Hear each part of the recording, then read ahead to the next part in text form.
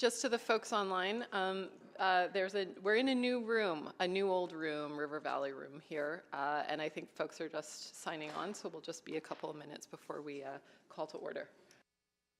We're just going to turn the web streaming on, the live streaming. Christine, thanks so much. 1 minute.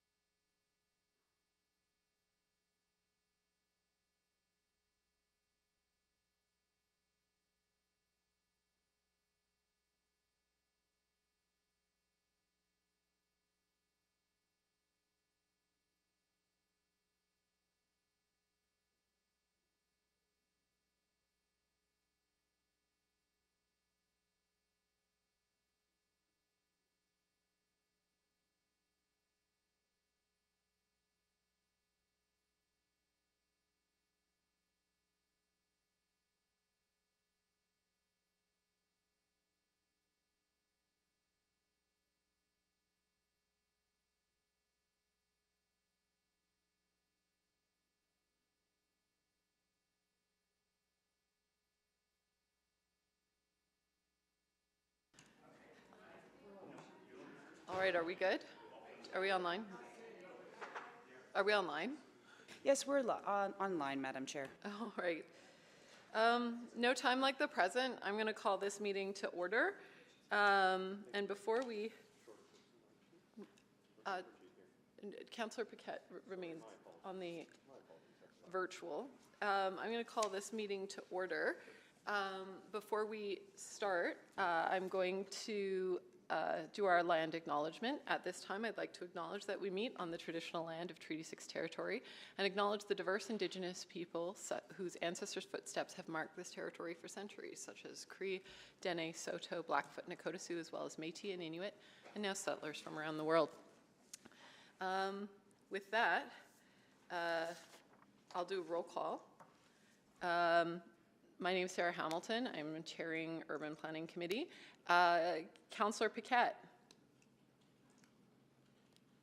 I can see you. I can't hear you, however. We'll come back to you. Councillor Principe. Oh, she was here. Councillor Salvador. Good morning. Okay, Councillor Paquette.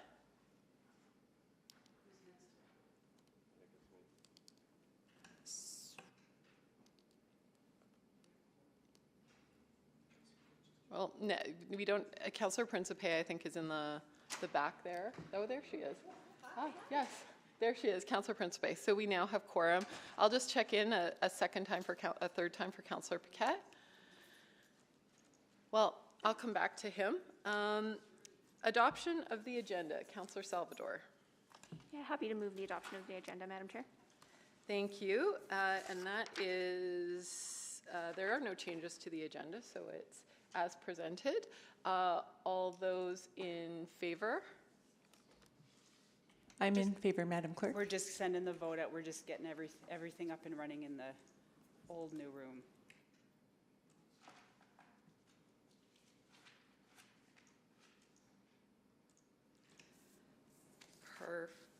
Display the vote. We're just waiting for Councillor Salvador. I'm a yes. Thank you. We have all the votes. Display the vote. Can we just confirm if Councillor Paquette's with us? That is carried. Councillor Paquette. I'm a yes. I'm just having some issues here. Okay, so we'll just adjust that vote to show that Councillor Paquette, were you in favor? Councillor Paquette, were you in favor of adopting the agenda? We'll record the vote as 3-0. Thank you. Approval of the minutes. Councillor Principe, could you move the approval of the April 26 minutes? Yes, certainly. I would like to move approval of the, was that April 26, 2022 Urban Planning Committee minutes? Perfect, thank you. Any questions, comments, concerns on the minutes? All those in favor? In favor, Madam Clerk. Thank you, Councillor Principe. Display. We're just waiting for Councillor Paquette. Oh, there you are, Councillor Paquette. We have all the votes. Okay, display the vote. That is carried. And Councillor Paquette. Sorry, we're just getting words that nobody online can hear anything. Can you just give us a second just to check our tech? Sure, I'm just going to pause proceedings to check the tech. And I think.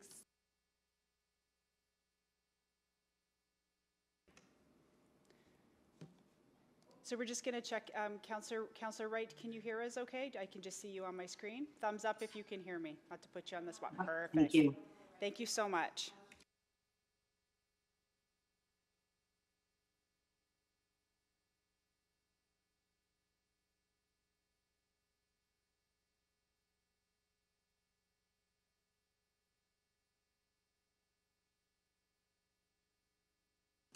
All right, item 1.5, protocol items. I received no notice of protocol items. Selection of items for debate.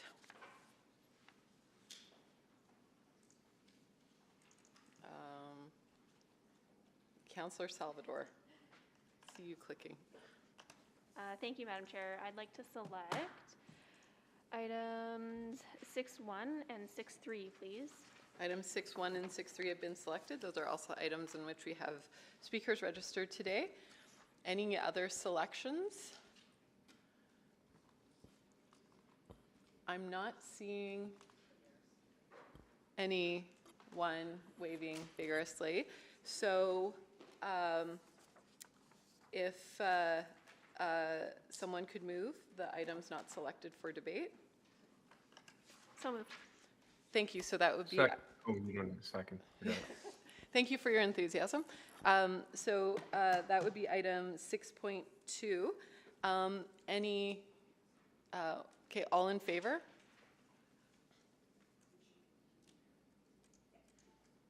I'm in favor, Madam Clerk. Thank you. Okay, display. Yes. Yeah. And Mr. Mayor, if we could just hear you into the microphone, please. Yes. Thanks so much. We have 5 votes. Please display the vote.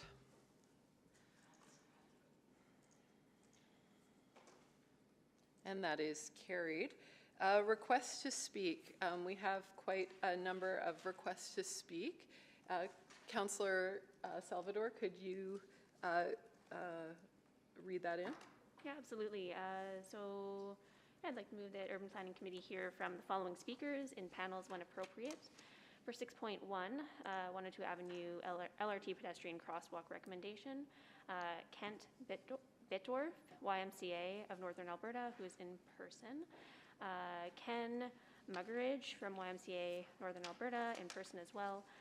Alex Dinu from the Edmonton Downtown Business Association, who's here to answer questions only in person. For item 6.3, the River Valley Planning Modernization Phase 2 update, we have Chris Reckard from the Edmonton Mountain Bike Alliance in person. We have Kent Zuquette, Edmonton Mountain Bike Alliance in person. We have Chantel Koning from the Edmonton Mountain Bike Alliance / Alberta Bicycle Association in person. Joe Yurkovich, Edmonton Mountain Bike Alliance in person. Patsy Cotterill in person. Dennis Thomas, North Saskatchewan River Valley Conservation Society in person. We have Jerry Bryn from CAC to answer questions only in person. Tara Rasmussen, who is remote. We also have Christine Kowalchuk, Edmonton River Valley Conservation Coalition, remote. Cheryl Savard, Edmonton Trail Community, remote. And, Ray Rasmussen, to answer questions only, remote. Thank you for that. All those in favor of hearing from speakers?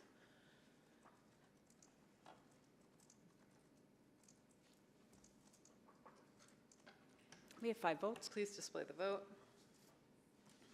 And that is carried. Thank you.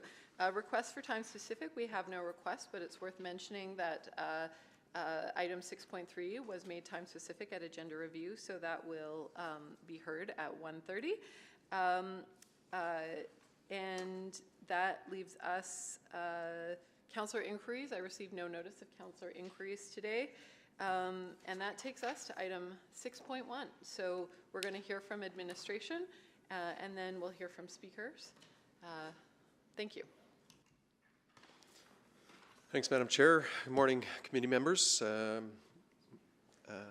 don't think I need to introduce myself, but I will. Adam Laughlin, Deputy City Manager of Integrated Infrastructure Services. Joining me today is Bruce Ferguson, our Branch Manager of LRT Expansion and Renewal, and Eva Chung will be available to answer questions. Eva was involved in some of the analysis on this and the engagement that happened around the options of pedestrianizing 102 along the Valley Line LRT corridor. So with that, I will turn it over to Bruce to take you through the rest of the presentation. Great, thank you very much. Next slide, please. Before we jump into details about what we heard from businesses and organizations along 102nd Avenue, we would like to provide some background and context to help everyone understand how we arrived at this point. Between 2010 and 2013, the city undertook significant engagement with the public, stakeholders, and council regarding the planning and design for the Valley Line Southeast LRT corridor.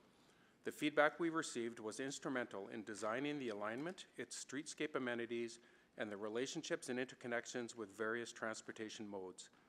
The design that Council ultimately approved and that you see built today represents the balanced approach to accommodating the needs of pedestrians, cyclists, and motorists, while also maintaining access for businesses, maintenance, and emergency crews.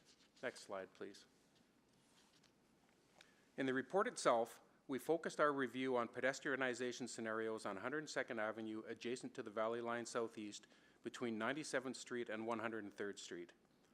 Our review assessed the closure of the single eastbound vehicle lane, creating an opportunity to repurpose this space. The rendering on this slide shows 102nd Avenue between 100th Street and 108th Street looking east. As you can see, from left to right on the photo, there is a sidewalk, then two sets of LRT tracks, one lane for eastbound vehicle traffic, a two-way dedicated bike lane, and then a sidewalk again. Next slide, please.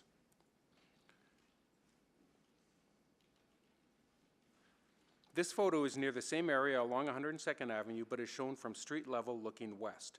The vehicle lane, which is relatively narrow with a 30-kilometer speed limit, was intentionally located between the bicycle paths and the LRT tracks as a safety buffer between cyclists and the LRT. Next slide, please. In terms of public engagement specifically for this report, our project team engaged with 11 local stakeholders to gather their feedback. Generally, the majority of these stakeholders simply want the LRT to be operational and for the area along 102nd Avenue to fully reopen. There were also comments about safety and security, recovering from COVID-2019, and a general sense of overall fatigue from construction and constant change over the past couple of years. Maintaining vehicle accessibility to businesses was also brought up in a few instances for access to parkades, and also because the closure of 102nd Avenue during construction has caused some significant vehicle queuing and backups on adjacent streets during peak travel periods. Stakeholders also mentioned that if permanent changes are to be implemented, additional formal engagement would be required with the broader community. Next slide, please.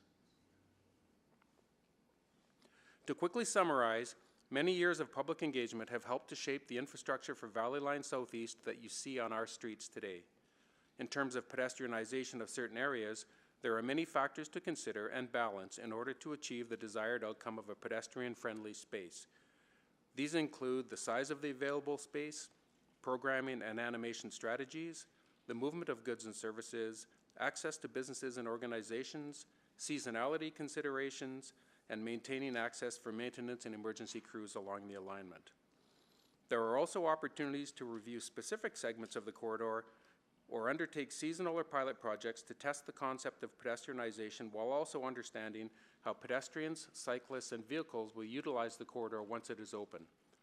An example of this would be the section of 102nd Avenue between Churchill Square and the Stanley Milner Library.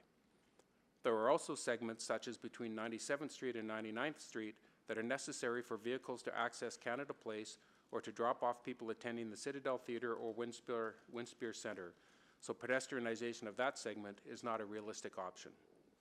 We are aware that the concept of a shared street was raised, as it has been implemented in some areas during COVID. It is possible to explore this as a pilot. However, the downtown bike grid includes 102nd Avenue, so that could make it more challenging. So we certainly understand the positive intent behind this motion, but we also want to ensure the proper due diligence is taken and that various factors are considered in a more fulsome review or corridor study if permanent changes are to be made. Next slide, please. And with that, we're pleased to answer any questions you may have.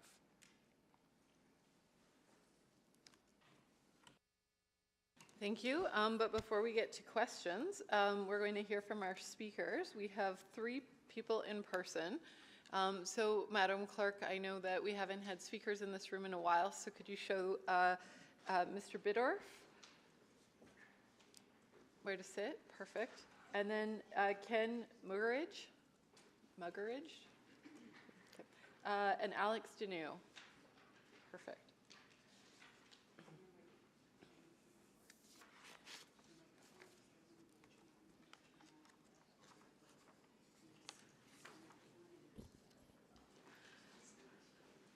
Perfect. So before we begin, if you haven't been here before, welcome. If you have, this will be old news to you, but it's worth repeating for folks online too. We just saw administration presented opening remarks. You've now been invited to make your presentation. Speakers will be heard in panels, and each speaker will have 5 minutes to present. And there's lights right in front of you, those traffic lights, that'll tell you roughly how much time you have. Green means go, yellow gives you a 1-minute warning, and red means time's up. If you're participating virtually, there is a timer on the screen, but you may wish to use a timer of your own. When everyone in your panel has had a chance to present, members of Council Committee may ask questions of you or other panel members, and for this reason, you may wish to remain in the meeting until all the questions have been asked of your panel. And we don't have any virtual participants here, so I'll do that part this afternoon. And if you're here with us in person, the clerk very generously guided you to your seat. As you obviously we're in a point of transition between mask mandates and mask bylaws, so we ask everyone to be respectful of each other's choices as it pertains to wearing a mask or not wearing a mask. And in the event of an emergency, please follow the clerk's direction to evacuate, and the staff will direct you to your muster point. All that being said, Mr. Biddorf, you have 5 minutes. Great, thank you very much. My name is Ken Biddorf. I'm the Vice President for Health, Fitness, Aquatic Center Operations for Y Northern Alberta. Ken Muggeridge is joining me here today, Vice President for Capital Projects, to assist with questions. The YMCA of Northern Alberta and myself appreciate the opportunity to address the Urban Planning Committee, and we want to thank City Administration for the opportunity to engage in advance of this meeting and the report. I feel the report also captures our feedback and our position quite accurately. For those that are not aware, the YMCA of Northern Alberta Don Wheaton Centre has been part of the community in the downtown since 2007. We have a 70,000 square foot multi-purpose recreation center, a 200-car underground parkade. And prior to COVID, we served about 3,500 members, about 200 parking customers in our parkade. For the past 3.5 years, the avenue in front of the Don Wheaton YMCA has been closed with major construction. We were initially told this would be 2 years of construction and 1.5 years over. We're now wrapping up the project. It has been significantly frustrating for members, participants, and for staff. And as the barriers were coming down, we were looking forward to a reactivation of 102nd Avenue. Prior to construction, the YMCA was involved in significant consultation along with a number of businesses affected in the region. We're quite pleased with the results of the consultation, with a mixture of commuting options on 102nd Avenue proposed, including pedestrian, dedicated cycle lane, as well as one-way traffic eastbound. And so we really appreciate that sort of kind of merged with how our members tend to access and visit our facility. Now, with the disruption taking a year and a half longer, we are concerned that all that significant stakeholder involvement and engagement may be disregarded, and the 102nd Avenue may be permanently closed, which we feel could have a significant negative impact on the operations of the Don Ween Y. I think it was issued earlier, you know, that the construction and COVID has caused immense disruption in the downtown. We're working closely with the community to help rebuild and to meet the needs of our members and our parkade customers. And at the same time, as an organization, we've been impacted and are trying to rebuild our operation. And we do feel that returning to normal traffic patterns, normal access patterns is probably in everyone's best interest at this time. From a health and safety perspective, since the closure of 102nd Avenue, we've seen an immense increase in social disorder. To the extent that we've closed our east entrances off 102nd Street to just reduce the number of negative interactions in our parkade and in our facility. And we are concerned that the closure of 102nd Avenue will reduce activity on the Ave and take eyes off the street and just continue to promote this concern around social disorder. We've heard from our members and from our parkade customers they feel unsafe walking in and around the area. And we are concerned that closure of 102nd Avenue just puts up barriers and challenges for those that are choosing for safety security reasons to drive to the facility as opposed to walk. As a center of community, we are one that really strives to provide accessibility options and programs and services that meet the needs of all abilities. A signature program at our Don Wheaton YMCA is called the Bridge to Wellness program. Bridge to Wellness is a partnership program with the Glen Rose Rehab Hospital and other similar facilities to work with individuals with significant post-rehab concerns, whether it be post-rehab from stroke or major injury. We're trying to bring them into a recreational facility to reintegrate into community recreation. During the closure of 102nd Ave, we had multiple and significant concerns with DATS and DATS accessibility. And we are concerned that the closure of 102nd Ave will create accessibility challenges. I'm not sure how DATS and DATS turnaround and drop-off will work if 102nd Ave is closed.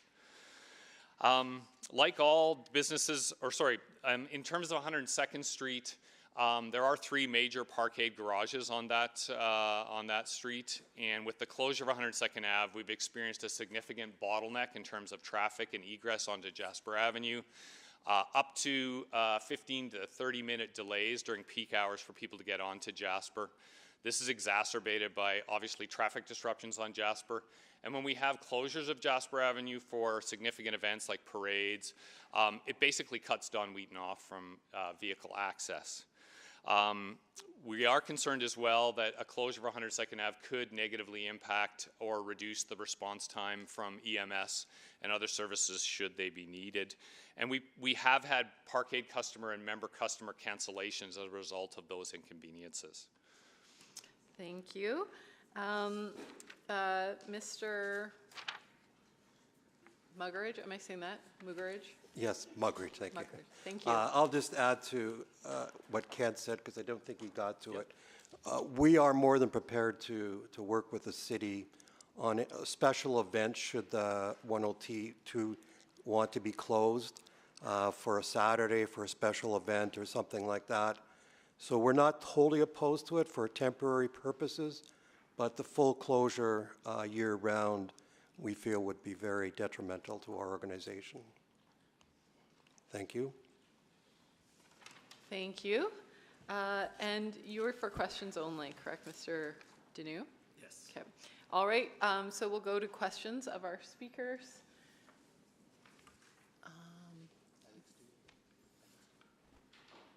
He's just questions only. Councillor Salvador, you selected this. Do you have questions? Yeah, sure. Thank you so much, Madam Chair. So I will start with Mr. Bittdorf. Thank you so much for being with us today. I'll ask first about some of the concerns that you folks have around sort of social disorder and how potential closure of the street would affect that. You brought up, closing of the street would potentially reduce eyes on the street. I guess I'm hoping you could expand on that. I'm thinking of if it was open to pedestrians, if it was an active space, there would actually be more eyes on the street. Could you expand on that? Yeah, sure. Thank you. And so I guess part of what drives that concern is just our experience over the last 3.5 years. With the closure of the avenue, we see active evidence out in that space without vehicle traffic of individuals in the morning camping out, using the area as a washroom. So it's just been our experience, and whether it's just anecdotal or coincidental, since the closure of 102nd Avenue, we've just seen a dramatic increase in the social disorder. And, you know, I guess it's our belief that without vehicle traffic and the proximity of vehicle traffic, there's just less activity in the area that leads to encouragement for that space for social disorder activities. Okay, well, I appreciate that answer. I also wanted to ask about permanent closure versus a pilot, which was referenced in the report. And, you know, I heard administration talk about the need for more extensive engagement if there was to be sort of a permanent closure, and I agree. How would you feel about temporarily piloting this concept? I think, as Ken mentioned in his closing remarks, like, we recognize that 102nd Avenue has the potential to be like an amazing gathering place, and we're very supportive of special event closures of 102nd Avenue to support the community and to support special events. And, you know, we're happy to participate in further engagement on, you know, more longer term potential closure, but at this point we would advocate for a let's take it slow and pilot and look at some temporary closures and see how they impact the businesses in the neighborhood. Right, okay. And I'm also just trying to get a better sense of sort of traffic patterns along 102 Ave and how that serves the Y.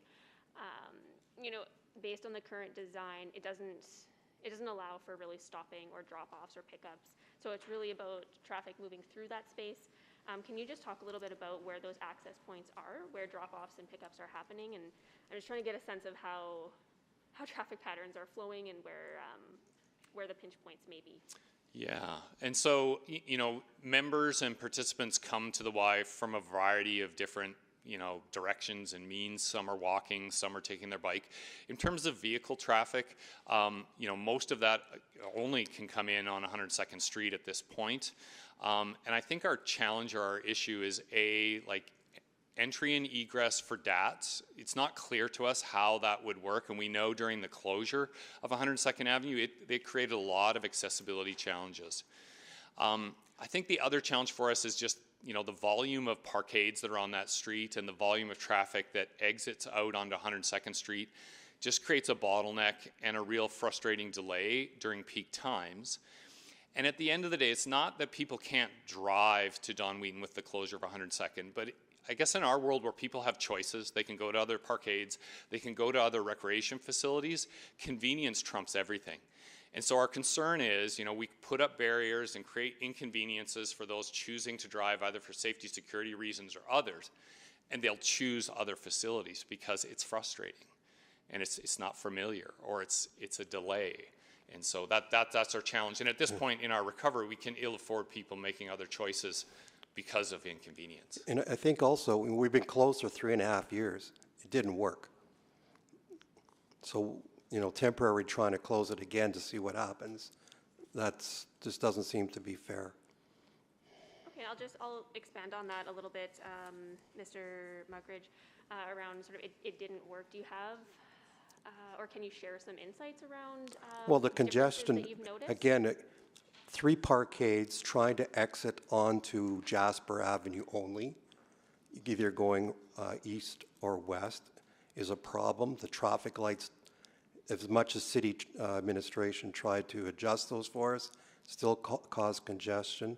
People constantly at 102 and 102 making U-turns, constantly trying to turn around because they can't go anywhere is a problem.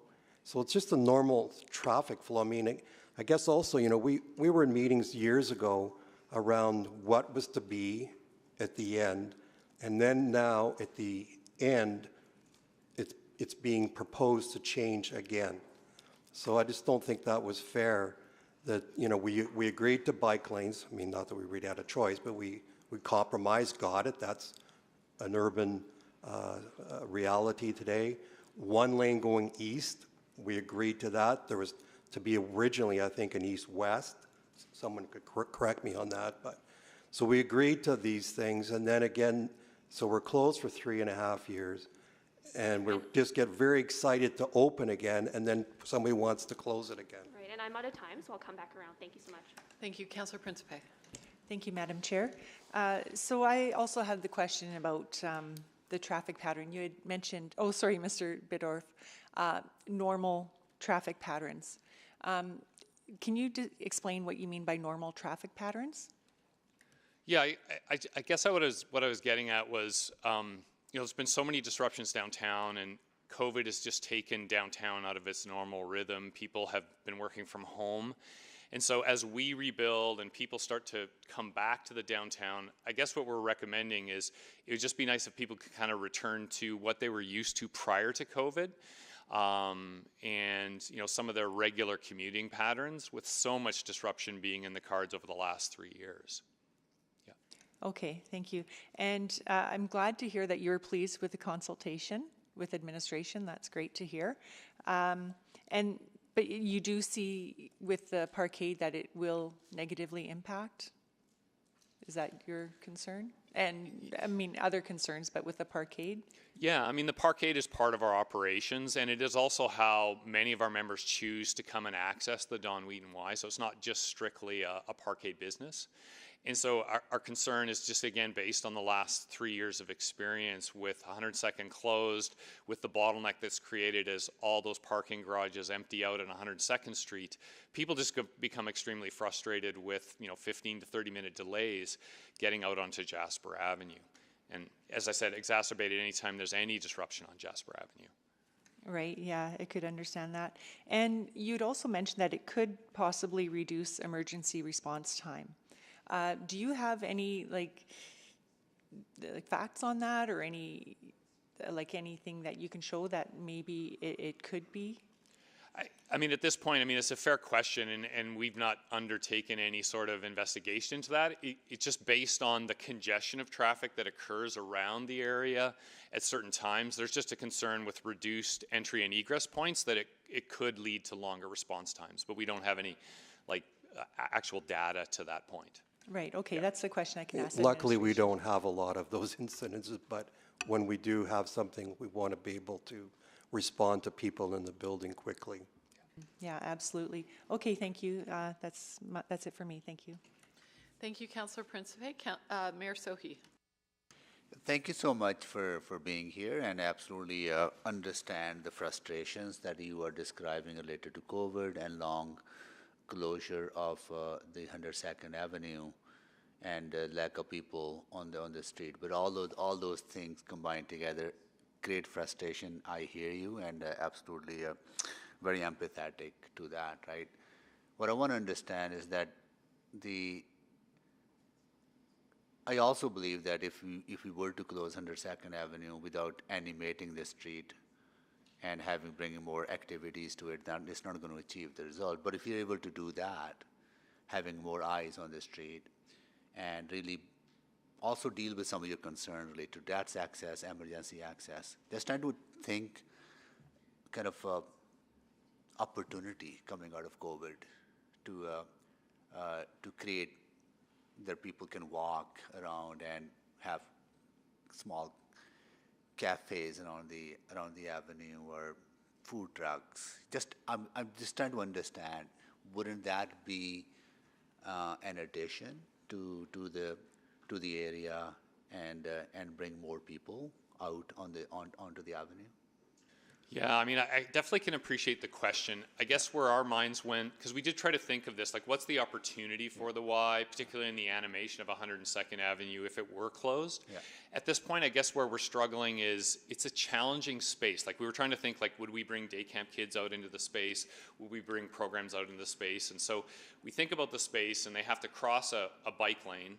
Then they're in between a bike lane and a LRT in a narrow space. And so from a health and safety perspective, we're just struggling to envision how does that work? How can we safely take people in and out of that space? So I guess we struggled a bit.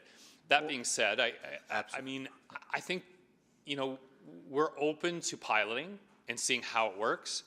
And, you know, if it works well and there is an opportunity to really animate the space and it brings benefit to the community, it brings benefit to the Y, it brings benefit to other businesses, I think we're open to those opportunities. But I think what we're saying is we want to take a slow, measured approach, consult, pilot, try before we just jump in and close 102nd Avenue. No, and I hear you on that, right? And I think all the questions you have raised are very legitimate questions, and we need to have answers to those questions. The challenge with pilots and is that sometimes once you open a street to traffic, people do become accustomed to it, and it becomes more difficult for people to convince, right? So now that people's patterns may have changed, I know COVID took that ability away from people to come downtown, and but now that people have accustomed to different way of maybe not using the avenue and finding other ways accessing the buildings in that area, right? So I think that's the opportunity that I think presents us that we need to explore. That's why it's not to minimize the questions and the concerns you have.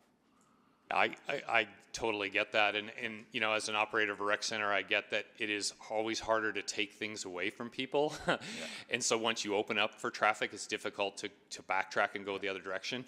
And I guess if we were in a different place, if there hadn't been a pandemic, if we weren't in this place where we're really trying to recover at Don Wheaton, it's probably one of our most challenging centers right now because downtown has been slow to recover. We'd probably be in a different mindset, but we just are concerned that closure could hamper our recoveries, and we just can't afford that right now. Yeah.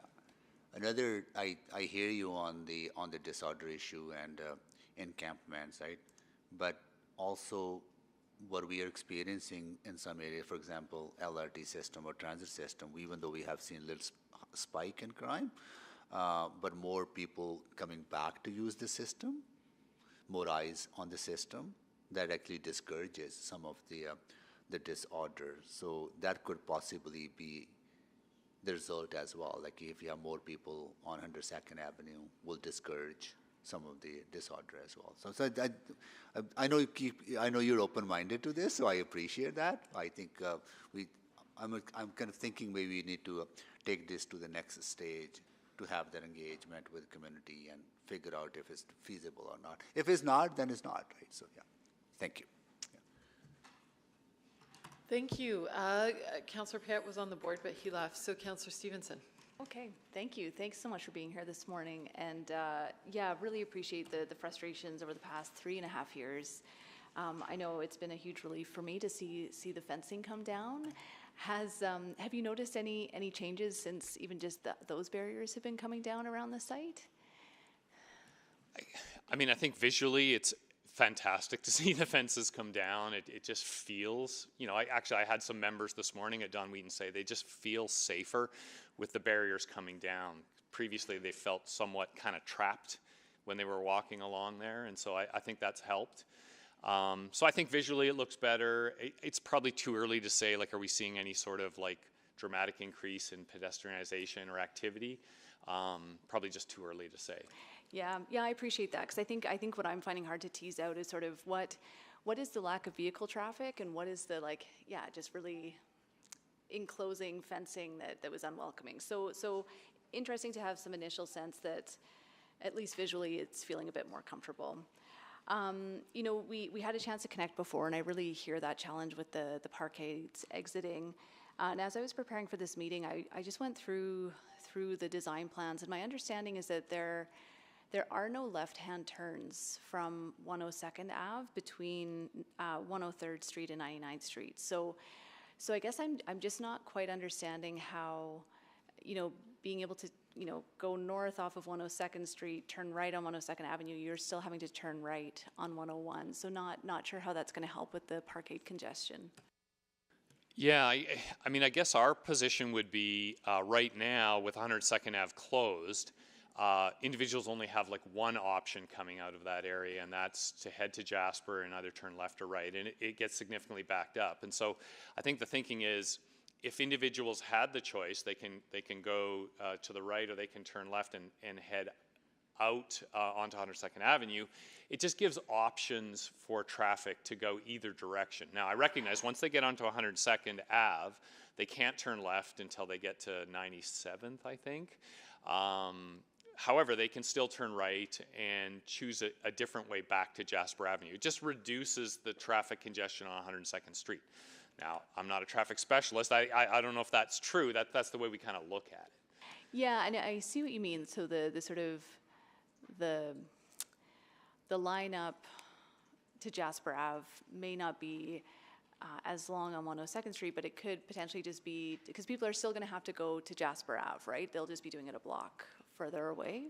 So I'll maybe follow up with some questions about whether that does help with the traffic loading, if you know what I mean, just having it on those different blocks. Okay.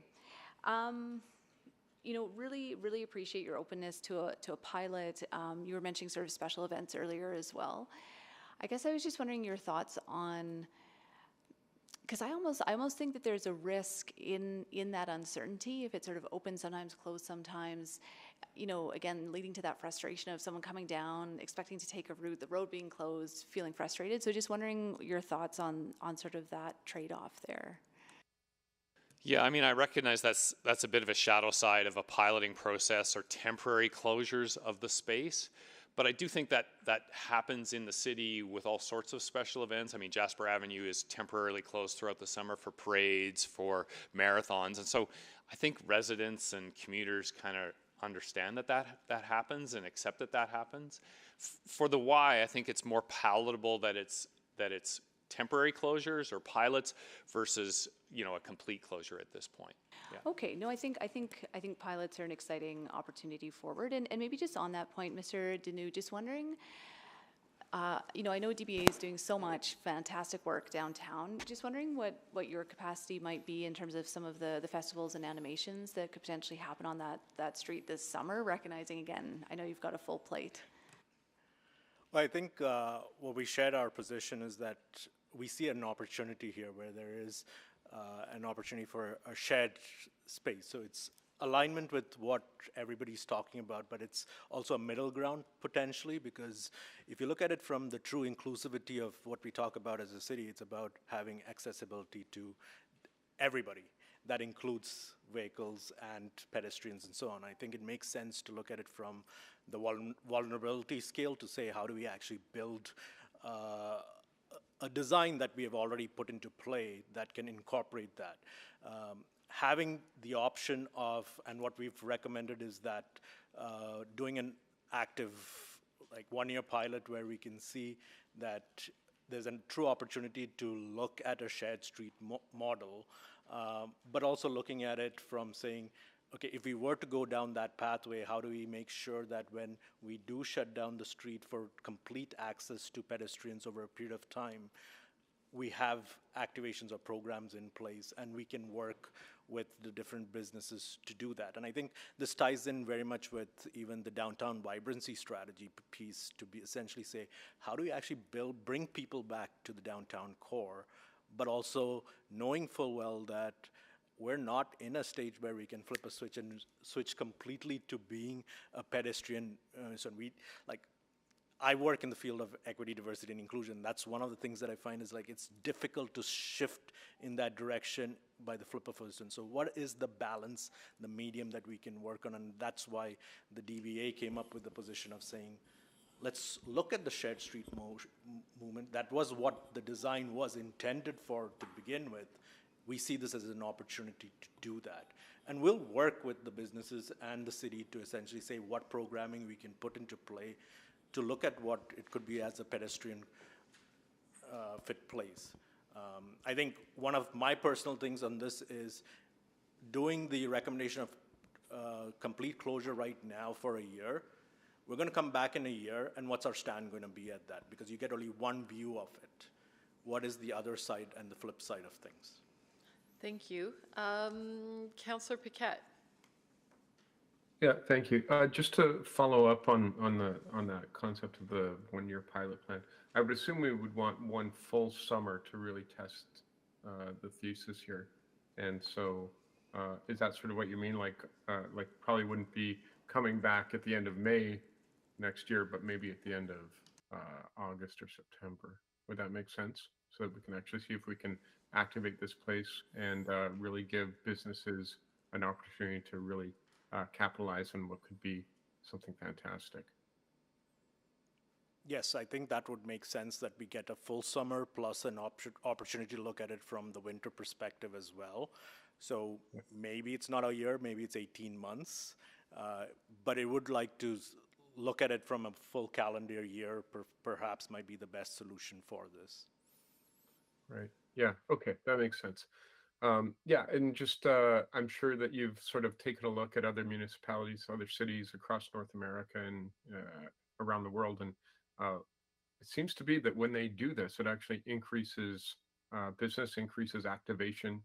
And people actually love going to these places because not only is it safe, but it's interesting and vibrant. Have you sort of noticed that in other municipalities that you may have visited? Yeah, there are a number of municipalities, especially in Europe and so on, where this is a very common practice where, you can take a bike, you can take transit, and you can even take vehicles on the same street. Being able to have that opportunity does have a lot of benefits because it opens up the doorways, but also I know they talked a little bit about the safety aspect. Being able to have that multiple different modes of transportation helps with that piece, and especially with what we're trying to do with the community safety and wellness component. I think it adds to the vibrancy in so many ways and gives us the opportunity to do good with the space and do something different with the space. And so our position is that this is a great opportunity, and I think we should take on that chance and do something about it. Yeah. And just sort of spitballing here, I know that we've got 104th that is sort of almost a hybrid. And I'm just wondering, what if we were to extend to connect there, and then we would have this whole corridor that also sort of led to the warehouse park and connecting all of these different major spaces, and how that could be activated for events and maybe even extend things like farmers markets and things like that. Have you started to sort of look at the possibilities and I guess sort of dream about what this could be? I think I'd be premature to answer yes to that at this point in time. I think Sure. with seeing how Alfresco Market comes into play, as well as the planning for the warehouse district, I think this is one of the things that I think administration should take into consideration to look at it from a long-term perspective. So I think there's opportunity to do that. So I'm in agreement with you to consider that as being part of a big part of the design aspect, to look into that aspect. But at the same time, I would say that we want to make sure that it's done right and not for just the sake of just doing it. Yeah, exactly. Not really a fan of doing things for the sake of doing things, as I'm sure my wife can tell you. All right, thank you very much. And with that sage piece of advice, Councillor Knack. Thank you, Councillor Hamilton. Thanks, everyone, for coming today. Maybe just one question from the YMCA perspective, and you've talked a lot about one of the big concerns is that getting on to Jasper Ave. Am I correct to assume then, is your parkade open? It's not just open to folks that are using your facility, it is open to monthly users, and I'm guessing that's where, and that's completely valid, but that's probably where the biggest concern is, because if you've got a lot of monthly users who are done the day at 4:30, those are the ones who are exiting out onto Jasper Ave. Is that where we're running into the bigger challenge? Because I think otherwise your users would be leaving at any other time of day when it's not as congested.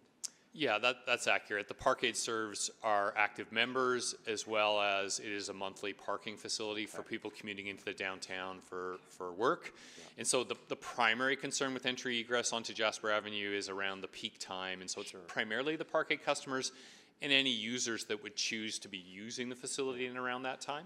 And again, this is a very valid piece. I imagine that is a fairly substantial revenue driver for the YMCA and their viability, which is part of why we would be concerned about that. you know, again, I'm not actually faulting, like that seems to be probably one of the concerns we're tackling. Yeah, I mean, you know, the parkade contributes to the overall financial sustainability of the Don Wheaton Center, and again, in this recovery mode, its performance is important to the sustainability of the center. Yeah, sure. okay. I just wanted to make sure I was understanding, I figure out how to best tackle that, because otherwise, like, I didn't think it was a lot of users were just suddenly all leaving at 4:30, and how to best help ensure that you can continue to have those customers, because that is an important part for an organization that provides low-cost services. You know, it serves a lot of folks who need that. At the same time, trying to figure out how to get that balance, because as somebody that uses that road twice a day for the last 8 years, it's, you know, it's not a commuter road. It's people coming from the West End. You cannot drive unless you choose to come off 104th or Jasper Ave. So what's the right way to tackle that? Okay, that's helpful for me. Thank you, I appreciate that feedback. Oh, sorry, I should ask one that, again, just because we've heard the suggestion of a shared street pilot, thoughts on that from the WISE perspective? Yeah, again, I think we're definitely supportive of pilots. Our question would be, is this the right time? And that's only our perspective. Post-COVID recovery, we're all trying to recover. Is this the right time to pilot that when it could, in our view, have negative impacts on our parkade operations and our YMCA membership operations? And B, you know, I definitely can see the benefits, but is there enough retail and business development in the region to make it a vibrant place that people want to come and walk and go to a restaurant? There's not many restaurants. Go shopping. There's the Bay site is all boarded up and closed. Like, what is going to draw people beyond events? Because there's not much business development in the area at this point. So is this the right time, is my question? Yeah, you'd have to see a transformation of City Center Mall to have more street-facing retail, because it is a fairly bland street. I mean, I love the new look of it, but it's still, as I was even riding it this morning, riding around the construction signs, there's not a lot of life yet, but I also feel there's a lot of opportunity, to your point. So, okay, thank you. Thank you, Councillor Knack. I don't see other speakers on the board, so that concludes questions of the speakers today. Thank you for joining us, and you're welcome to stick around and watch the rest of the discussion or listen online if you have to carry on with your day. We'll bring administration back up.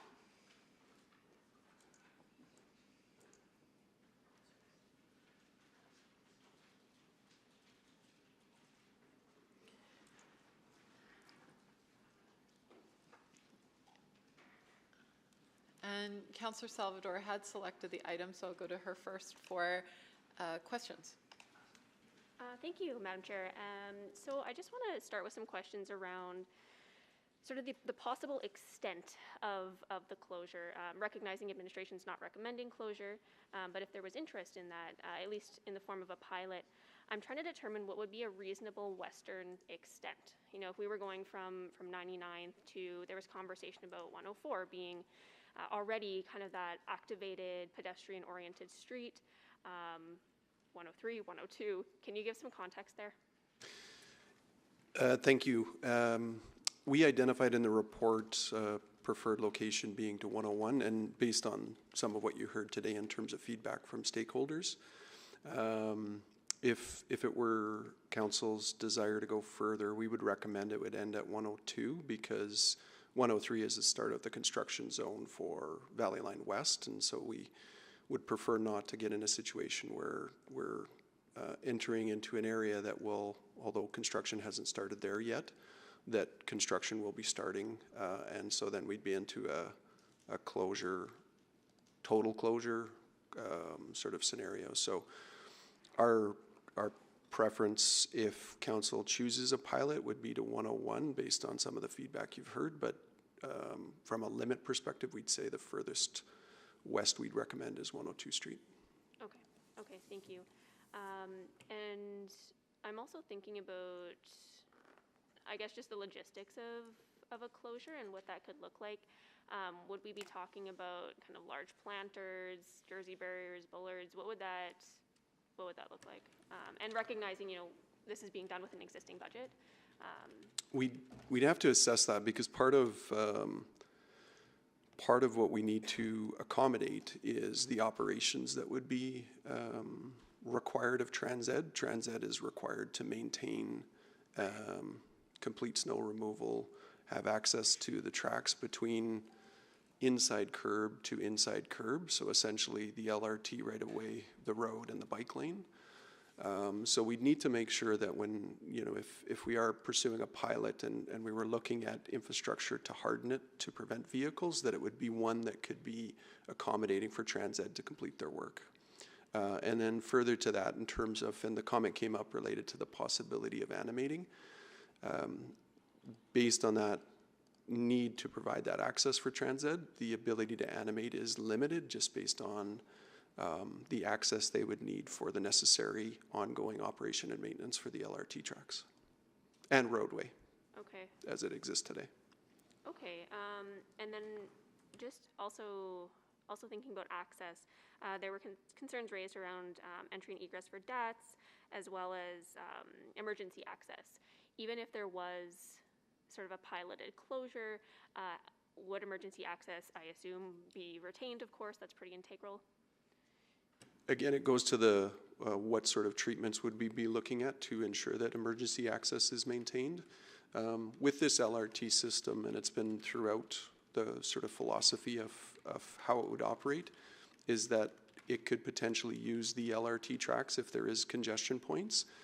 However, we wouldn't want to create an environment where that becomes the only choice for their use. So we'd again have to not only work with Transed, but our emergency services to confirm, you know, what sort of treatment would be enough to harden it to prevent regular vehicle traffic if council chooses the pilot, but also accommodating for those types of operations. In terms of DATs, understanding is that at this point, with the closures that are in place, they've been essentially utilizing a U-turn on 102, but again, through engagement with the YMCA in terms of access, operations are much smoother using 102, and instead of doing a U-turn, basically doing the 3 right turns, or 2 right turns, sorry. Right. Okay. Okay. Yeah. Gotcha. And just ask some further questions around sort of that potential dead end of 102 Street and the turnaround options there. I guess if there was to be a closure, what would that space look like? Would vehicles be able to do kind of pickups and drop-offs in that location? I assume it would function the same way it has functioned for the last few years. Is that right? We'd have to also look at that, and when you say 102, if the closure were to encompass 102? Yes. Yeah, so we'd have to, again, work with the adjacent stakeholders, both north and south of the corridor, and look at what adjustments we'd have to make in terms of accommodating appropriate U-turn capacity or pickup and drop-off, as you say. Okay, I'll come back again. Thank you so much. Just before we go to the next speaker, if we could just have people speak really clearly into the microphones. The public's having a hard time hearing us, just the pickup's a little bit different. Thanks so much. Okay, thank you for that note. Councillor Principe. Thank you, Madam Chair. So I'm going along the same lines of questioning as Councillor Salvador. Thank you for asking great questions. It was about the budget. If we are doing a pilot project, if we would go that route, we would have to have some infrastructure. What kind of costs would there be to have a pilot project, but then what if we went back to the original? So if it were a pilot, and this is where getting an appreciation of the pilot in terms of desired operations, if it were simply barricading the road, I think that's something manageable within budget, and then the assessment of it in terms of performance and constraints, opportunities that materialize could be managed within budget. If it's a case of closure with an approach to try and animate it, we don't have budget for that. In terms of what that would cost, it would depend on where council would like to go in terms of the degree of animation on the street. Okay, thank you, I see. And you had mentioned about the emergency response time and, you know, the concern that we heard today. And you did say that you would be in discussion with emergency responders to ensure that that would be addressed? Absolutely. So throughout the development of the LRT as it is, emergency services have been included. This would be a change in terms of identified operations, so we'd have to work with them to understand what would be permitted and what wouldn't in terms of providing the opportunity for emergency response or change in emergency response, I would say.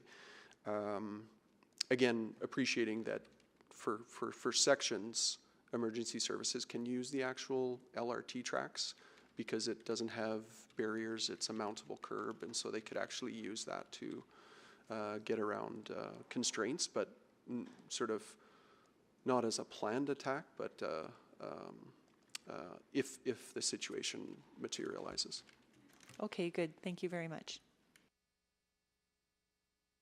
Thank you, Councillor Principe. Councillor Paquette. Thank you very much. And just spitballing here, but I mean, what if it was sort of, you know, for some of this egress challenge, sort of a hybrid model, you know, some access to people who are using the parkade only 5 kilometers an hour, that sort of thing. So understanding that maybe on that strip, you wouldn't have a cafe sitting there right in the way, but there could be some limited access. Is that something that's possible? Well, so I think that's a bit of the suggestion from the Downtown Business Association around the potential for a shared street, and I believe they've emailed council their suggestion.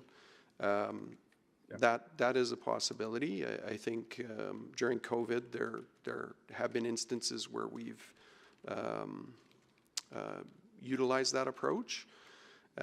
In terms of just permitting certain accesses, it becomes challenging to enforce that, Councillor Paquette, just because it's a laneway. So if it looks like a laneway, it operates like a laneway. All could perceive that they could use it as a laneway.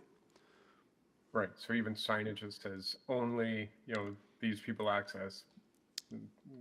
You're saying good potential people ignore the signage. Be difficult to enforce for sure. I would suggest that if that was something council wanted us to look at, we'd have to, I would suspect that it would be an over time adoption of that approach versus a opening day adoption. I would agree with that for sure. Okay, so as far as some of the challenges you described, those are all things that we could overcome. I mean, I'm looking at it and it doesn't seem like anything's insurmountable. That you feel the same way? Sorry, can you be more specific? Well, I mean, you're talking about like maybe changing some of the, you're talking about how maybe the roadway was sort of intended as sort of a buffer against LRT tracks and things like that. And you were talking about maybe some temporary infrastructure. I mean, these are all things that are doable. From a pilot perspective, yes. Yeah. I think if there was a desire to look at closure,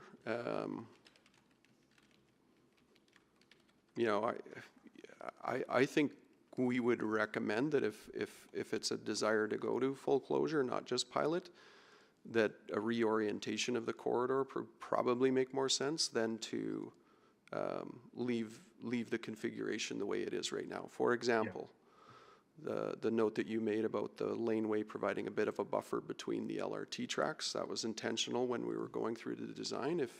If we were then going to close that for pedestrian space, you might want to consider actually flipping the bike lane and that space, because then you're creating a larger public realm. But this is a bit of a challenge in that we've spent considerable time engaging, designing, building, and we're about to open, and now we're considering something different, which is why. Yeah, and this is the frustrating part about long-term projects, because the public starts to shift. Some best practices about how city building works starts to shift, and we've got the city plan, and suddenly we're talking about how we are wanting a more activated city that way. So that's the frustrating thing part about plans that happened a decade ago, I would imagine. Well, I would actually, a lot of pride in this project. I would actually Absolutely. suggest that the configuration that we have actually does support what we're trying to achieve in city plan. I can think Sure. back to when we were doing the original planning on this, and the feedback we heard from public, there must be 2 lanes of traffic. Yeah, no, Why don't get would me we wrong. accommodate bike lanes? So I think it actually is fitting with what we're trying to do from a vibrancy, pedestrian activation, sort of a holistic corridor. How you animate it is certainly something we can continue to work on. Yeah, for sure. Yeah, no, don't get me wrong, Mr. Lachlan. What I'm talking about is just that the public is now sort of demanding a little bit more pedestrianized spaces in the downtown. Okay, so, and then last quick question is, it's been closed already for multiple years, so even opening up a bit is probably going to be felt as a positive difference. We already heard that taking down some of the barriers, even psychologically, has a positive impact. It's exciting. We're getting there, and people are starting to see it. I get chatted regularly, like we're opening up, and it is exciting, so it does create excitement. Yeah, I agree. Thank you. Thank you, Councillor Paquette. I'm going to take the opportunity, actually, Mayor Sohi, you're on the board. I'll let you ask your questions, and then I'll ask my questions. Thank you, Madam Chair. On the constraints attachment, you talk about network operations. I just need a clarity on the number of vehicles you identified from 300 to 600 eastbound vehicles during morning and afternoon. Is that based on the kind of the current modeling? Is that based on the new vision that we have, where we are shifting mode of transportation with 50% vehicular traffic and 50% sustainable modes of traffic? Mayor Sohi, it's just our estimate right now based on the traffic levels that have historically been in the area and then what is anticipated post-construction. So I think that's my concern as well. Like you're basing that figure based on current modeling, but as we shift our mode of transportation to sustainable modes of transportation, that means less people driving, more people taking transit, walking, or cycling, right? So that number may not be as accurate, right? So I just wanted to flag. Well, it would be a mix, Mayor Sohi. It would be a mix of modeling considering the existing conditions, but then it would also have inputs of our long-term model, which does incorporate that mode shift. Okay. All right. So on the possibility, we hear the concerns. Absolutely, those are legitimate concerns. But can this be turned into a shared use accommodation segment of the wherever it's from 99th Street to whether 102nd Street or 103rd Street or 104th Street? I'm just thinking of a possibility. So a shared street concept that the DBA has suggested? Or that, or even you could limit or restrict vehicular traffic to to parking lots with a restricted speed limit, right? So there are possibilities of looking at it a different way, right? So in terms of shared streets, again, it's something we undertook during COVID because of the desire for larger space, just for pedestrians and active transportation. We could pursue something similar here, except there's limitations from a how long we're able to do it. Right now, I believe, and we've got folks on the call that could correct me if I'm wrong, but we're limited to 6 months at a time unless we went through some legislative changes. So that could be a possibility. In terms of the speed, it's actually posted or will be posted at 30 kilometers an hour opening day. So it's already got a sort of a recognition that it is a slower speed roadway. And before I go on, I just want to check with Jessica and make sure I've captured that correctly related to the shared street concept. That's correct, Adam. If it was to go on longer than 6 months, we would need to make a change to the speed zones bylaw to have it posted at 20 kilometers per hour, which is the speed for a shared street. And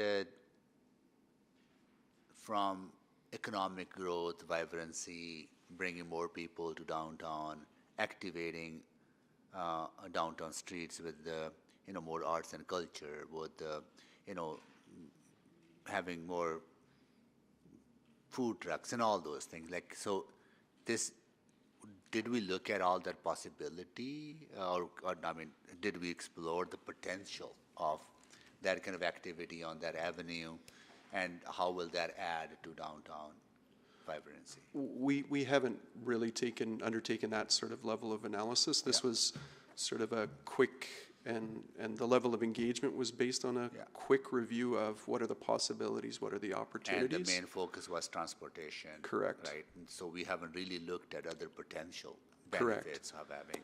The one thing that I mentioned before is we do have some requirements to accommodate ongoing operation and maintenance that's done by a third party, TransEd, in terms of access to the track for day-to-day operations, ongoing maintenance activities, snow clearing.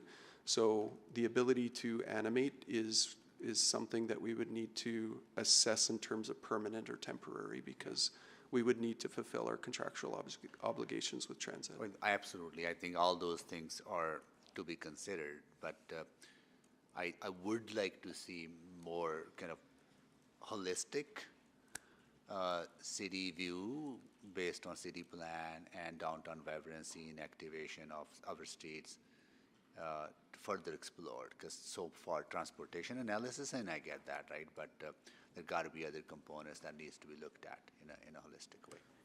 Yeah, and I would just go back to my earlier comment. I think this planning for the LRT was ahead of its time in relation to the actual configuration of the corridor. I'm really excited about seeing it open and building at street level. Because I do think it creates that opportunity for animation just by the configuration of the current corridor. Good. Thank you. Thank you. So I'm listening to what some of my colleagues are talking about, but related to your report, you identify that there are a number of options that might achieve some of the goals my colleagues have talked about. For instance, and we heard this from some of the speakers, perhaps temporary short-term closures that during highly programmed events. That's one of the options you present, correct? That's correct. Yeah. You also talk about closure of the traffic lane on 102nd Avenue between 99th and 100th, which is that space in front of the library, which would, in my imagination, it would expand the civic precinct from the library all the way up to City Hall. Yeah, and in consultation with libraries, they were supportive of that. Yeah, and then there's also that expansion from 99th to 101st, which would allow 101st to remain open as that arterial corridor that can kind of bring you up the hill or take you down into other transportation networks. Yeah, I think in any of these scenarios, the north-south arterial roads would need to remain open. That's a really good flag there, because you're always going to, with that in mind, you're always going to have sort of traffic crossing on 101st and 100th, as well as I think we're reopening traffic on 99th eventually, correct? We are. Okay.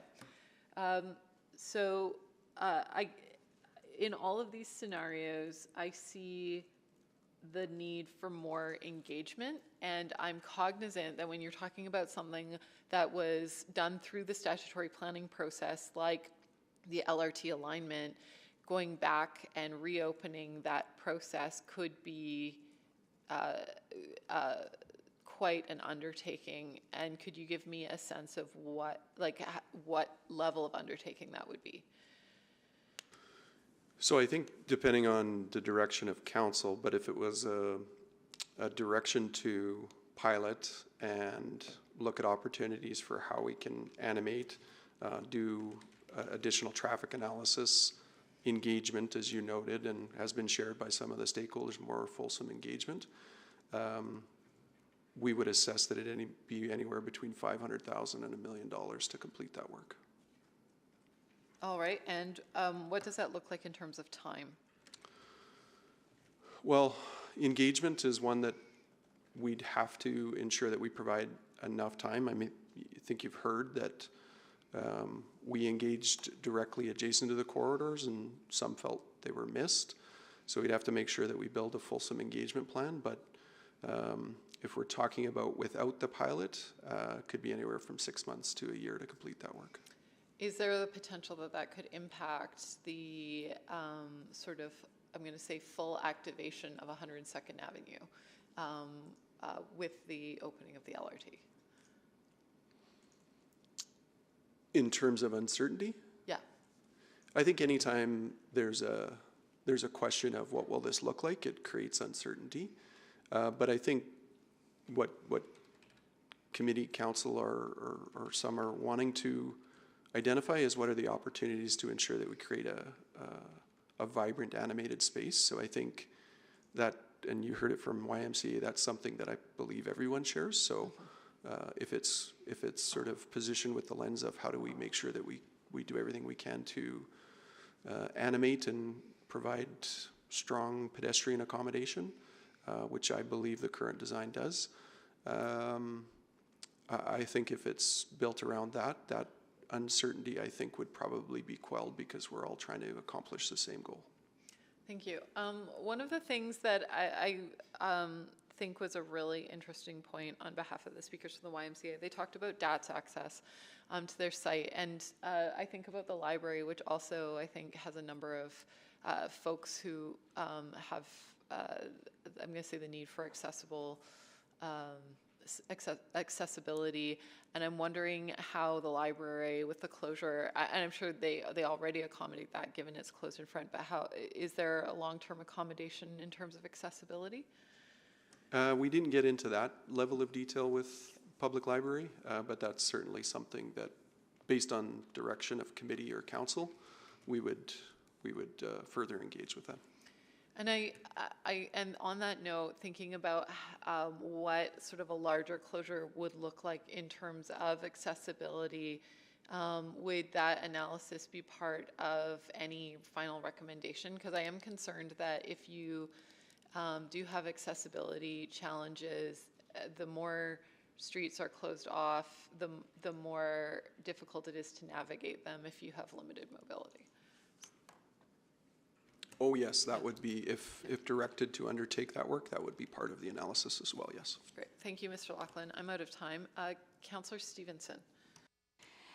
Yes, thank you so much for the responses and the conversation this morning. I just wanted to pick up on the thread around the construction that will be happening for Valley Line West. You know, I hate to imagine this possibility, given that I know there's been construction in the area for so long, but will there even be vehicular access from 103rd Street onto 102nd Avenue? There will be.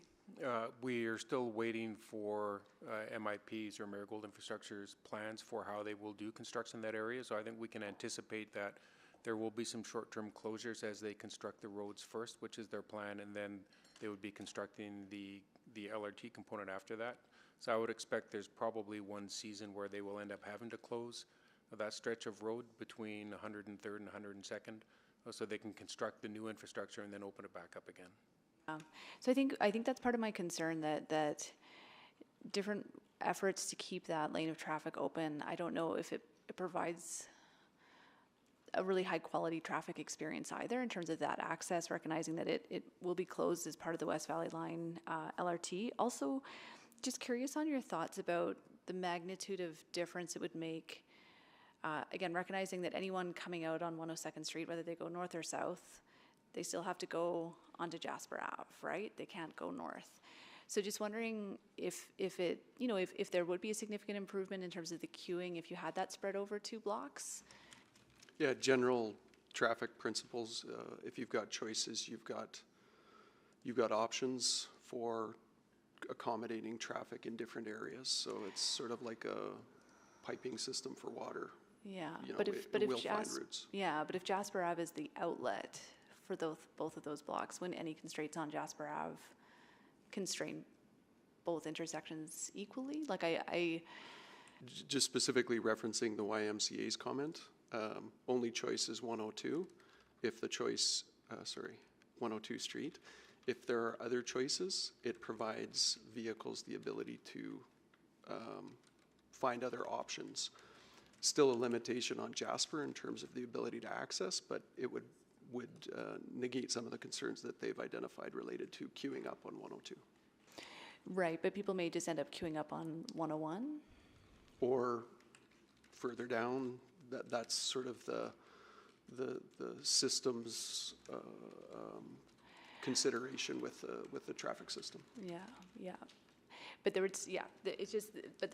would always be that constraint northbound. If we close down in front of the library, they can't get to 97th. Correct, and correct. There's no left turns until you hit 97th Street. Okay, great. Just also maybe in terms of our Vision Zero as well, I was thinking about, reducing the number of intersections where you potentially have vehicles turning right across the bike lanes. Just wondering if that's been a consideration.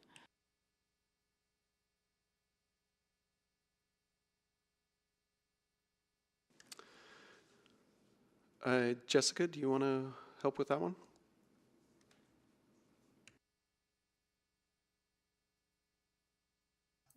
Sorry, I'm having mouse issues. In particular, in this area, I'm not sure what the analysis looked like on that in particular. Turning right continues to be an issue across the city, regardless of the kind of infrastructure.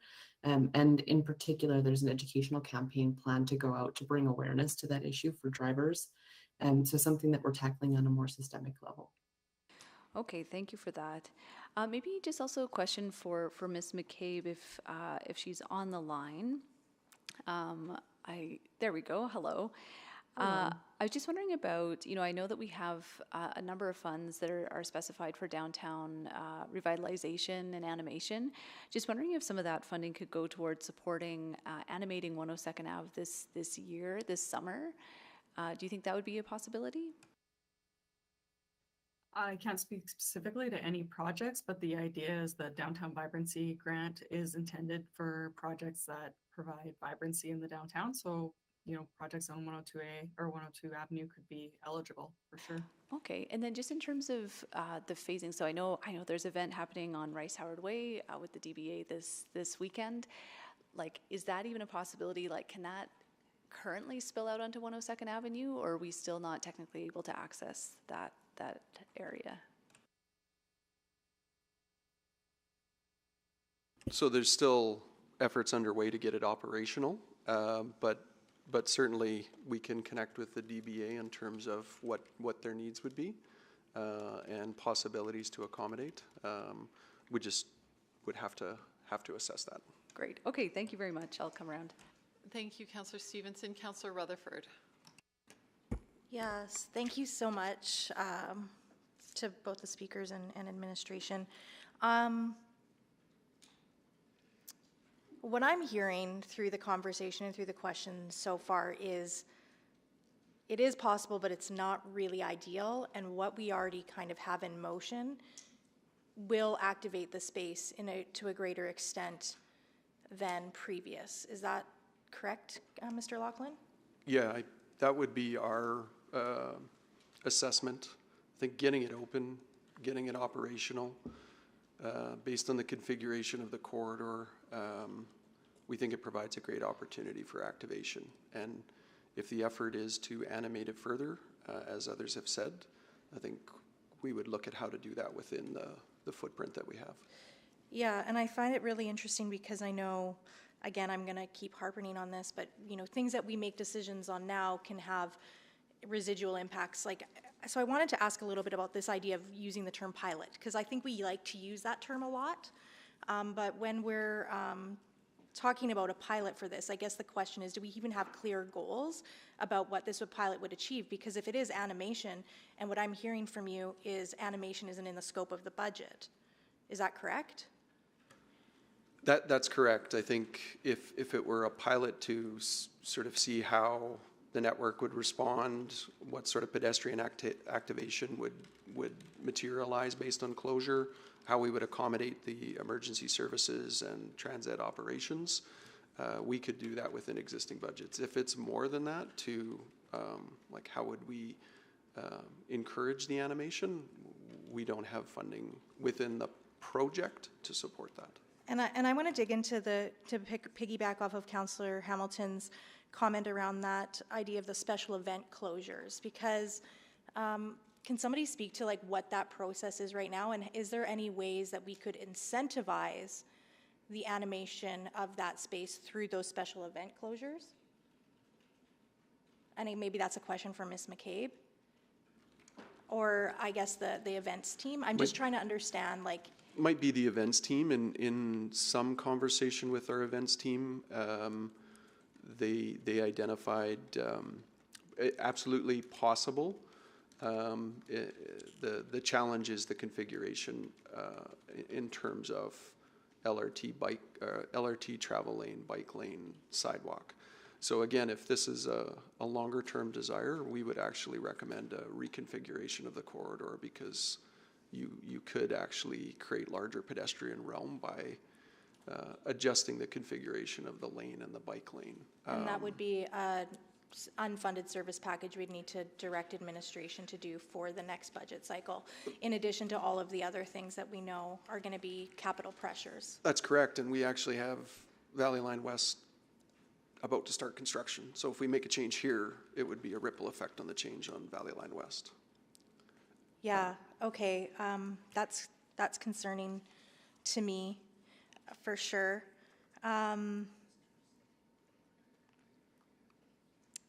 Just looking at my questions to make sure and then I guess it wasn't clear for me in reading the report if this committee accepts this report for information, you will not do there will not be a pilot program. They would have to direct you to do that pilot program, correct? That's correct. Okay, just making sure I understand that. And my last question is just around, in the report too, it talks about how, you know, some of the current widths really don't allow for any kind of even over time development of business, like street front business in certain areas. Is that correct? Is that my understanding, correct? That's correct. I think with the LRT planning that we undertook in areas, our hope was that by building it and providing the infrastructure that we're providing, that you would see over time activation of the spaces adjacent to it and redevelopment of the spaces adjacent to it. So LRT is a long-term investment, not only for movement of people, but supporting the development around it as well. But this isn't something that, like, from a structural perspective, we basically already have a structure created, and now at this point changing that direction will be reconfiguring that whole structure. Is my understanding that correctly in terms of the layout of that space? If directed to pursue a different direction that doesn't include vehicle traffic, our recommendation would be to go back and basically redesign. Okay, thank you. That helps. Thank you. Councillor Knack. Thank you, Councillor Hamilton. But just for my knowledge, I mean, we don't have to. I mean, you could try one thing before you go and start spending money on reconfiguration. I mean, there might be a preferred ideal end result, but if we're looking to save on costs and try something else, you could use the existing space and just change it up a bit. That's correct. That's why we identified that as a possibility to do a pilot to see how it performs. Yeah, because you might adjust, and I mean, there's lots to think about in terms of the connectivity to the warehouse park in the future and all of that, and so it might be even premature to make a more permanent change if that was ultimately the long-term result of rethinking that avenue. You wouldn't want to probably do it, you know, next year or the year after. You'd want to wait till the rest of the Valley Line West LRT construction is done. You'd want to see how businesses are responding to that, if they're opening up, you know, storefronts on the avenue, right? Like, I feel like that I would want to have that before I'd spend money on a more permanent changeover to that space. Yeah, I guess it goes back to what are we trying to accomplish? Yeah. And if it's larger pedestrian realm, larger activation, the bike grid, the bike lanes, sorry, are part of the bike grid. And that's, you know, in bike terms, which you would know very well, Yes. this is going to be a highway for the biking community. So if you've got pedestrian realm on one side, on either side of it, it sort of creates a bit of a challenge in terms of how you accommodate. So if it is truly to not permit vehicle traffic and make those adjustments, reconfiguration would make sense. And if that's a desire of council, Bruce will probably kick me under the table here. If we know that, then we'd want to make sure that Valley Line West is making adjustments to accommodate. For sure. Okay, that's helpful. But, you know, so I guess the main question I have in Councillor Stevenson's question around the construction of the Valley Line West was something I hadn't thought about, the fact that we are likely closed for a season anyways for the road construction. So recognizing that, there's sort of an immediate issue that we've heard from some folks over the Y, and I do feel that it's a legitimate concern for them. They've got a parkade there. I think Manulife Place has a parkade access there, so there's probably two. Are there any other changes we can make to the traffic signal? Because if we're likely to go through another year where essentially they're facing the same thing, what options might exist in the short term to help with that? Well, I think one of the things when we're talking about Valley Line West LRT construction is the majority of that work would be west of the 102nd Avenue, 102nd Correct. Street intersection, so you would still be able to move traffic through there northbound and turn right and be able to go eastbound down 102nd Avenue. So the construction of west, without looking at So it you in might still detail, have it, I think yeah. we would still have that ability to flow traffic through that intersection. But and so I guess the question is, even if you can, what are some of the things? Because I mean, we're in a new world. That's the impact that they're facing probably doesn't change very much with the ability to turn right onto 102nd Ave in a drastic way. So have we looked at that as, you know, I know we did a lot of work around 100th Avenue when the new signals went in as part of the bike grid to help with flow. Are there changes we've considered, thought about from an operations perspective to try to help with that intersection, independent of whatever happens with construction? Is your question, are we considering operational timing changes For Jasper based Avenue. on, for Jasper Ave? Yeah, because That that actually happened during construction. We made some operational changes. And I guess what we heard is that maybe it didn't fix everything. I think it was my impression I got. Is there any way to do anything more, or is it truly at the point where any additional change you make maybe to that north-south intersection has too many downstream impacts and there's no way to make so there's no way to make further adjustments? Yeah, my understanding, it's been optimized as much as we can on the basis of balance between Jasper Avenue and the operation on Jasper Avenue. Because essentially that's synchronized, so you can't hold that light any longer, or else it messes up the whole, whole corridor. Okay, and that's helpful. I think those might be, you know, and maybe last question for me, and I wanted to get a sense of this, is that, you know, I certainly know why on the rest of the route, as I think about going west, why, you know, I've sat through the same meetings you did and a lot of public feedback about retaining at least a lane of traffic in each direction. What I'm not 100% sure, because I wasn't as involved in the downtown part, I focused on pretty much everything truly west of sort of the McEwen space. What was the feedback we were hearing from businesses at the time around that desire, recognizing that 102nd Ave has never been a commuter road? It can't be a commuter road because of it ends at 109th Street.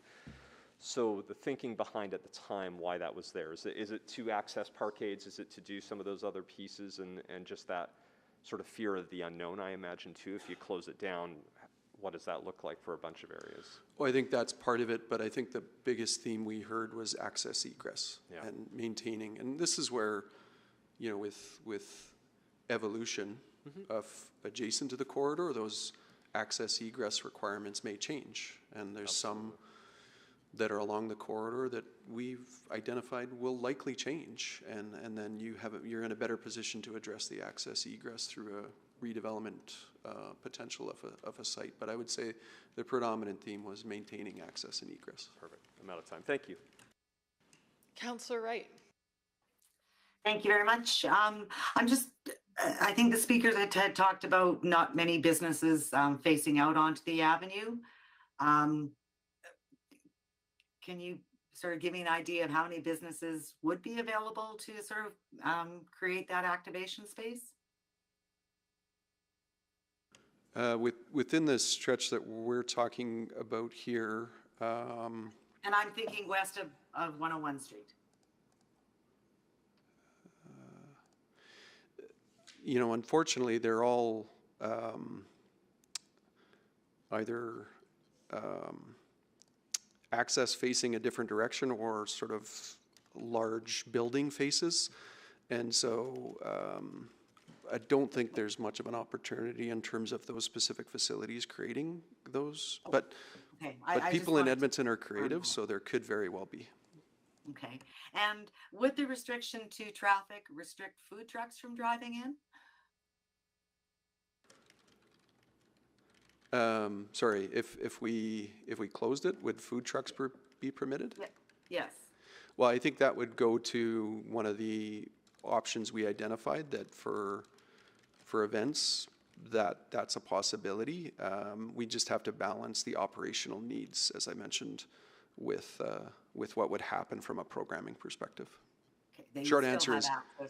There wouldn't be anything blocking them from being able to get into the area. Short answer is yes. It would just have to be programmed and understood around operational impacts. Okay. All right. And the other thing that I was wondering about when Ms. Lamar talked about the 20-kilometer-an-hour limit for the shared use streets, for the streets that intersect 102nd Avenue, the north-south routes, are they limited then to 20 kilometers an hour? Like what happens when you get to that intersection? No, they're still operating at the current posted speed. Okay, so is there a safety concern there? They're protected by like traffic signals, so it's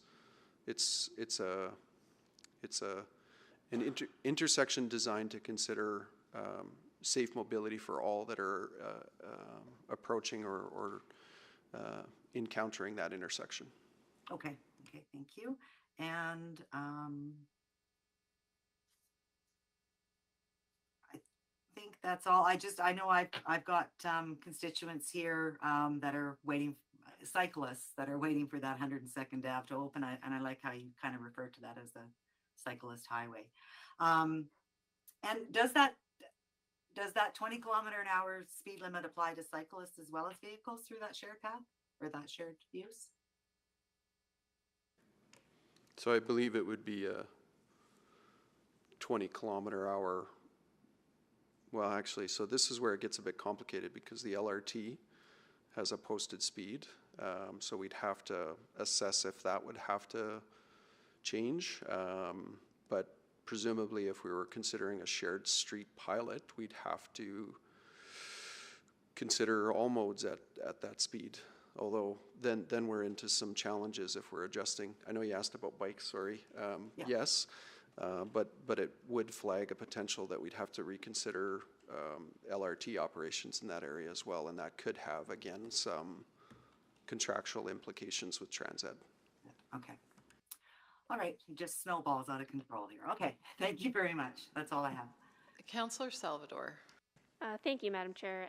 So I just have some more questions about the shared street option, because I think there's, some potential challenges or issues that I have flagged. So I'm wondering, what's the feasibility of a shared street at this location? Because typically shared streets, in my experience, have been in residential areas where there's adequate width to allow for sort of the safe maneuvering and passage of vehicles around more active modes. I'm imagining someone may be walking with a stroller. I don't see how that would work if there was sort of mixing of modes. Can anyone comment on just sort of the safety and viability of a shared street? in this location? I'll start, and maybe Ms. Lamar will correct me after I'm done. I think with any shared street, it comes down to ensuring that it's clear for all users what's the intended use. I think it's really hard to predict pedestrian choices based on what's available to them in terms of sidewalk, bike lane, travel lane that will be slower traffic adjacent to an LRT. So for this one, it's really hard to predict, I think, what choices pedestrians, person with a stroller would make. So it would come down to enforcement and communication related to the use of the street. And Jessica, I don't know if you want to add to that. I think the way that this is designed right now can operate as a shared street. I do think it's much more likely that users will use the space that was designed for them in the original plan. There's good pedestrian space with the sidewalk, there's the protected bike infrastructure. So we're probably more likely to see people using those because of the comfort level that's been built in through that design process. Okay, great. Thank you for that answer. I also want to just ask about sort of the legislated process if there was to be a piloted closure. Would there need to be a bylaw passed? Looking for clarity there. And would there need to be a bylaw even if it was designated like temporary closure?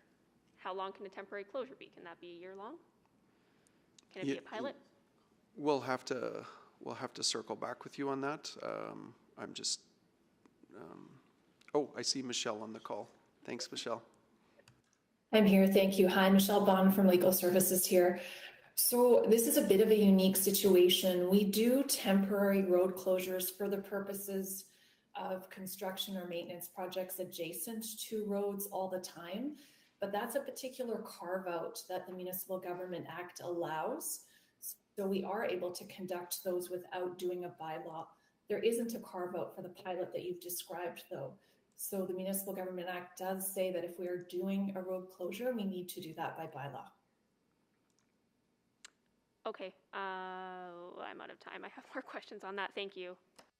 All right, and I'm remembering that we're now on our 3-minute rapid rounds. I'm going to go, I just had one question left on this, and that is something that I've heard again and again from a lot of folks, which is that in general, people are looking for an improvement to the pedestrian realm. And I'm thinking about from the time this project started to the time now it is completing, and all of the improvements to the pedestrian realm within the downtown, for instance, through the improvements on Jasper Avenue, the addition of a bike infrastructure on 100th Avenue. And I am wondering if there is a potential here that we may be, that there, I think Councillor Salvador said it really well, or perhaps it was Councillor Rutherford, that there may be actually better places to focus improvements in the pedestrian realm within the downtown corridors. And I'm wondering, given sort of the portfolio you oversee, Mr. Laughlin, if you had thoughts on that. Certainly, I think, again, I would suggest that the improvements that have been made on this corridor are a significant improvement over what was there previously. Active projects underway, 103rd A Avenue is an improvement that is really trying to improve that pedestrian realm. Some of the green and walkable improvements as part of the downtown CRL, downtown city plan improvements, 104th Avenue, 103A, all are focused to improve that pedestrian realm. There's a motion that's out there right now for consideration in the 23 to 26 around the expansion of the bike grid.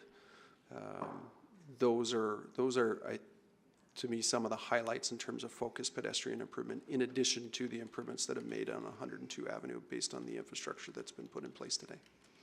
So I'm also cognizant that as these projects are kind of coming to the surface, and I'm hearing kind of an interest in that pilot, but I'm also wondering about any kind of permanent changes or long-term changes when I'm going to hazard our transportation network in this space is not complete in the downtown, where it's evolving right now. It is, absolutely. And Ms. McCabe may want to add some more here as it relates to exactly that, the evolution. Stephanie? I was just going to add that downtown vibrancy is absolutely key, and I think there's a key question around where, if not when we have a shared street in Edmonton, where it should go in our downtown in order to maximize vibrancy in the downtown and maximize that pedestrian experience overall. And that's the answer. That's a question that we don't have the answer to right now, but we are doing some work through that bike grid implementation that could help inform that, as well as the work that we're doing around downtown vibrancy could help to inform that as well. Great, thank you. I'm out of time. Councillor Paquette, and then I'll come to Councillor Stevenson. Oh, thank you. I'm sort of inclined to put a pilot project motion on the floor, but I'll wait on that.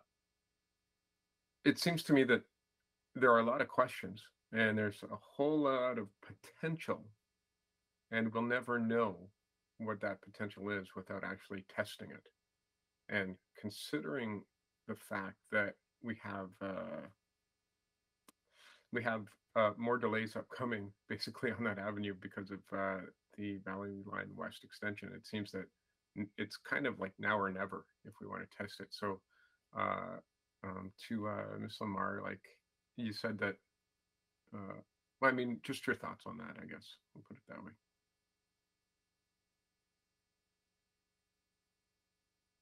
You may not have heard me. That was to Ms. Lamar. I'm so sorry, Councillor. My audio's cut out. Could you please repeat Okay, I'll just repeat it. So basically, we know the Valley Line West is going to cause probably a little bit more delay on that avenue, and sort of now or never then, if we want to test this as a pilot. But you think that as far as activating the spaces and things like that, that is a potential. the potential for a shared street pilot in this location? Yeah, I think I think it is possible. There are some things we need to do. They're quite small in order to support the operation of that. But I also think that there's value in the pilot of the current design as well. Yeah, and seeing where people move in the space. Yeah, yeah. Frankly, I've heard way more from the public about maybe trying this out rather than just having cars going down that street where, you know, families might be crossing from Churchill Square to the library, or because it's not really a large area that we're talking about, is it? It's just a strip.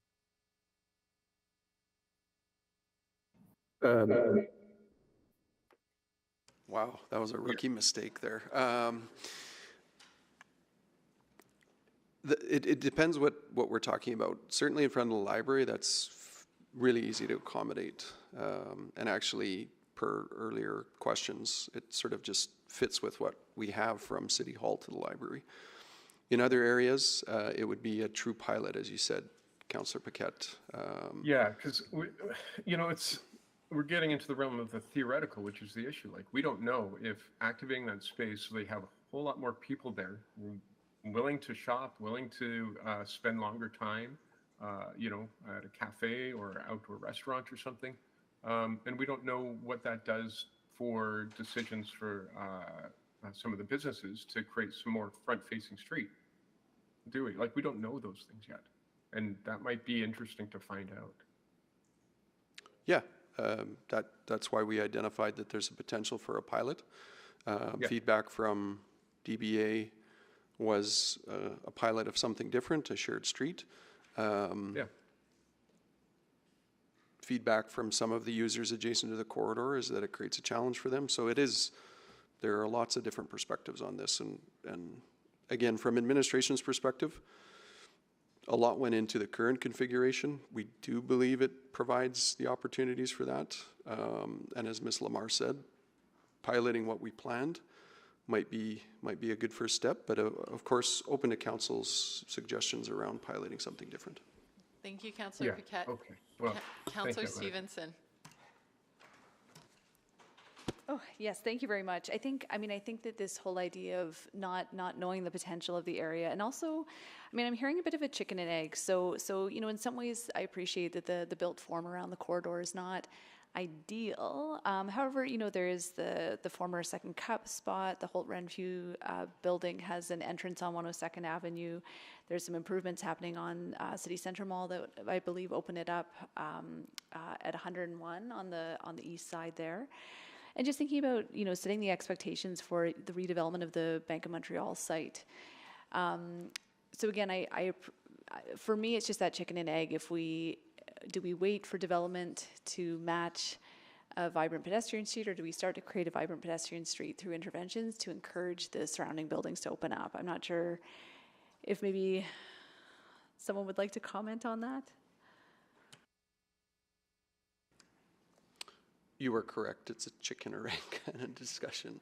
I think just going back to the LRT planning that we were doing, it was exactly that for different stretches of the LRT plan. The opportunities, and sorry, getting out of this area, but the opportunities that Bonnie Doon presented around the LRT configuration on the Valley Line Southeast, the opportunities that Stony Plain Road presented for Valley Line West, other areas sort of existing built form, and would that just happen over time? So it is, like, we have a mix across this entire corridor of exactly that, the chicken and egg. Yeah, absolutely. And I think for me too, just thinking of that long-term impact, and if we do pilot this, we see it's a huge success. I sort of heard from you that would inform maybe how we approach Valley Line West, and the sooner we know, the better, right? Otherwise, we're missing some additional opportunities.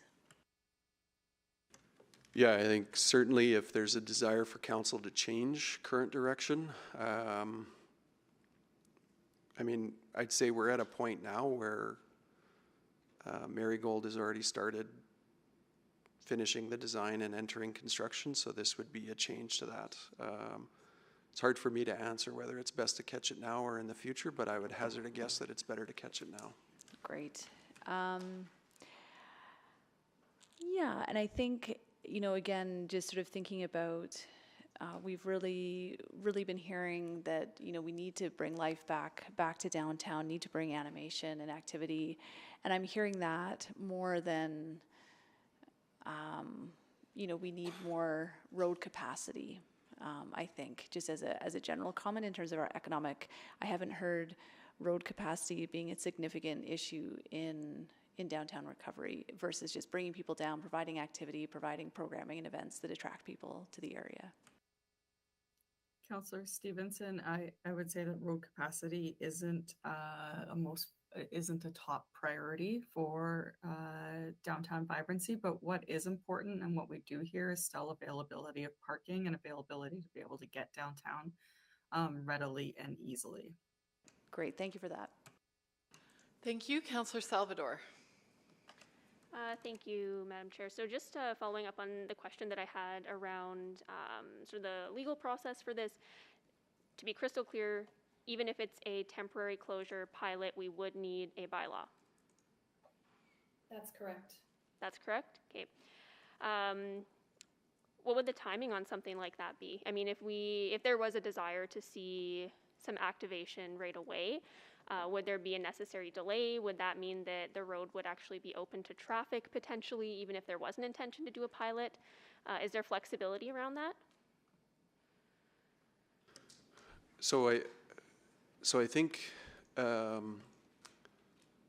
we'd need to, apologies, Councillor Salvador, we should have done more work on assessing this in advance, but if it's immediate closure, I think there are things that we can do to accommodate. If it's a bylaw, we'd bring it later, and I'll just check with Ms. Bond to make sure that I've got that right. So it looks like yes. So if we wanted to do an immediate closure for a pilot, we could do that, but then we'd have to follow it up with a bylaw. Okay. Okay. Well, I have some some draft wording for a motion, but based on what you just said, I might have to tweak that a tiny bit. Madam Chair, is that okay? To tweak the wording or make a motion? To tweak the wording before I put it on the floor. Yes. Are you hoping to do that in the next minute and 30 minutes or minute and 30 seconds, or do you need? I would need another round. I'm so sorry. Okay, this is what I'm going to propose because I'm not seeing any other questions on the floor, but we don't have any other items on the agenda. So I'm going to suggest that you take a 2, 3, 4, 5. How many minutes do you think? 5 minutes would be great. 5 minutes. Let's take a 5-minute recess. You can tweak the wording. You're allowed to cross this river here and talk to administration and make sure everything's copacetic. And so we'll reconvene at, oh, this is going to be a really weird time. We're going to reconvene in 5 minutes, and maybe, Madam Clerk, you can just put a thing on. Yeah, thank you so much.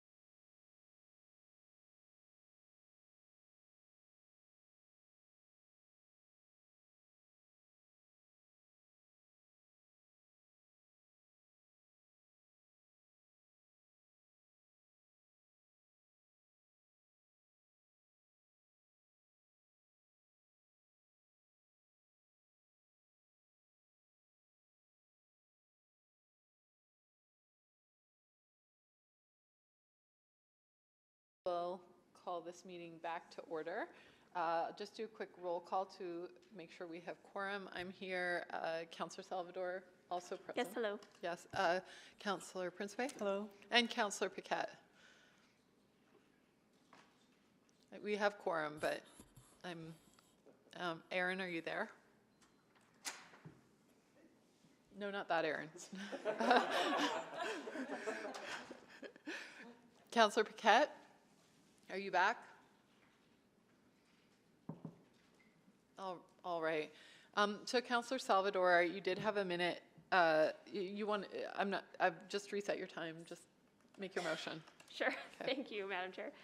So I'd like to move that administration implement a pilot as soon as possible of the full closure of the traffic lane on 102 Ave between 99th Street and 103 Street for the purpose of establishing a pedestrian-friendly corridor, and that administration prepare a road closure bylaw for the full closure of the traffic lane on 102 Avenue between 99th Street and 103 Street for a one-year pilot, and work with the Downtown Business Association and stakeholders to utilize downtown vibrancy funding for activation. All right, thank you, and we don't need a seconder at committee. Questions on the motion? Actually, Councillor Salvador, you have time to introduce. Would you like to introduce the motion? Sure. I will do a brief introduction. Yeah, I think you're on. No, now you can hear me. Thank you. So I think there's been good conversation today. I really see this as an opportunity to test out a concept that has seen considerable public interest. I think now more than ever, we do need to be looking for those low-cost, high-impact ways to bring vibrancy to downtown. And we know that prioritizing pedestrian space can dramatically improve the quality of user experience, bring economic vitality to our streets, and really add to those spaces. So yeah, recognizing that the lane has been closed to traffic for several years, drivers are used to navigating our downtown according to those patterns. And on a daily basis, I could see this space functioning as kind of an active mobility spine in our downtown, as well as having the flexibility of being activated for larger events or markets. So yeah, I think I'll leave it there. The intent of the motion is to enable sort of quick and immediate closure in order to test out this concept, recognizing that a bylaw will come back for further discussion in several months. So I'll leave it at that. Happy to take any questions. Thank you. Thank you for that succinct introduction. Questions on the motion? Councillor Paquette, you've now helped. Do you have questions or just to speak to it? Just to speak. Thank you. I love brevity. Councillor Rutherford, questions or to speak? Okay.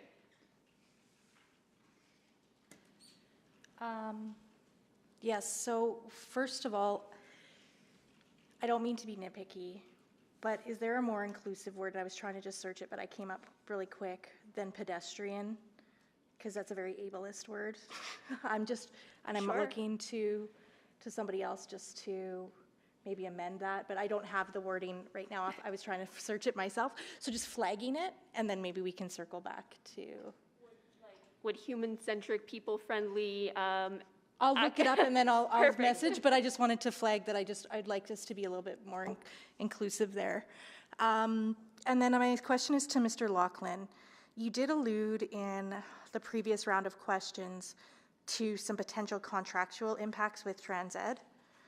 I'm wondering if we need to go in private to get more clarity on that, as it would potentially impact this motion, or do you think it's not necessary at this point because you need more time to get that information? Well, I think this is going to council, and to allow us to assess this based on knowing what the motion is, that we'd be prepared to do that at council. So at council, you'll have maybe a private attachment that's private? We'd be prepared to share some of that in private verbally. Okay, perfect. I appreciate that. That was my question.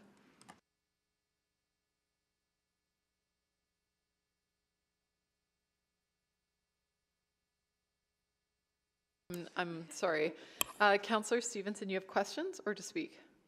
Just really briefly, I think it's to administration, although the mover can jump in if she'd like to, but Do you think that this provides an opportunity? We definitely heard the need for more engagement, you know, with the business community, and I think with the community league, users of the space.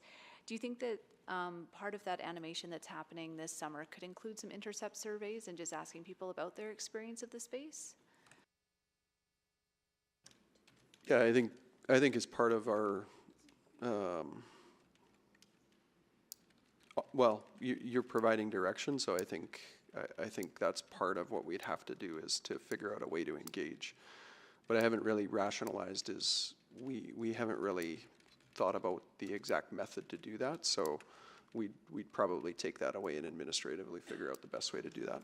Great, great. And there might be some opportunities with some of the other resources in the area, like YIG Ambassadors, for example, doing some of that. Great. Yeah, otherwise, I think those were all my questions. I'm happy to speak to the motion at the appropriate time. Thank you, Councillor Wright. Questions or to speak? Just a question to the mover. Does this include closure to cyclist or e-scooter traffic? Or is it just vehicles? So it would be vehicle traffic. So the intention is to have sort of active mobility within the space. So cyclists and e-scooters would be still allowed? Yes, that's my intention to administration. Is that correct? We read it as the vehicle lane would close, but everything else would open as intended. Yep. Thank you. That's all I have.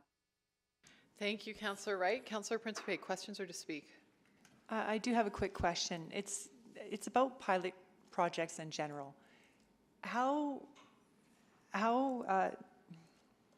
do we actually see results from pilot projects? Do we actually get a clear-cut direction, or we see like clear-cut answers like, yes, everyone's for it, everyone's against it? Are pilot projects usually successful in getting what we want to see?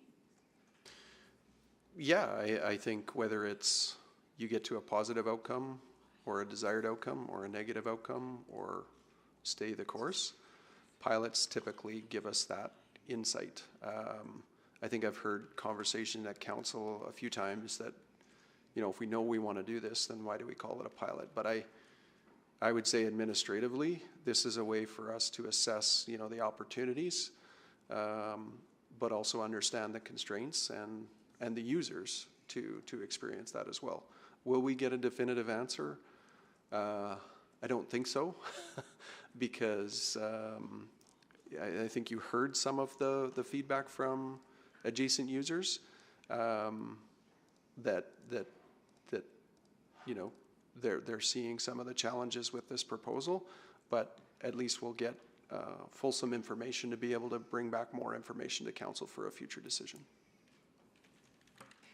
And, okay, sorry, I just have to clarify this, the cost.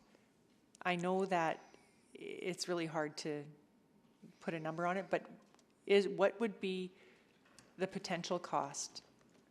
I think I'd have to work with Ms. McCabe, because the addition of using the downtown vibrancy funding for activation is one that I'm not certain what that would look like. So honestly, I couldn't tell you. In terms of the ability to close it, it's closed now. It would be maintaining that. There'd be administrative work to do the engagement. There's administrative work to prepare the bylaw, but I would suggest that those are things that we could manage within the current budget. As it gets into that activation, which I've shared already, I really don't know what that's going to be or what that's going to look like or what that's going to cost. And I don't know if Ms. McCabe wants to add to that.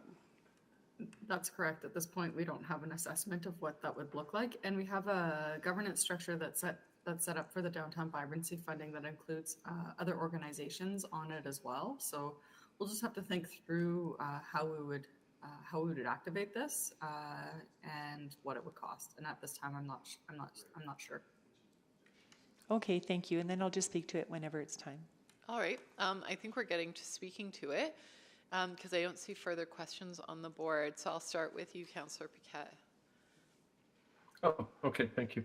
Yeah, no, I'm very much in favor of this motion. I mean, it looks like council's going to get another crack at it anyway after I guess you could say there's a soft pilot and an actual pilot. So we'll have a soft pilot first, and then we'll get to the actual real debate about bylaw if we actually want to go forward for a full year.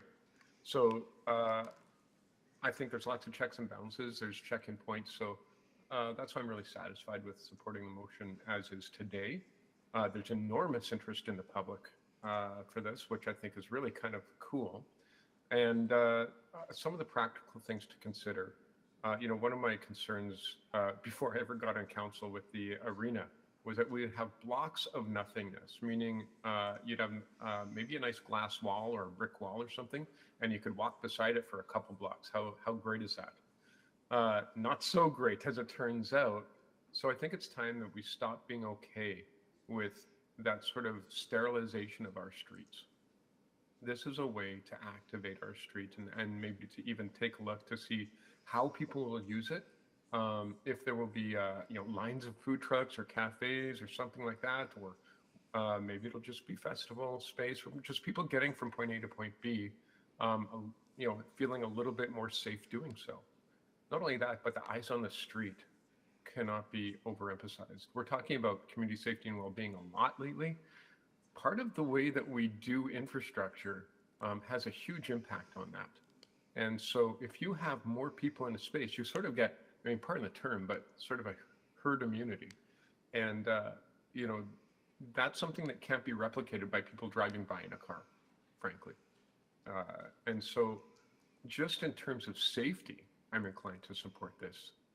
But then there's also the possibility for people to stay longer, to shop more, to walk more places, and that's good for the economy as well. And not to mention, it's also another opportunity for community building, which I think is also fantastic. And frankly, it offers a really safe route to Rice Howard Way, which I think would only benefit the businesses there as well. And it sounds like everyone involved, whether they're convinced or not, is really willing to try a pilot, because we don't know what value might be there that we haven't detected. So for all those reasons and many more, but I don't need to take my full time because it looks like it paused. I'm going to end there. Thank you, Madam Chair. Thank you, Councillor Paquette. Councillor Principe. Thank you. The idea of a pilot project in theory is very good, but I'm not really confident that we would get the definitive answer that we may be looking for. And as Councillor Paquette has said, we kind of have had like a soft pilot project already on this, and I'm not sure if we've seen the results that we wanted to see with that. Sorry, for clarity, I didn't say that. I said this would be the soft pilot. Oh, sorry about that. Yeah. Sorry, yeah. Councillor Paquette, I misunderstood you then. Sorry. And I'm just concerned that there may be a better location. Now may not be the right time. Not that I just can't support this motion, not that I feel it's really a bad idea necessarily. I'm just not certain that we would get the results or a definitive answer like we would wish to see. Thank you. Thank you. I'm going to go next. I'm open to the idea that's been proposed here. But I'm really cognizant that there are some unintended consequences for the YMCA, for some of the businesses. And I know that folks along that corridor, businesses have been really hard hit. And this adds a dynamism to that conversation that I hear that trepidation. And I heard that in some of the correspondence that committee and council received as well, that they're open to the idea, but they've been shaken by 2 years of a pandemic, by multiple years of construction, and they're not saying no. They're asking for, I think, us to go slowly. I'm also concerned, I will say, about some of the accesses that were spoken about. And so I wouldn't be inclined to support this at council, but I understand if I don't support this and another committee member has also said they don't support this, then it doesn't have the opportunity to go to council. So with that caveat, that I think council should have the opportunity to weigh in on that. I'm going to support it here so it can go to council, but I would not be inclined to support it there just because I think I need a little bit more information. And I am concerned about the, I think Mr. Laughlin said it really well, that the surrounding businesses had those they had those consultations through the LRT. They've been through LRT construction. They've been through some pretty significant impacts of the pandemic. And what I hear overwhelmingly is that they're looking for a little bit of a status quo. They're looking for a baseline before we start to change too much. So I'm open to the idea, but I'm hearing some weariness on behalf of the businesses that and the folks, the tenants along that avenue, that they may just need a little bit of time to adjust. And I think that in my dying seconds, I'll say that we've invested a lot in the city in improving the active transportation realms around the downtown.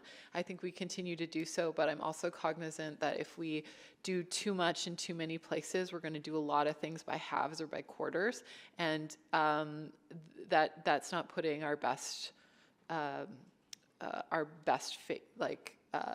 work out there always, because we're starting to divide resources. So I'm concerned that, you know, if this isn't, I'm not concerned that on a Saturday night this won't be unprogrammed, but I am concerned on a Monday morning in January that it does end up not being programmed, and that gets used as the argument against doing this.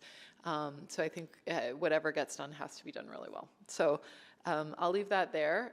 Councillor Stevenson, then Councillor Knack, then Councillor Rutherford, and then Councillor Salvador to close, and depending on how long speakers take, may or may not indicate if we have to come back to this item after our 1:30 time specific. So Councillor Stevenson. Well, I'll be really brief then. I am really excited by the opportunity that this motion presents and appreciate the mover for putting it on the floor. Again, when I think about downtown vibrancy and what our city really needs, it's these types of spaces, just unique program spaces that bring people out, help them interact with their city. And not only does that create a positive space to be in, it has the ripple effects and will really shape the development, I think, that we'll see along that corridor. It's a wonderful way to welcome the LRT. I, like Councillor Knack, have hopped the construction barriers and traveled along that road, and it is delightful to have a space of peace downtown, in a busy downtown, to have an oasis and a break from the noise of traffic that is pervasive otherwise around the area. I'm particularly excited about this being the start of an even broader expansion to connect our civic district to Warehouse Park. This is where we're going in the future. This is where we want to be and how we want to grow. I couldn't be more supportive of this approach. So thank you so much. Thank you, Councillor Stevenson. Councillor Knack. Thank you, Councillor Hamilton. Yeah, I think about Saturday night when I was biking to U-Fest, but I biked through the downtown, and there was the festival that was put on just over at Alex Dakota Park, and I understand there were now over 3,000 people that attended that. And what I loved as I crossed over the construction barriers, sorry everyone, was people already using that space, people walking and biking and cross-mingling in a space that was active in a way I had never seen it in the 8 years I've used that road as my way to and from. So that's why I'm really encouraged about this, appreciating that we need to activate it. We need to do our part, at least to start us off, to show.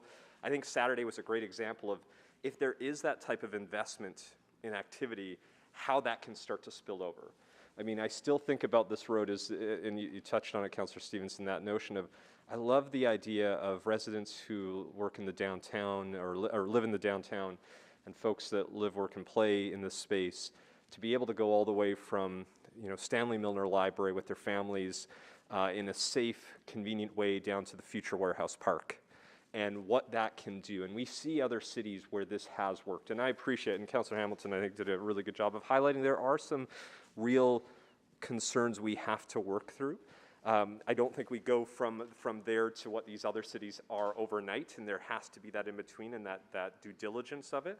But I don't think that's any reason why we don't give that a try. I think there's great opportunity, there's great potential, and I started to see it even just in the last few days, and so I can't wait to see what's next. Appreciating we still got to help everyone, and I trust that the ward councillor and all of the city team will be working on this along with the stakeholders, the DBA, and all the other businesses along the route. We'll work on that together to make it something, the thing that we want it to be, and hopefully sooner rather than later. So I'll support. Well, I won't support it, but I support you for supporting it.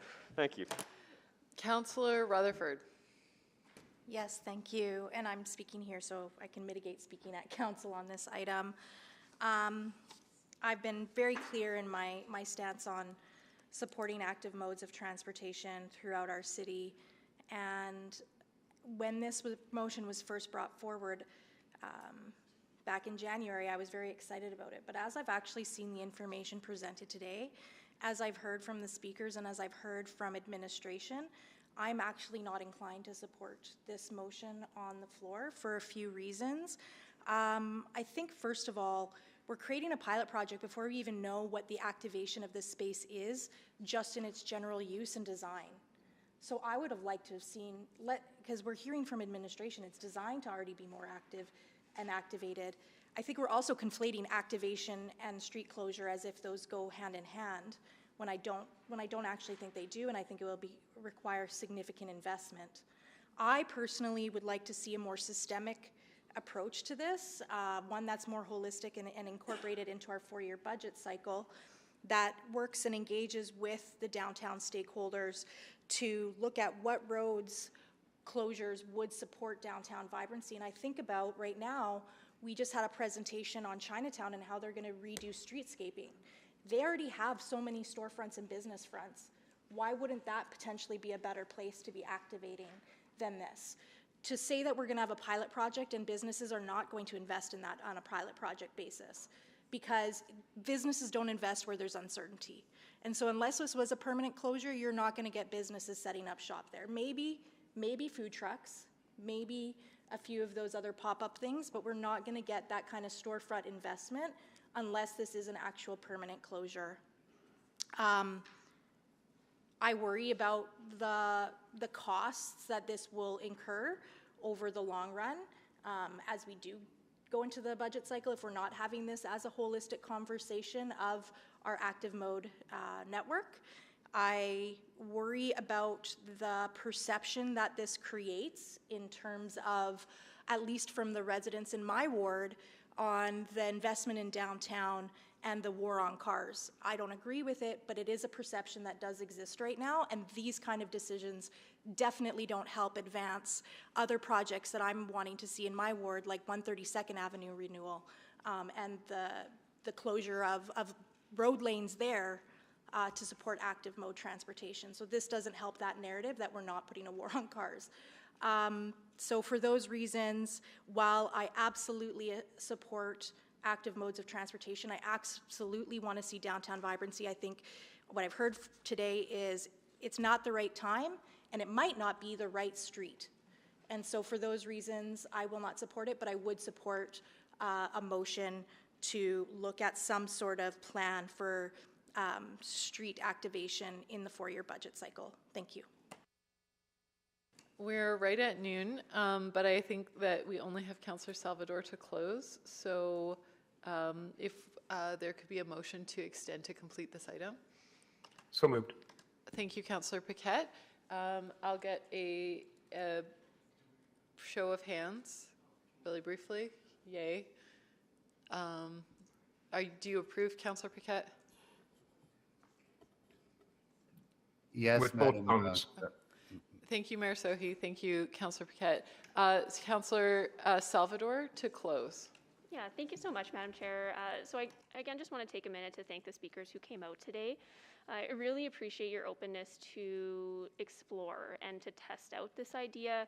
I do hear your trepidation, which is why I feel that a pilot is a really reasonable approach. And as Councillor Paquette pointed out, this is absolutely kind of a soft pilot, and there will be an opportunity for council to discuss this again when the bylaw comes forward. And the pilot won't officially start until we get that bylaw back. So there's going to be time to develop a longer term plan here. And for me, this is about testing and learning and being flexible enough to try out different approaches. I think we are in need of spaces in our downtown for connecting and interacting and moving and spending time. And I think this is an opportunity to do just that. We've seen examples of pedestrianized streets around the world that have seen huge benefits associated with increased foot traffic, eyes on the street, economic benefits as well, due to more people patronizing businesses and organizations. And in terms of timing, I actually think it would be unfortunate to not take advantage of this opportunity to test this idea at this particular time, when people have become accustomed to different routes, folks are coming back downtown, the LRT is about to open. So I think there are opportunities, absolutely, for longer term systemic solutions for street closures and activations and a bit more of a holistic look at different locations across the entire city, but I think we can do both. And I think that we can have those conversations leading into budget as well. So I'm going to leave it there. I would really appreciate people's support on this. I think there has been fairly extensive public interest in this, and I really appreciate the conversation we had today. Thanks so much. Thank you, and that was Councillor Salvador closing, so please call the vote.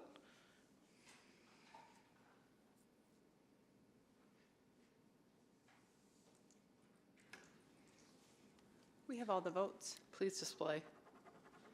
Actually, wait, is sorry, Mayor could I just, Sohi Mr. in the Mayor, meeting? Mr. Mayor, I don't have your vote. I am yes. Okay, I'm going to recall the vote. We can fix it. Okay. Yep. It's carried 4-1.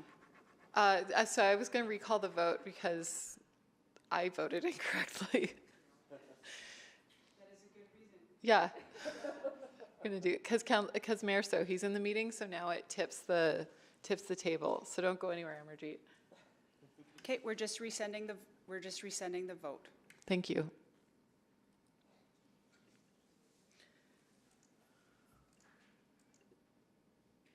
We have all the votes. Please display. So that is carried 3-2 with Councillor Paquette, Salvador, and Mayor Sohi in favor, and opposed Councillor Principe and Hamilton. All right, that takes us to the lunch break. We will reconvene with our time specific at 1:30.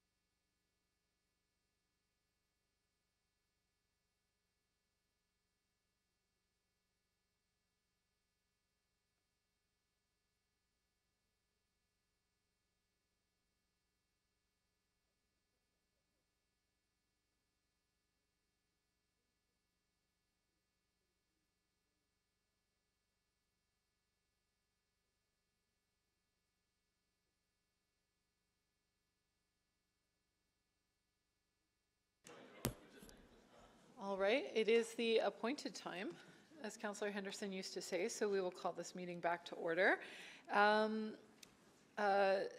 First of all, I'll do a roll call of committee members. Councillor Paquette. He might still be logging on. Councillor Principe. Good afternoon. Good afternoon. And Councillor Salvador. Good afternoon. And I believe there's a number of council members joining us online and probably back in chambers at some point. Councillor Wright. Good afternoon. Good afternoon. Councillor Jans. Good afternoon. And Councillor Cartmell. Good afternoon. Marvelous. Thank you for joining us. And let's see if Councillor Paquette is with us. I am. Yes, wonderful. With that in mind, we're on to item 6.3, and we're on that for the duration of the afternoon, though we don't have to use the entire afternoon. We do get points for ending early, if it is necessary, you know, if we complete our business. We're first going to hear from administration. But I know a lot of our speakers, either online or in person, weren't here this morning. So I'm going to go over the process again. I know some of you are seasoned in terms of speaking at committee, but not everyone is, so just to make it fair. So administration is about to provide opening remarks and a presentation. Then the members of the public who have registered to speak will be invited to make their presentations. The speakers will be heard in panels, and I think maybe before we start, we have one more person who signed up. So the speakers will be heard in panels, and each speaker will have 5 minutes to present. The clerk will run the official timer in the committee room here. The timer lights on the podium, which are, I can see them from here. When you get up here, you'll be able to see them. They go red, yellow, and green. Green means go, yellow is you have 1 minute left, and red is, of course, you're out of time. If you're participating virtually, we do broadcast a timer, but you may wish to use a timer of your own. And when everyone on your panel has had a chance to present, members of council may ask questions of you or other panel members, and for this reason, you may wish to remain in the meeting until all questions have been asked of your panel. If you're participating virtually, please remember to mute your microphone when you are not speaking. And if you're experiencing any technical difficulties, you can reach out to the city clerk, our wonderful city clerks here, either through your registration confirmation or at city.clerk@edmonton.ca. If you are here with us in person, welcome. It's nice to see people's faces again. The clerk will guide you to your seat when it's your turn to speak. As Edmonton transitions from provincial mask mandates and the temporary mask bylaw, we ask visitors at City Hall to be kind and respectful to one another. Please, if you want to wear your mask to protect yourself and those around you, please be respectful of those who do, and also other folks' personal decisions. In the event of an emergency, this is our safety moment, please follow the clerk's directions to evacuate. City staff will direct you to your muster point. And hopefully that won't be the case this afternoon. So we had a safety moment, and we do have another speaker who has registered to speak. So I'm going to need a motion to add that individual to the roster for speaking. I don't have the name. It's Paul Andrews. Okay, wonderful. Happy to move that we hear from Paul Andrews. In addition to our other speakers, is he remote or in person? Believe remote, and they have the link. Okay, excellent. All right, so with that, all those in favor of adding speaker?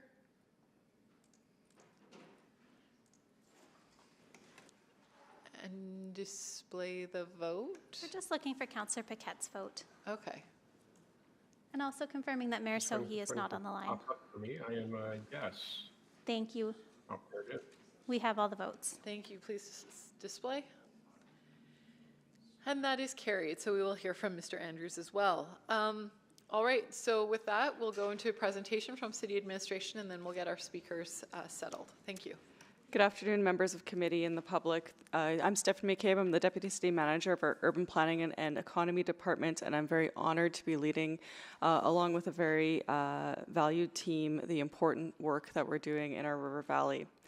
With me today are Kent Schneider, our Branch Manager of Planning and Environment Services, Lindsay Butterfield, the Director of Urban Growth and Open Space, and Anishka Kautaska, our Senior Planner of Open Space Strategy. Also on the line to answer questions are Roger Jebney, our Branch Manager of Community Recreation and Culture, and Rhonda Norman, the Director of River Valley and Horticultural Facilities. Good afternoon. So we have a short presentation this afternoon to talk about one of our incredibly special places within our community, the River Valley. And so we've got a presentation that talks about the River Valley Planning Modernization, which has two streams of work that will update committee today. One being the Ribbon of Green Plan, and the other being the North Saskatchewan River Valley Area Redevelopment Plan. Sometimes this is shortened to River Valley Bylaw. And so today's presentation is a highlight and report. It's a highlight on the project's second phase. We're about at the midway point of this project and providing an update to committee today. And so with that, I'll ask Director Butterfield to continue on with the presentation. Thank you. Thanks, Kent. The city plan identifies the North Saskatchewan River Valley and Ravine system as the backbone of Edmonton's green and blue network. It's our system of open spaces. It's a highly valued ecological, recreational, and active transportation corridor, a place of great cultural significance, a community gathering place, and a draw for visitors to our city from across the region and beyond. The River Valley Planning Modernization Project is updating the planning approach for the River Valley by changing the Ribbon of Green Plan, which provides strategic guidance, and the River Valley Area Redevelopment Plan, which is our statutory plan and regulatory in nature. Next slide, please. Today, the River Valley and Ravine system supports an Edmonton metro region population of 1.3 million people, and that number, as you know, is expected to grow. So as our city and region grow, the desire for access and recreation in the River Valley also increases.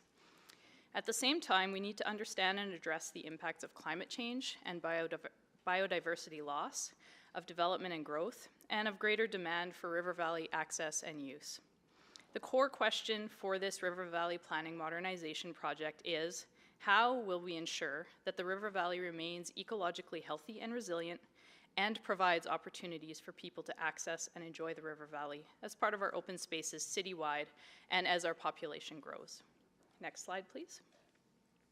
So as you've already heard a little bit, the Ribbon of Green and River Valley Area Redevelopment Plan are of great importance to the city of Edmonton and build on a history of River Valley stewardship that goes back for generations. These plans have protected the natural heritage of the River Valley while providing opportunities for recreation, gathering, and celebration. The Ribbon of Green is the strategic plan for the River Valley. So this provides the high-level planning guidance to staff, to administration for protection, for access, and for use within the valley and ravine system.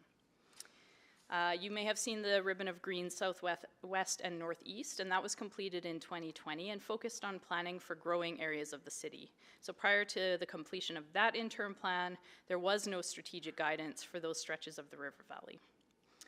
The second component is the River Valley Area Redevelopment Plan, or ARP. It provides the rules for decisions about proposed River Valley development for things like trails, important infrastructure like water treatment plants, and for all of our parks. The Ribbon of Green focuses on what needs to be done to protect, manage, and use the valley and ravines, while the River Valley ARP focuses on how we will realize that direction. And so as part of the renewal for these two plans, we have an opportunity to also align their goals and purpose. Next slide, please. So I'll talk about phase 2 in more detail now. We focused really on three things in phase 2. So one was an approach to mapping the land management classifications, and I'll probably just refer to those as the LMCs, but that's what they are, the land management classifications, and identifying the locations for amenity nodes and high-level trail connections, and then those resulted in the draft maps. The second thing we focused on was a draft vision and planning priority for each of the study area sections, which we refer to as a reach within the mapping. And then the third was early exploration and potential changes for how we make decisions about proposed projects in the River Valley and how those decisions can better support the strategic direction in the Ribbon of Green. And critically, this phase also focused on gathering feedback so that each of these elements can be refined going into phase 3 of the project. Next slide, please. So when we're talking about land management classifications, I wanted to give you a bit better of an idea of what those look like. So when you look at this, you'll see the map on the left is an example of an LMC and when it's applied. So keep in mind that the LMCs presented for phase 2 are draft and will be finalized through phase 3. The LMCs inform the guidance for our ecological network, including restoration opportunities, and future park programming. So that looks at what amenities should be included in each node, including things like washrooms, parking, boat launches, pedestrian bridges, access points, and trailheads. And all of these are looked at from a system-wide perspective. Because there are no field studies completed at this stage, the proposed location of all the amenities that are mapped will need to be revisited and confirmed through more detailed planning in the future. What you see is guidance that informs the more detailed planning that's done at a later stage. Next slide, please. So I'm going to spend a little bit of time on this slide, so bear with me, because what I really want to focus on here is what we did here in the phase 2 feedback. So we engaged with Indigenous nations and communities, stakeholder organizations, and of course the general public in phase 2. And as committee is probably aware, that was all completed virtually due to COVID restrictions.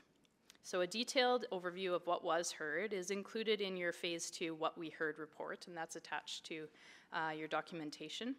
But we would like to highlight some of the key themes that emerged in this phase and how we'll address them through phase 3. So the number one that we heard most resoundingly was about integrating ecological protection and enjoyment. This is extremely important to people in Edmonton. There's genuine concern about potential for loss and negative impacts in our natural systems. And there's also concern about potential for loss and negative impacts for activities that people love.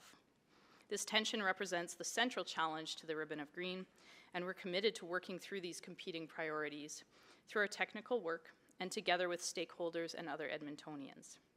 In phase 3, we will refine the land management classifications and develop program and ecological guidance, which provides direction for protection and distribution of access and use in different parts of the valley.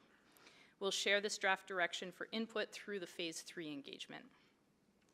The second thing we heard was about the future of single-track trails. And that was a focal point for much of phase 2's engagement. The mountain bike community came together and expressed their concern about the draft land management classifications and the desire to preserve access to existing trails. Others are concerned that the creation and use of informal trails is already having a negative impact on natural areas and wildlife. While it's not within the scope of the Ribbon of Green or this project to review and reconcile the single-track network, we do acknowledge how important that work is. We're also completing a scan of how other similar municipalities approach trail planning to meet ecological, recreational, and other community goals. In phase 3, we will draft criteria for trail planning and decision-making in the different land management classifications and share those for input. This will ensure the Ribbon of Green provides clear direction for a trail strategy in the future. The third thing we heard a lot about was the need for a clear and transparent decision-making process for River Valley projects. Through renewal of our statutory plan and regulatory framework, there's a desire for clarity around what decisions are made and why, for earlier opportunities for public input, and for greater ongoing engagement with different interest and user groups. In phase 3, we will develop a draft framework for River Valley decision-making, including recommendations about what information is needed to support decisions, who makes the decisions, and importantly, how the public and stakeholders are involved in the process and how that decision-making aligns with direction in the Ribbon of Green and other city plans. We'll share this draft decision-making framework for input through phase 3 engagement as well. And then last but not least on this slide is the information and feedback we heard from Indigenous nations and communities. And there was interest expressed in formalizing opportunities to be involved in River Valley decisions and planning, potentially through the creation of an Indigenous Advisory Committee. And in phase 3, we will continue to engage with Indigenous nations and communities to understand their priorities for River Valley planning and how they would like to be involved in decision-making and land stewardship. This work represents important opportunities for the city to follow through on the commitments that are outlined in our Indigenous framework and to build and maintain strong relationships with Indigenous peoples. Next slide, please. So all of this work will implement many of the policy directions of the city plan and will help us achieve each of the big city moves. The renewed Ribbon of Green and River Valley Area Redevelopment Plan will provide decision-making guidance and direction for future site-specific planning so that the things we value most about Edmonton and our River Valley and Ravine system are recognized, protected, and supported. We're also actively working to ensure the alignment of this project with other related city initiatives, including Climate Resilient Edmonton, the zoning bylaw renewal, and district planning. Next slide, please. We will reconnect with the public, with stakeholders and Indigenous communities for engagement later this fall. And as we plan our engagement activities, we'll be thinking about opportunities to reach Edmontonians we may not yet have heard from in this work and target engagement in ways that allow us to meet people where they are. Modernizing Edmonton's River Valley strategy and statutory plan will take place over 4 phases, as you can see outlined on the slide. And that should resolve and have a final product in Q3 of 2023. In phases 3 and 4, we will continue to draft, refine, and complete the strategy and plan content and develop a regulatory framework that aligns long-term strategy with decision-making guidance and regulatory oversight. Next slide. Thank you. Thank you very much for that. So now you can step back and we will bring our speakers forward. I'm going to call folks out as confirmation that they're present in the meeting, virtually or in person. But if you are in person, please stand and come forward and so the clerks can seat you. It's going to get a little bit squishy in a polite way. Here. So Chris Record. All right, you can come forward.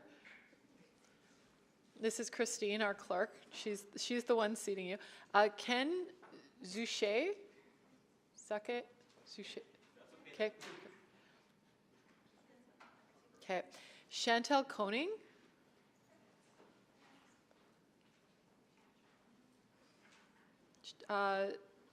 She's Chantel? Oh, there you are, sorry. Joe Yurkovich. Marvelous. Patsy Cotterill.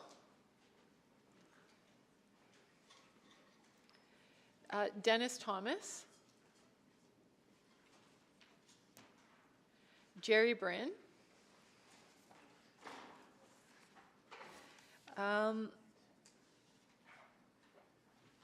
Tara Rasmussen. Are you online? Yeah, marvelous. Thank you. Hi. Christine Kowalczyk. Good afternoon. Hello. Cheryl Savard. Present online. Thank you. And Ray Rasmussen. Yes, I'm online. And Paul Andrews. Paul, are you there? I don't believe they're online just yet. However, we have had our office reach out and leave a voice message for them. Okay, thank you. So he's at the end anyways. So almost everyone has a microphone there. There is a button to turn it on and off, and I believe there is a light to tell you if the mic is hot. You have 5 minutes, and I'm going in the speaking order, so that's most of the people who are in person are on the list first. And so I'll start with you, Mr. Record. Okay, I'm many things, but great at pronouncing names is not one of them. So please, you have 5 minutes. All right. Hi. Good afternoon. My name is Chris Record, and I'm part of the Edmonton Mountain Bike Alliance team. There's 4 of us here today, as we're deeply concerned about the impact the Ribbon of Green plan, as written, was going to have on cyclists' access to the natural surface trail network. And that's with respect to the permitted uses within preservation areas. I'm going to start us off with an overview of who we are, what we do, and why mountain biking is important to Edmonton. We're then going to have two presentations talking about the impact mountain biking has compared to other forms of use on the trail surfaces and the impact they have on wildlife and ecology. We're then going to finish off with a response to the Phase 2 What We Heard report. Next slide, please. Is that?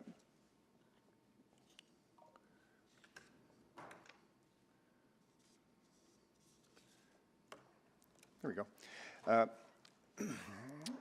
EMBA, Edmonton Mountain Biking Alliance, is a 100% volunteer-run and private donor-funded nonprofit society that's dedicated to improving mountain biking in Edmonton with a particular focus on maintaining and enhancing the natural surface trail network.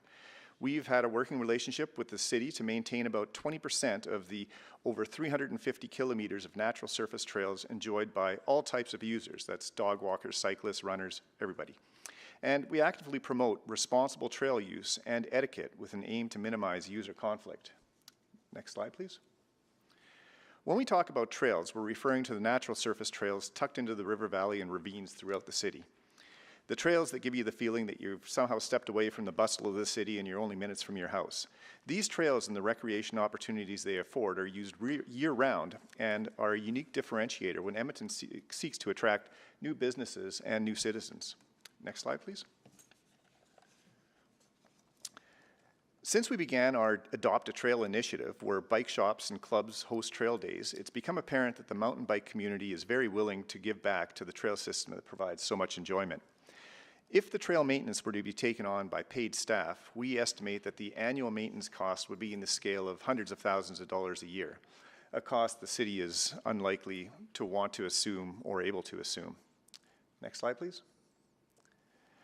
So trail usage during the pandemic has gone up drastically, as you can see from this slide. While we don't have 100% accurate figures, the chart showing here is a good approximation and is quite likely fairly conservative.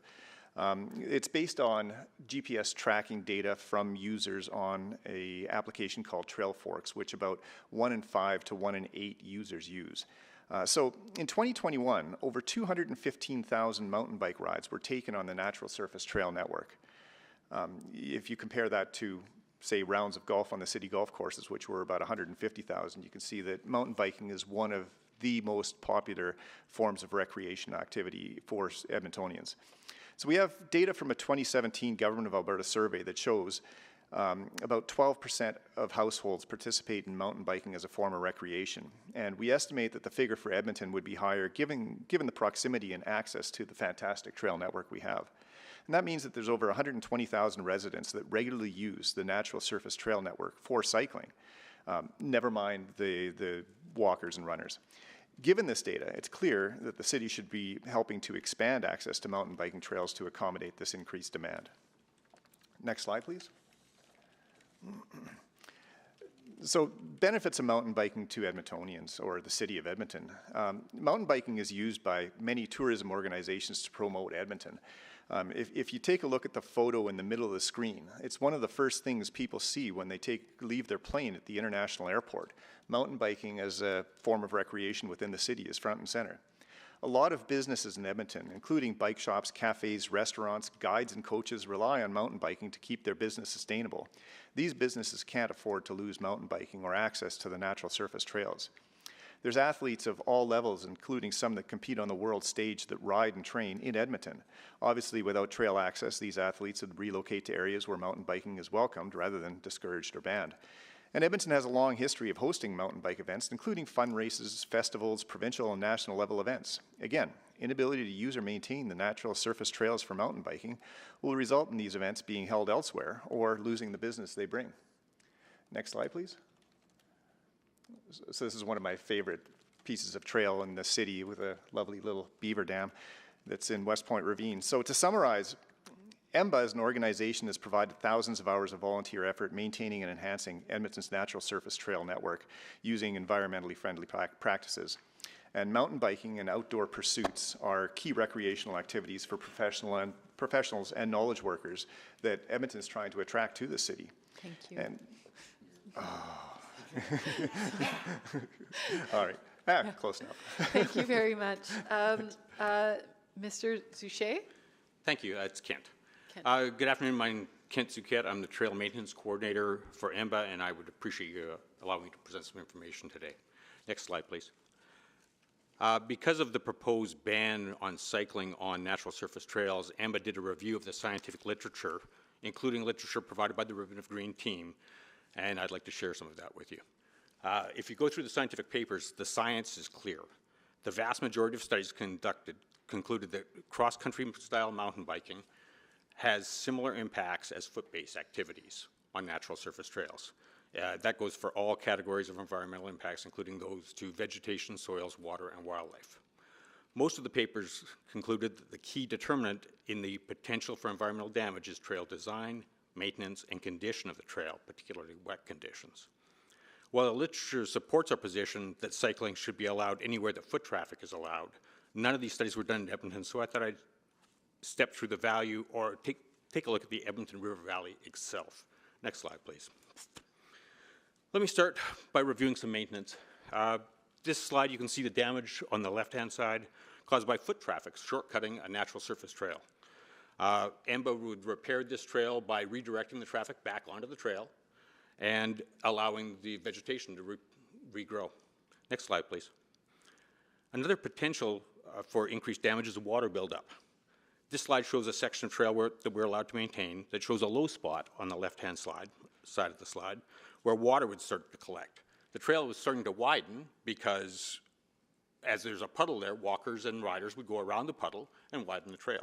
Our maintenance is simple and kind of minor. We fill the hole, establish drainage so water doesn't form, the puddle doesn't form, so people don't go around the puddle and make the trail wider. 90% of the maintenance EMBA does in the city is strictly trimming and filling holes so water doesn't form on the trails. Regardless of the user group, the scientific papers all conclude that the maintenance you do on the trails is the key to keeping them narrow and the impact small. Next slide, please.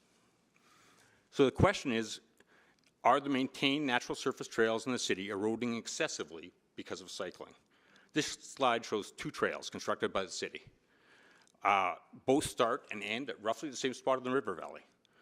Based on Trail Forks data, the natural surface trail has had 65,000 cyclists or individual times where cyclists have used it. The gravel trail has had about half that.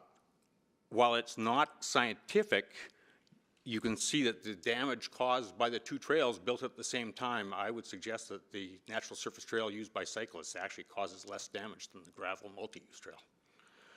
Next slide, please. This is a second example. This is a set of trails close to the Gretzky Bridge. One is a natural surface trail, and the other is a trail that the city is maintaining, an asphalt trail. Again, this isn't pure science. Oh, sorry, let me go through the numbers. The natural surface trail has had 115,000 times where a cyclist has ridden on it. The asphalt trail has had less, by about half. Again, it's not pure science, but it seems that the use of the natural surface trails in our river valley by cyclists is sustainable and has perhaps less damage than the multi-use trails that we're using in the city. Next slide, please. One other interesting observation is that the construction maintenance of the natural surface trail costs the city nearly zero, while the multi-use trail, hundreds of thousands of dollars to repair. Next slide, please. We're advocating for the continued access for cyclists on existing natural surface trails. Please don't confuse that with unauthorized trail building. We are not advocating for unauthorized trail building. The real-life examples from our river valley and the scientific papers support that the indicated environmental damage caused by cycling on existing trails is similar to, or in some cases less, than the multi-use trails. The Ribbon of Green team on their FAQs even says, gee, the majority of natural surface trails will continue to be allowed for cycling. Since we have all that agreement, why don't we change the wording right now and say, okay, let's go with the majority. Let's allow cycling on those natural surface trails that exist at this point. Thank you. Thank you. Next up, we have Chantel Koning. Hi, everyone. I'm Chantel. I'm an ecologist and a cyclist. Next slide, please. I'm just speaking today because, as we've heard, there's a lot of tension between both those that want to recreate and those that are concerned about wildlife and wildlife behavior. On the sidelines, people have a lot of opinions and created narratives about maybe the types of things that mountain bikes are doing to our wildlife in the River Valley. I'm a scientist, so when people have concerns, I go to the literature. Next slide, please. First of all, I'd just like to point out that context is really important here. We know wildlife in natural spaces are a lot different from wildlife that live in cities. To live in a city, a wildlife needs to be very adaptable. Most of the species are generalists, which means they can change their behavior, they can change the types of food they eat, and they can kind of adapt to what's going on around them. I would also like to point out that the major threats to most wildlife in the city are built-up areas, cars, pollution, and as well the kind of tempting things that we do in our homes to draw wildlife away from natural spaces. Next slide, please. The field of urban ecology is fairly new, but what we're learning with the research that's happening is that one of the main things that wildlife in urban areas do is modulate when they're using the environment. So in a city, many of the species that we see, coyotes, deer, rabbits, they've actually changed when they do their majority of their activity to the nighttime so that they aren't around humans. They're kind of using this strategy of avoidance. Next slide, please. So in Edmonton, who are we talking about in this Aspen parkland system? Our most common critters are coyotes, deer, beaver, muskrat, skunk, porcupine, squirrel, hare. And in rare occasions, we get kind of moose, cougar, raccoons, and black bear, but those are very rare that happen. As well, we have a wide variety of birds, both birds that are non-migratory or residents throughout the year, and also birds that are just passing through, either on the way to nest further north or on their way to nest way further south. As well, we have amphibians and reptiles, which include frogs, toads, and garter snakes. It's maybe really important to point out that within Edmonton, we do not have any endangered or threatened mammal species that reside here.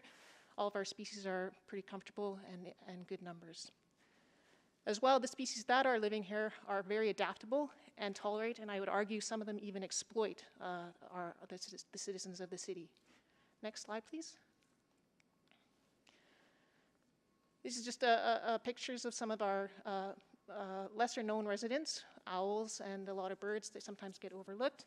A lot of our birds are nest cavities, which mean they nest in cavities, which mean they look out for snags, dead old trees, and find different places to reside. But you can see that it's not just the furry critters. We have a whole wide range of all types of critters in the city. Next slide, please. Coyotes often get a lot of attention, and I just thought I'd clear up a few misconceptions about them. A lot of times people think coyotes are just mostly in the River Valley, but they actually make use of the entire city. We have a coyote research group at the U of A, and they've done a lot of work on coyotes in the city. And in addition to being mostly active at night to avoid interacting with humans, so they can kind of do and go wherever they want, they also live throughout the city and use whatever resources they can get. They also have very large home ranges within the city, so they kind of spread out and move a lot throughout the city.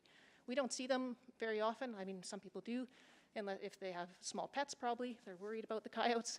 But the coyotes are actually they're very elusive critters, but almost interact everywhere in the city, natural and not natural. Next slide, please. Deer are also interesting, very interesting in the city. You can see that one crossing the Walterdale Bridge. It's a very nice bridge. The deer think so. Deer actually prefer fragmented forest because it gives them a lot more variety of things to eat, and suburban areas as well as remnant grasslands.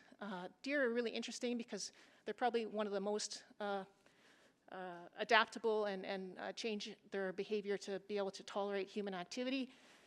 Some papers even have suggested that they're using us in many cases as a safety net against possible predators. So they associate or will put their territories closer to where humans are active so that predators are less likely to come after them. Next slide, please. This is just a few facts about wildlife and natural trails from the literature. The literature that's done research has come to a conclusion that for these kind of generalist species, they tend not to avoid human-made trails because it gives them a route of access and they're comfortable being around humans, or they've changed the time of day that they're doing their activities. The trails actually give them better access and to move around the city. So it's kind of a shared resource. A very important research project that was just recently finished in Calgary. They collected camera data over the year 2020 at all their natural areas and parks. And when they analyzed that data, they came to the conclusion that there was no avoidance by the city wildlife in relation to human activity. So again, this kind of shared space. One other thing I would like to point out from these facts is that mountain bikers are often kind of pinned as the one most disturbing factor, but the research actually tells us that roads, human density, built-up areas, and actually off-leash dogs and cats, domestic pets, are more of a disturbance to wildlife in natural areas, in urban areas, than recreational use. Next slide, please.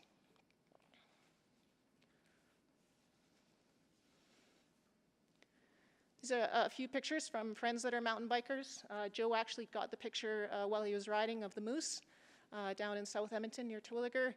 You can see a porcupine. These are all just critters hanging out near trails. The deer there near the university, and the saw-whet owl up in the tree kind of hanging out and watching.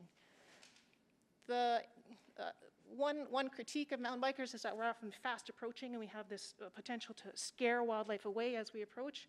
But these wildlife have become habituated to our presence as we're using these established trails and the established trail network, and there's no impact of sharing that space with them. Next slide. Oh.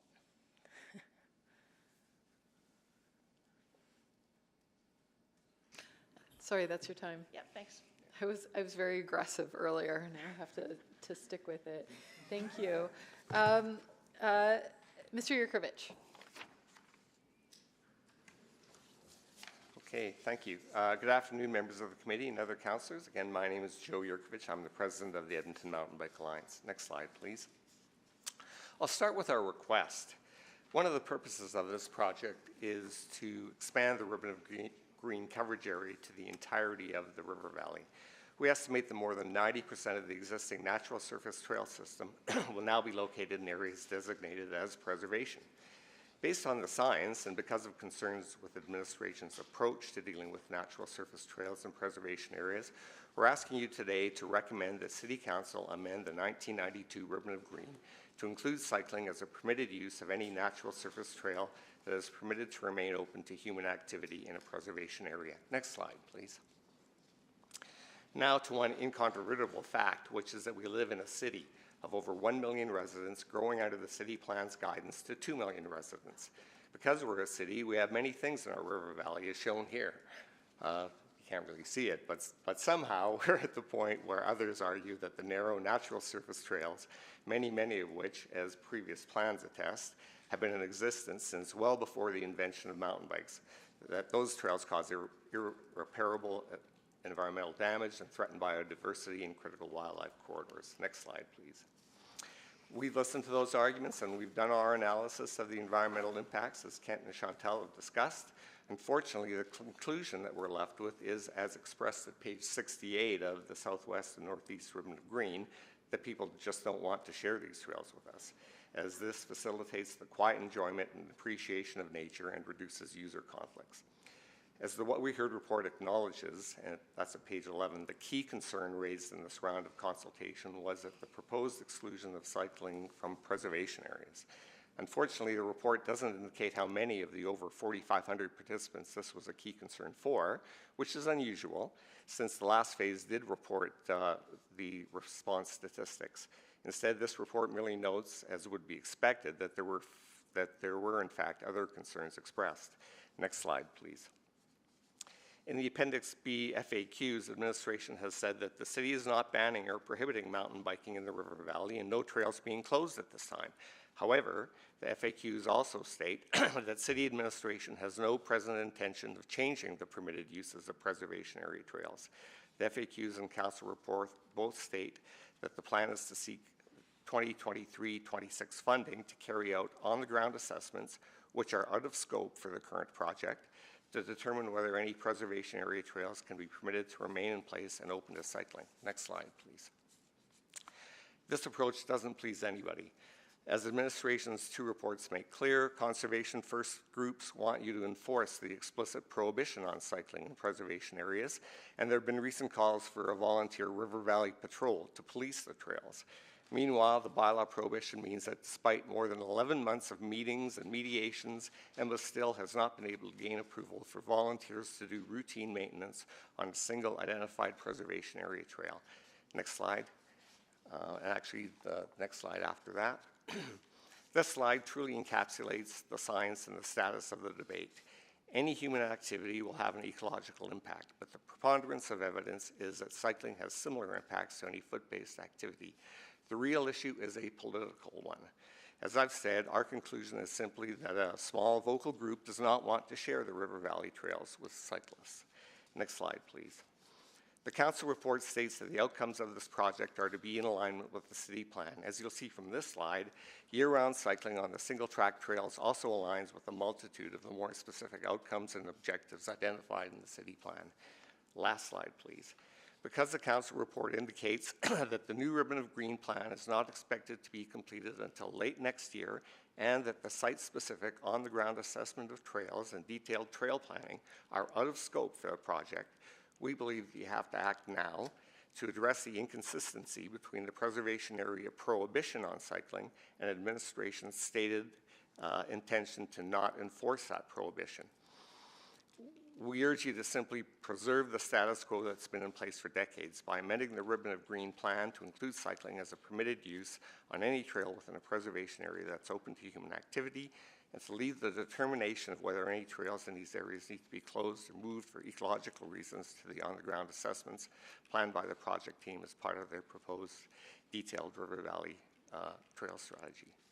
Thank you for your consideration of our request. Thank you, Mr. Yurkovich. Patsy Cotterill.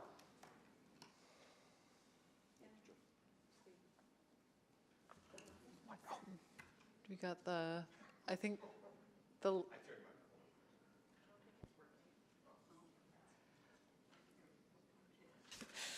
I'll have to get closer. Thank you. Good afternoon, councillors and administration. I'm speaking as a citizen, but I'm also a member of the Edmonton River Valley Conservation Coalition, the Edmonton Native Plant Society, and SAPAR, the Stewards of Alberta's Protected Areas Association. The first statement of the Ribbon of Green May newsletter is the need to integrate the enjoyment of the River Valley, that is its recreational use, with its ecological protection. And you've heard that from administration. This need to reconcile both has been a theme of all city documents relating to the River Valley and Ravine system since the 1990s.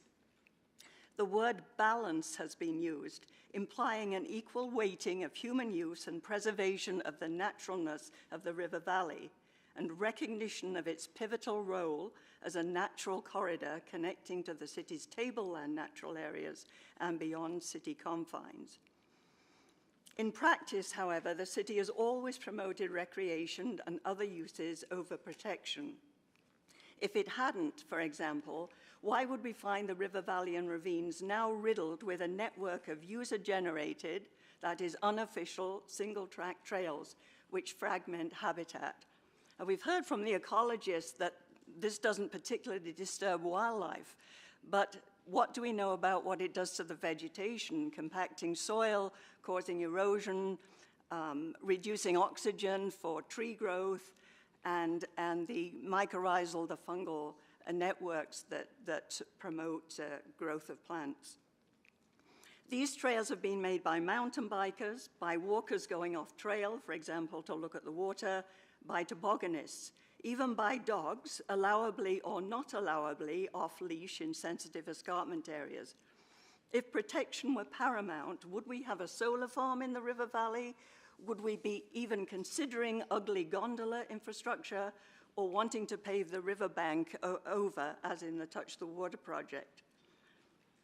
I've been frequenting the river valley in the Patricia Ravine area for over 40 years, and the deterioration of natural habitat is obvious to me. It is likely the valley is already overused by humans to maintain its natural resiliency.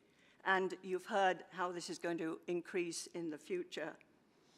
The vision statement for the modernization plan refers to a protected, connected, ecologically resilient landscape while allowing for recreational opportunities, the same as it has been for the last 30 years. But what do we know about connectedness and ecological resilience? Are we measuring it?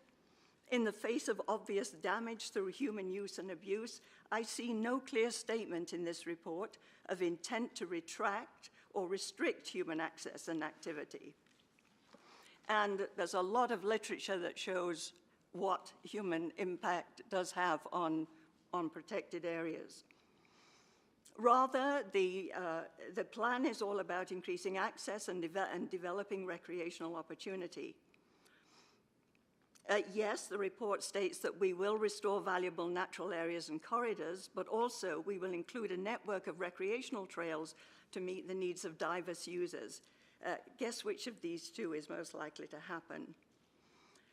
Commendably, and this is my main message, in the executive summary, it's noted that at Council's discretion, administration will forward a service package as part of the 2023-2026 budget to develop a detailed River Valley Trail strategy outside the scope of the modernization project.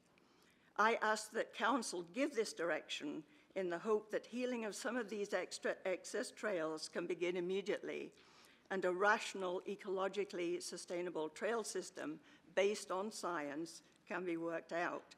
And I noted that the Edmonton Mountain Bike Association also wants this.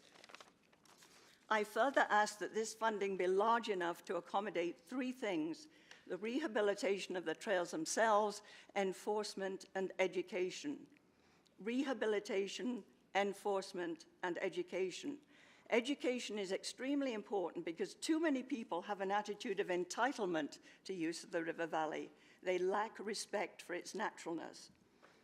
Some have no idea of the harm they are doing, others are in denial.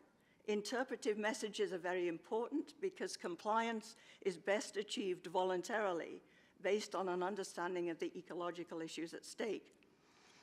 Again, if ecological protection were given proper emphasis, there would be much more signage and much more interpretive literature available for the river valley. The city's main strategy for protection is to use a land management classification system, directing where development can or cannot go or where mitigation is possible. But ecological protection by land zoning alone isn't enough. Managers of natural land don't talk about development, EIAs, or site-specific studies. They talk about prescribed burns, control of invasives, monitoring biodiversity, wildlife movements, and regeneration, and also reducing visitor impacts. Thank you. We'll come back to you in questions. Mr. Thomas, Dennis Thomas. Yes, thank you, Madam Chair, members of the committee. My name is Dennis Thomas. I am a member of the board of the North Saskatchewan River Valley Conservation Society, and I speak to you today in that capacity. I should add, I'm a lifelong, since we're into a numbers game, I've lived in Edmonton for 77 years, and for most of those years I have made use of or lived next to the river valley and ravine systems during most of my life. With me today, although not present at this table, is Honorable Linda Duncan and Mr. Harvey Voogd, also a member of the board, is attending virtually.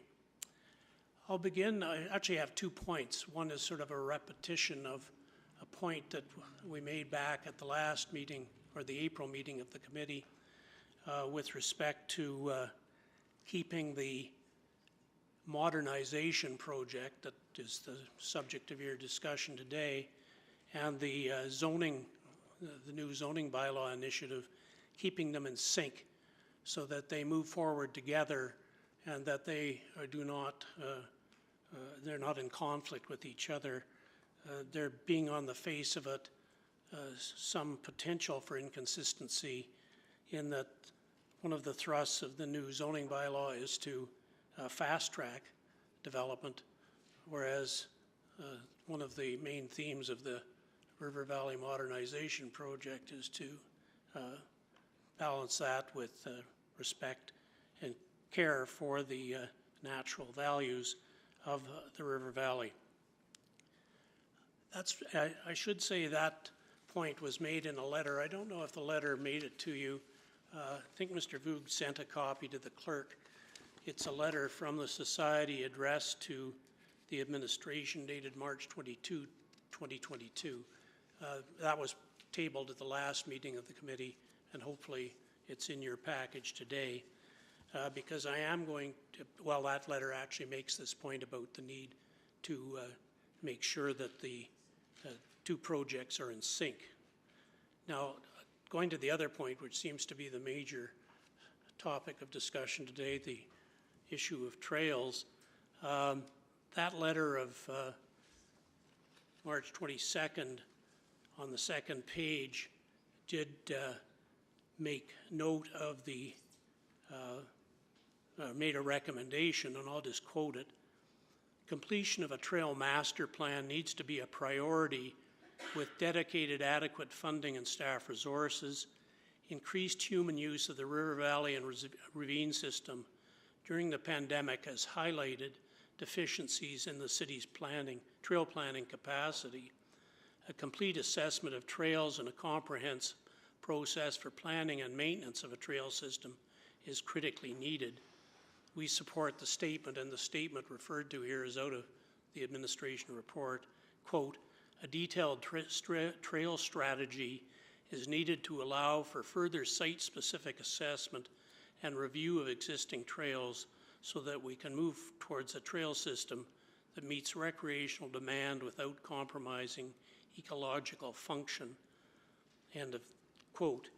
Our society certainly supports that, and we recommend a motion and request that the committee make a motion directing the administration to bring forward a service package as part of the 2023-2026 budget to proceed with developing a detailed River Valley trail strategy.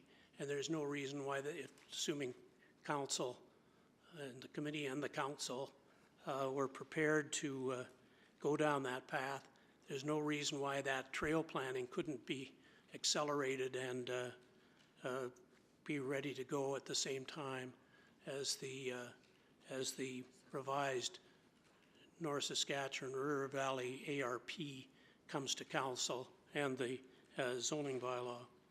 So with that, I see I'm getting close to the end of my time. That would seem to be the best outcome from today's meeting, and is to carry on, to get some funding and get this work advanced, and so everybody's working positively in the same direction. Now my mic's on. Thank you very much. Mr. Bryn, you're to answer questions only, correct?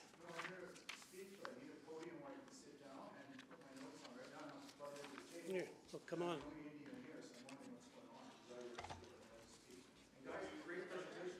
Oh, sorry. Okay. So let's. I think Mr. Zuket. Yeah, and if you wanted to. Okay. All right. There. Yeah.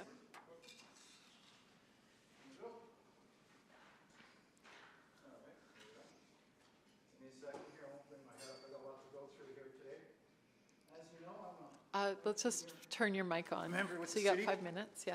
And I was the Cyclist Advisory from 1998 till 2003, when you abolished the Cyclist Advisory Committee after 16 years. I should mention that I joined the Cyclist Advisory Committee after I was almost killed in Whitemud Park in October 1998. Made the front page of the Edmonton Journal May 1999 with David Staples' story. And I work for the Federal Justice Committee. Bonjour les gars, Shediac et Ottawa. They're live streaming this right now. We're going to talk about the Ribbon of Green for 3 minutes. It started when I went into the Capitol Caucus, October 2003, pitched it.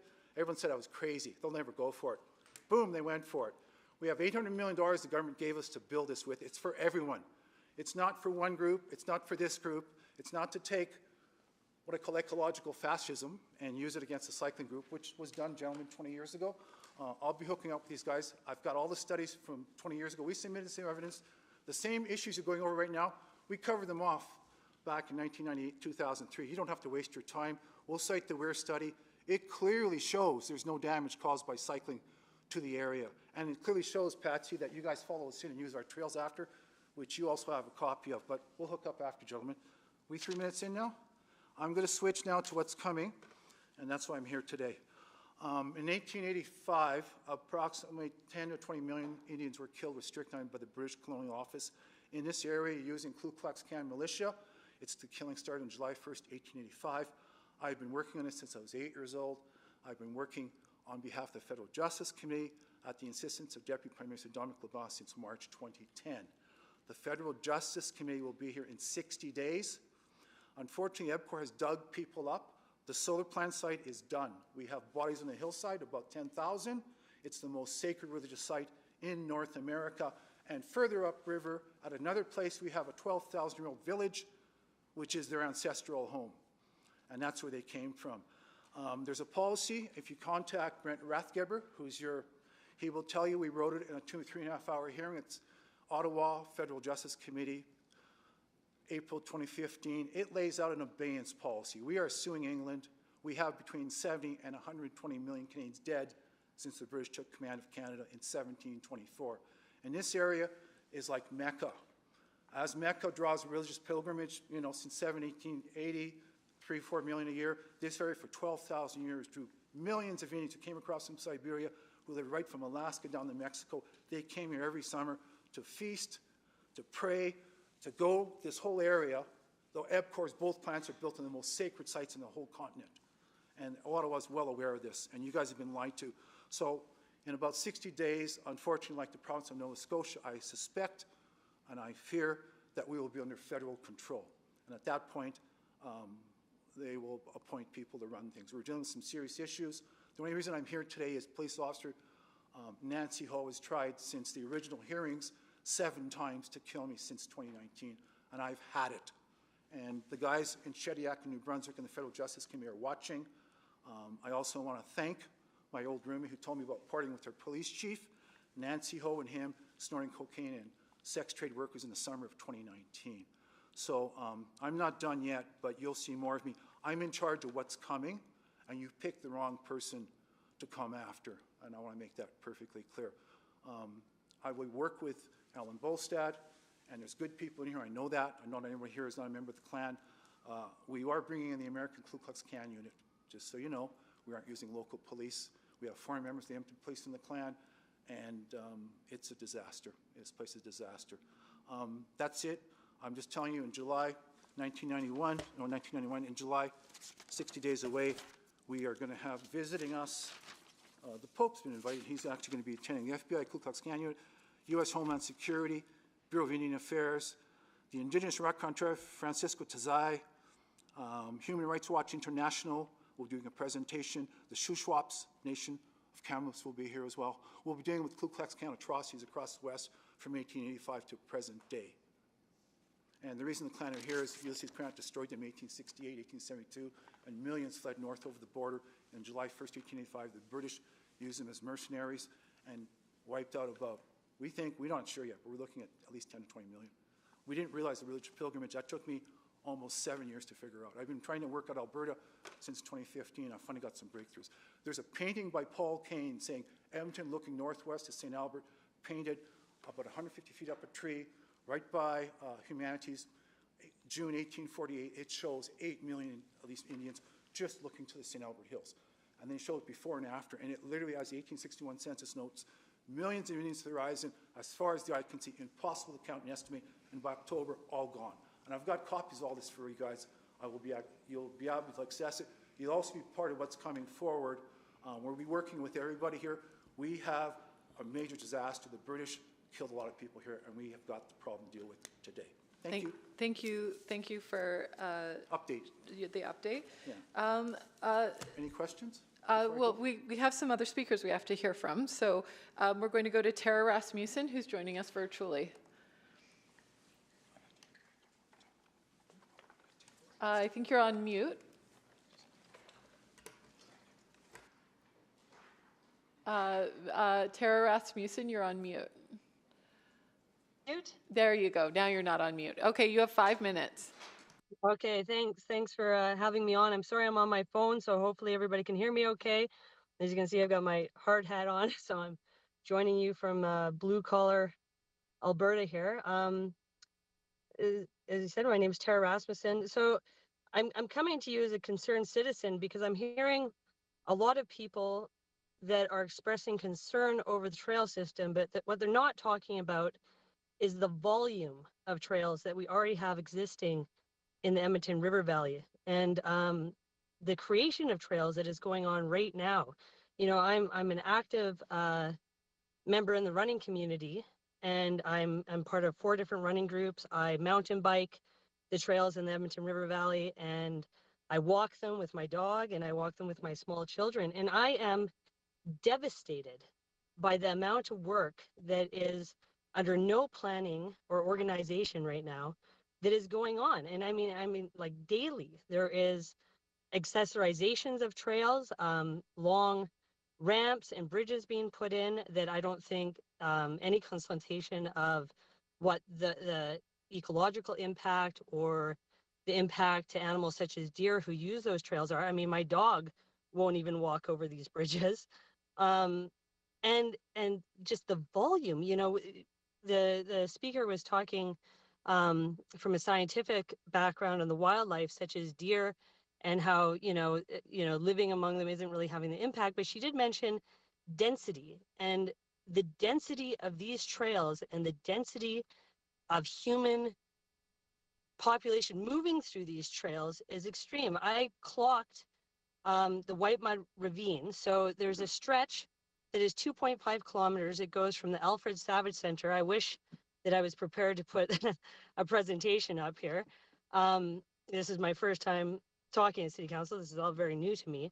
So it's a 2.5 kilometer stretch from the Alfred Savage Center to Snow Valley Ski Hill. And the ravine itself, the White Mud Ravine, is quite narrow. And I clocked the single track trails using GPS.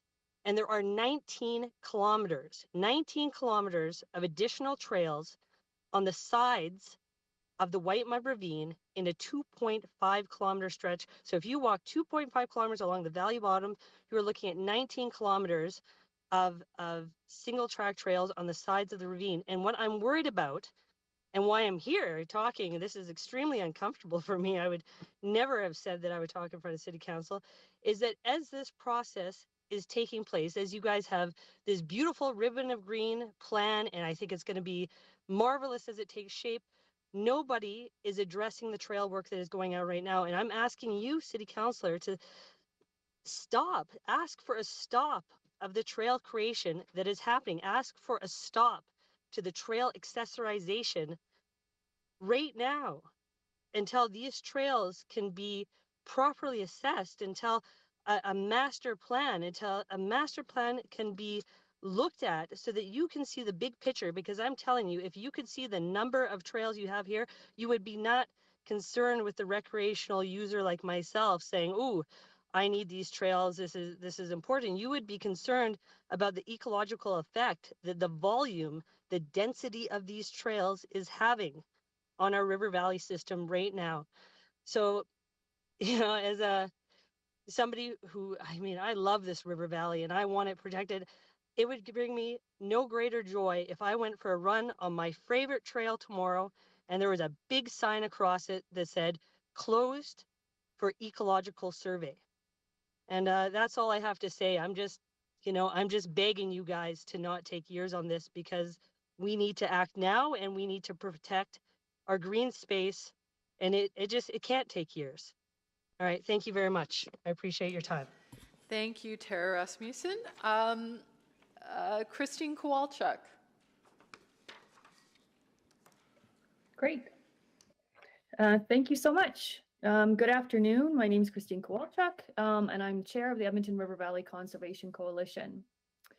ERVCC has worked throughout the River Valley planning modernization process to support protection of Edmonton's River Valley, a goal clearly intended by the city plan's motto, greener as we grow. Next slide, please. The River Valley we all know and love today does not exist by accident. We have this rare, valuable gift only thanks to thousands of years of careful Indigenous stewardship and then a century of protection and restoration by generations of Edmontonians. Our responsibility to protect the ecological integrity of the River Valley, including as a wildlife corridor, is more critical now than ever. Next slide, please. In 2019, Edmonton declared a climate emergency. Since then, the UN has made clear that the biodiversity crisis is as serious as the climate crisis, and that furthermore, our own health and the health of nature are one and the same. The pandemic is a perfect example of what happens when we do not undertake one health thinking. And what did so many of us in Edmonton depend upon to stay well during the pandemic? Spending time in the River Valley. Next slide, please. But One Health means the River Valley can only continue to support our health and well-being if we uphold our part of the deal and ensure proper care back. Next slide, please. And unfortunately, in the past 2 decades or so, we have not done this. Despite our many bylaws, plans, and policies committed to River Valley protection, we have rezoned and lost hundreds of acres of River Valley land, all as River Valley use has increased. We've approved infrastructure projects that obstruct or pinch the wildlife corridor and allowed uses that degrade habitat. And I would like to just note that the Trail Forks trails that the second speaker from EMBA mentioned are not actually official city trails. Those are some of the unsanctioned trails that Ms. Rasmussen just spoke about. The city also dissolved in the last 2 decades the Office of Biodiversity, the Natural Areas Advisory Committee, and the Master Naturalist Program. It's no surprise, therefore, that even amidst an ecological crisis, there are gaps in the public's ecological understanding and continued pressure for inappropriate development and use in the River Valley. Next slide, please. We thus need to use this River Valley modernization process as a catalyst for improvement to restore the damage done, to increase public ecological education, and to better manage ourselves, to ensure the River Valley exists in a healthier state for our children than it exists today.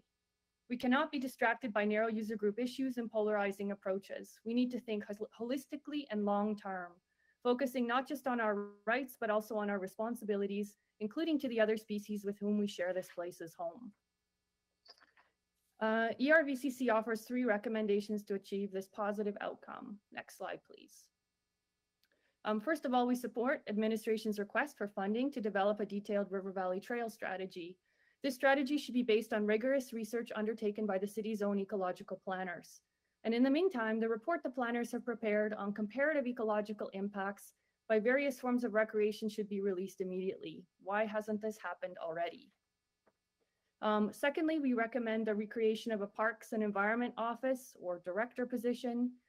This office would ensure that an ecological lens carries through planning, operations, communications, and public education. It would enable cost savings by identifying nature-based solutions and help avoid land use conflicts. And thirdly, recreate an environmental advisory group reporting to City Council. This would enable collaboration and knowledge sharing amongst groups and help resolve River Valley issues. Next slide, please. Lastly, in general, we'd like to reiterate that it's important for the city to move away from the language and idea of balancing ecological protection and human use of the River Valley.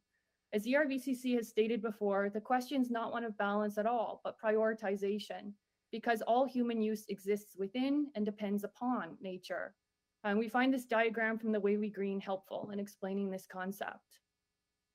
So we're asking the city to stop presenting River Valley decisions as a tug of war or a competition between conservation and recreation groups. This simply deepens citizen polarization. We're looking for the city to establish priorities that reflect that all human use must respect ecological constraints and lead the way in River Valley protection once again. And we look forward to continuing to support that work. Thank you very much. Thank you very much. Cheryl Savard.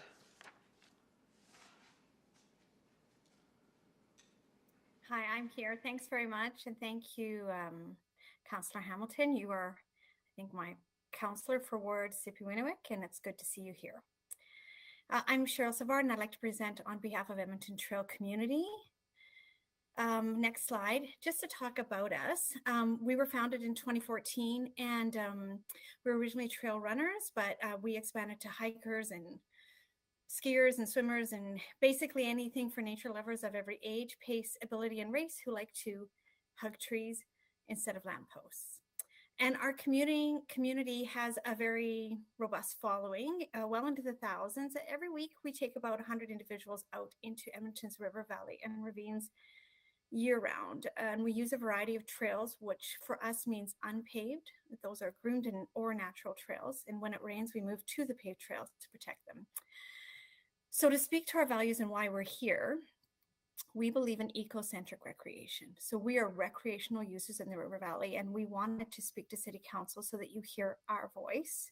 And it's important, I think, to hear a cross spectrum of recreational users. And our commitment is to eco-centric, not human-centric recreation. We believe that building a community who recreates responsibly, in balance with biodiversity, is in fact the best option for Edmonton's River Valley Modernization Plan. And I've read the plan, and I believe that City Administration agrees with that. So next slide, please.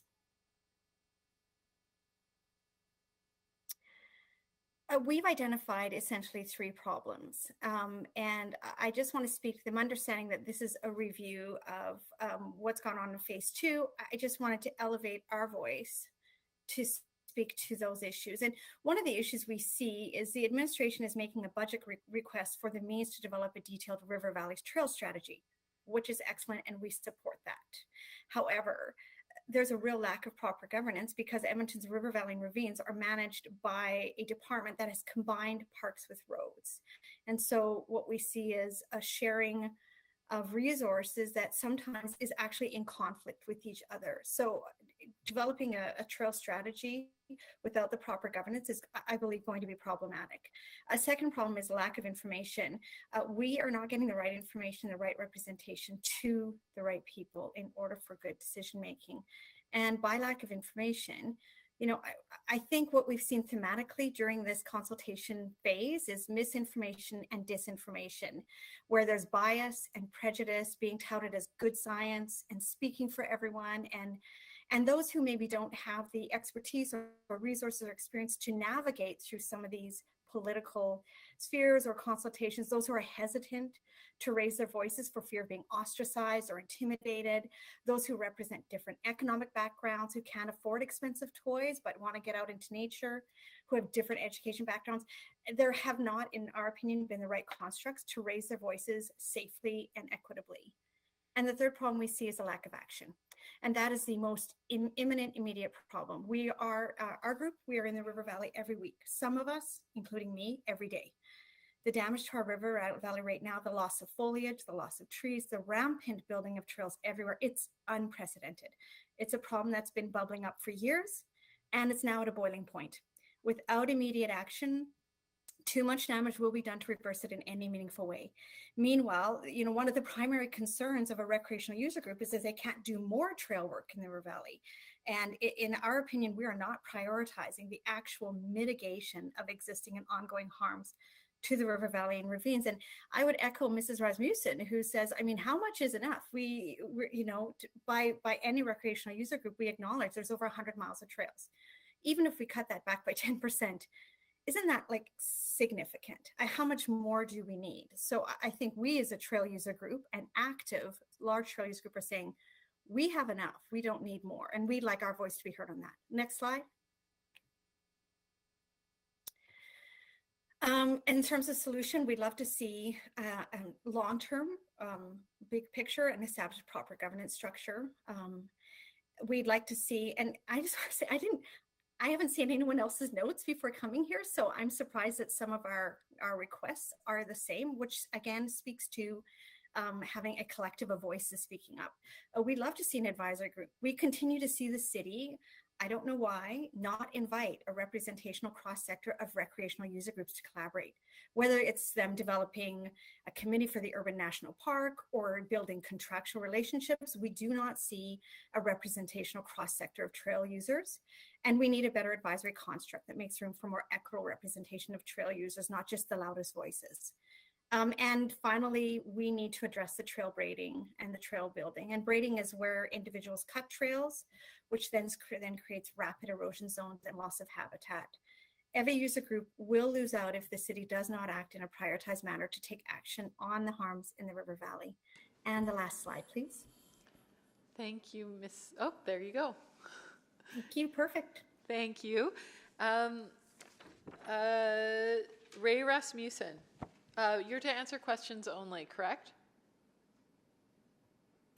I'm sorry? I have you down to answer questions only. Is that correct? Oh, no, I wanted to say a few things. All right. Well, you have 5 minutes. Okay, thank you. Well, just a little bit of my background. I was co-chair of the River Valley Alliance for its first 5 years of operation, along with Judy Duncan from Fort Saskatchewan. I'm not representing the RVA or any other association right now. I'm just a plain citizen who lives in Edmonton and loves hiking and skiing and biking and dog walking our trails. It's a beautiful environment. The original goals some 20 some years ago were to create a vision for the River Valley and secure the allegiance of 7 municipalities, which wasn't an easy thing. It took us 3 to 5 years to do that, and to inspire the kind of planning that you're doing. I'm very pleased. In fact, I'm touched to see sorry, I'm a little lost for words. The intensity of the planning that's going on in this endeavor, and I congratulate you on it.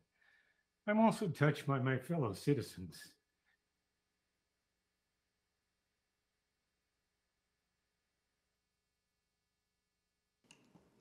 I think we've lost his. Because that's what we had to do when we had 7 competing municipalities. And we at first couldn't get them into the same room to talk about it even. My concern is a very simple one. About 6 months ago, my daughter Tara, who presented earlier, showed me a map of the tracking that she created with one of the Strava hiking, biking apps of all the trails just in one of the regions below my home in the Riverbend area. And I was gobsmacked by the number of trails in that section. I couldn't believe my eyes, even though I walked some of those trails at times. I didn't know there were so many above and below me. This isn't to say that there shouldn't be any trails. I'm impressed by the presentations by the members of the Edmonton Mountain Biking Association too, and I respect those characters. You know, I used to be a mountain biker, and it's an important form of recreation. I just have a few things that I missed in their presentation that I think I would call you as City Council to call for in the near future, not the distant future, which is, why don't we get some more maps? Tara would share her map with you. It was done casually by herself and a bunch of her running colleagues to show you that kind of trail proliferation. This isn't natural trails anymore. These aren't the deer trails I used to walk 20 years ago. These are trails that have been clipped and widened. And no, there's not a lot of mud damage and stuff like that on those trails because most of them go across roots. That could be part of the vegetative problem. I'm not sure. I'm not an expert in that area. So what I would call on you to do as City Council is, by God, keep up with it. And I feel for you trying to manage these different interests. I've run a lot of meetings for the city in the past, and I know how hard it is to try to do the right thing with so many people coming at you. But I would say, let's get some mapping done sooner than later of the amount of trail proliferation. I missed that, you guys who are from the Edmonton Mountain Biking Association. That should have been part of your presentation because you should acknowledge the problems and not just the prospects. You did a great job on the prospects. You talk about natural surface trails. I don't know what those are because the deer trails are no longer deer trails. Those aren't natural surfaces anymore. They're clipped, groomed trails. My sense as a walker and hiker in the area for more than 20 years, maybe 40, is that there is a big expansion of trails, and it may be going on everywhere. I don't know that. I also hike in the area above Terwilliger Park and in those kinds of areas too. I don't have any scientific knowledge. I'm just worried about it. I hope to leave you with that same concern, councillors, that you get this going sooner rather than later. I think you need to see what's going on with this trail proliferation. And I use the word proliferation because I think that's what it is. Or although maybe the map Tara showed me isn't representative of the whole system.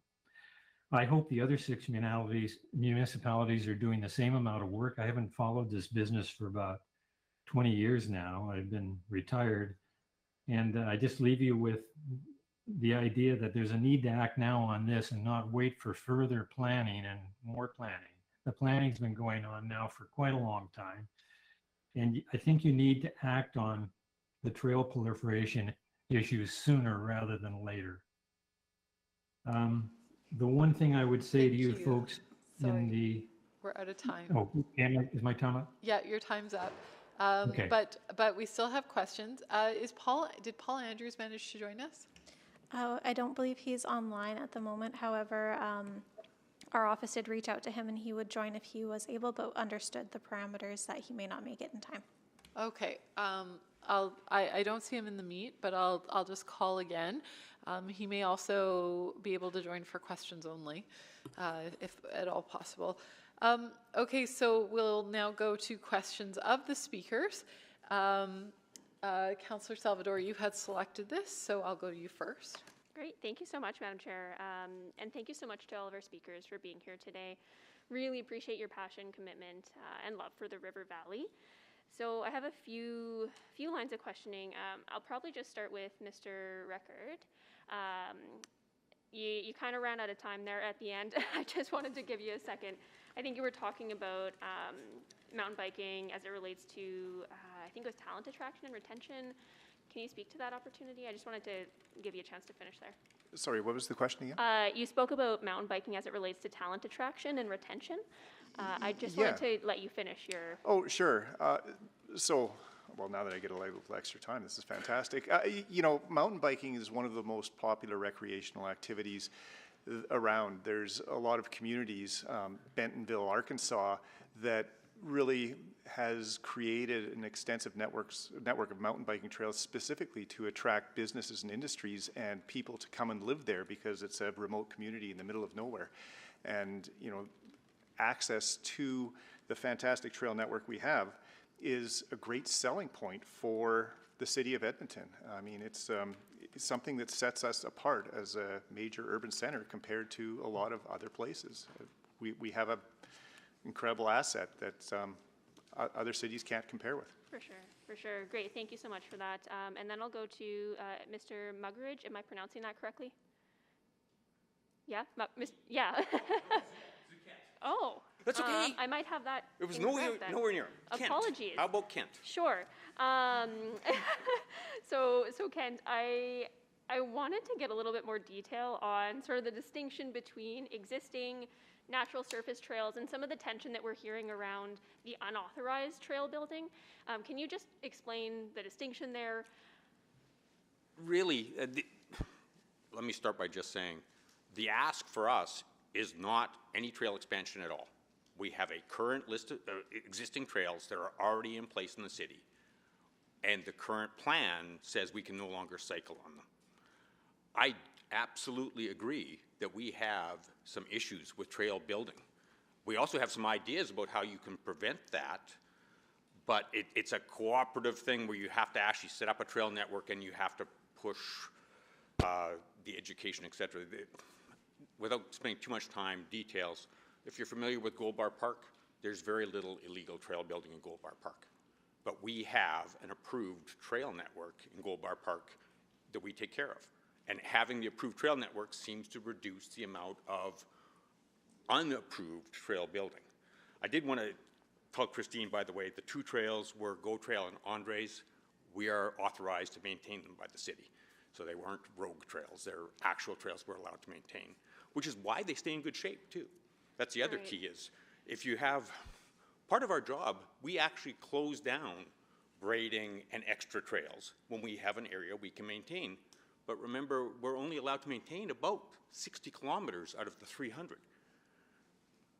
So some of the areas where there's problems, we just can't get in there and work. Yeah, so I guess I'll just pick up on one of the points you made around, I guess, the ability to properly maintain and maybe even formalize some of our trail network.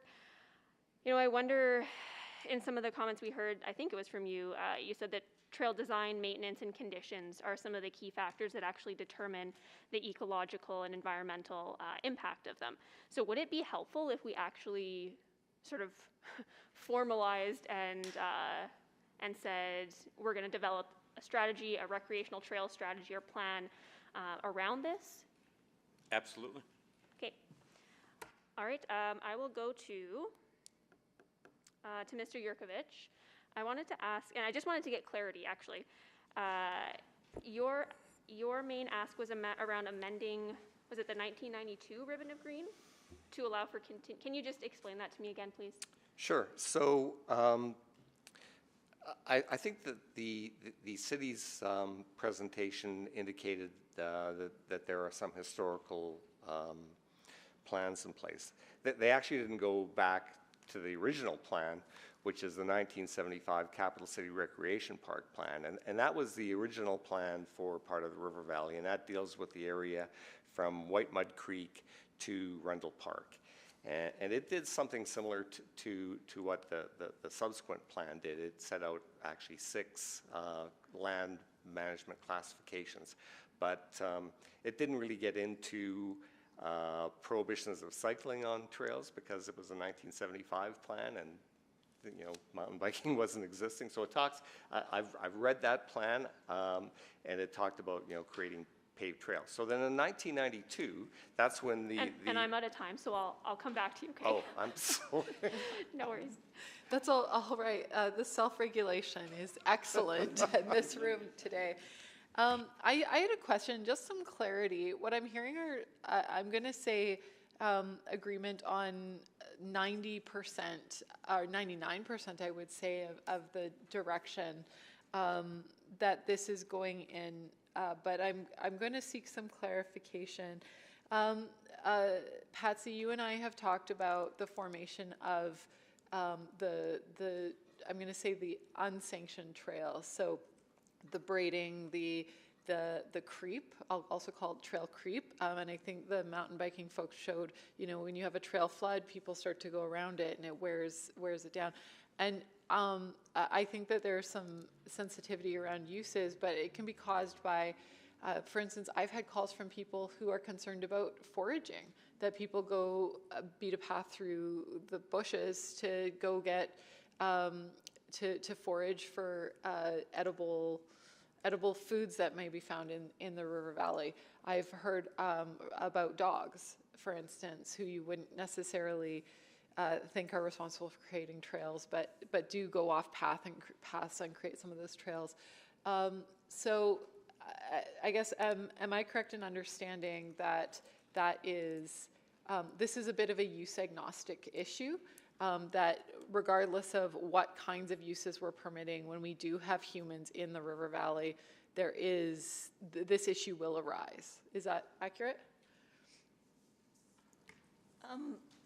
Yes, I think all the literature shows that humans have impacts in various ways, and yes, it's not just the mountain bikers who are you know, contributing to this problem, although I believe they are a major cause, which is, you know, why I wanted to stress education and using more signage and more interpretation, so people really understand you know, what's happening. And you've heard that this is only going to increase. You know, the problem is only going to get worse. So we have to really, you know, get to people and get them doing things. I would suggest in some cases that dogs are off leash in areas where they shouldn't be. That could be looked at. Tobogganing could be, restricted to appropriate areas. And yeah, I think the conservationists are totally on board with Ember in that we need to get a trail system worked out that works for Ember, but does away with all these extra side trails, which, mountain bikers are just using to go up and down slopes. They're just doing it for the thrill of going up and down, as opposed to actually going for a proper, cycle ride. All right. I appreciate that perspective. And Christine Kowalczyk, you're still online, correct? Correct. Okay, thank you. Sometimes folks jump off, so I'd just like to double check. You mentioned the Master Naturalist program, and this sounds a little bit before my time, but I'd be interested in hearing what that program entailed, if you have an answer, or if anyone else has an answer in terms of what that program looked like. I can actually answer that, because I used to lecture at the Master Naturalist program.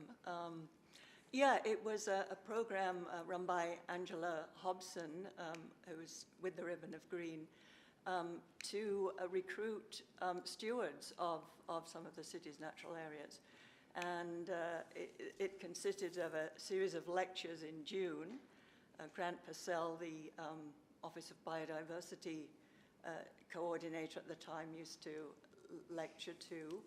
And then they were sort of to be deployed in these various natural areas, assisting with maintenance. But it sort of, it fizzled out. There was difficulty, I think, in the city providing support to these stewards, so they actually knew what they were doing. But you'd have to ask administration why they eventually closed it down. Well, and it seems to me like there are a number of people who are invested in the welfare of our river valley and who would be, I'd say, almost enthusiastic to participate in a program like that once again. I'm out of time. I'm going to reserve the rest of my questions for administration so that we could perhaps find some resolution for folks today. Thank you all for coming and spending your afternoons with us here, or this afternoon with us.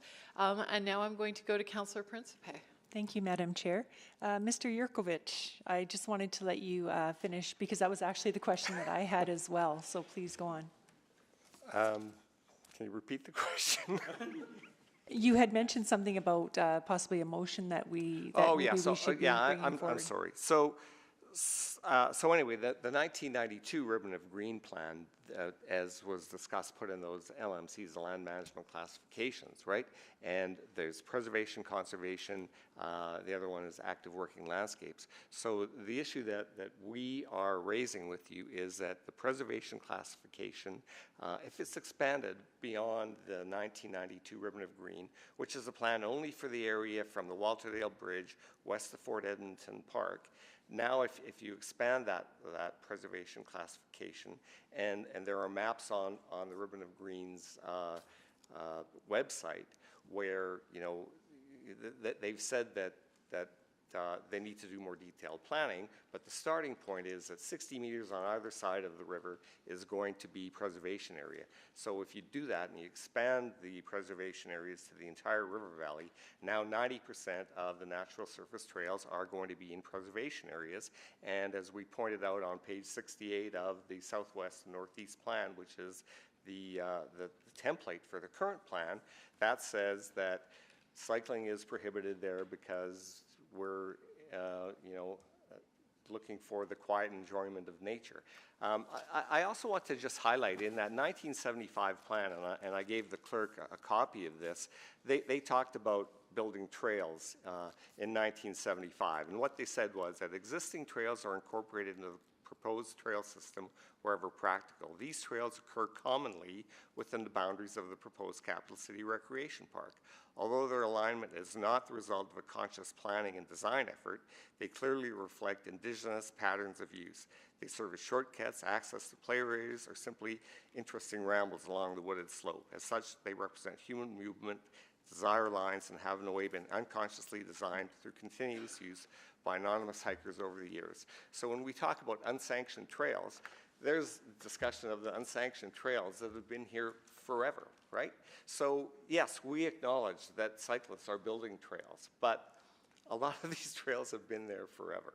And so when people talk about unsanctioned trails, you know, the only sanctioned trail is the GO Trail, the one that the city built when they wanted to put the multi-use trail over top of an existing single-track trail from Twilliger Park to the Henday Bridge, which we objected to, and Patsy objected to as well, because they cut a swath of 50 meters to build that trail. But as a compromise, the city built that single-track trail that was in Kent's proposal. So what we're saying, and again, the North Saskatchewan Conservation Society in their weekly newsletter, they had someone say we need a volunteer trail patrol because of this unsanctioned activity. You know, other people, and we've heard it from these groups, say they want the city to enforce that prohibition.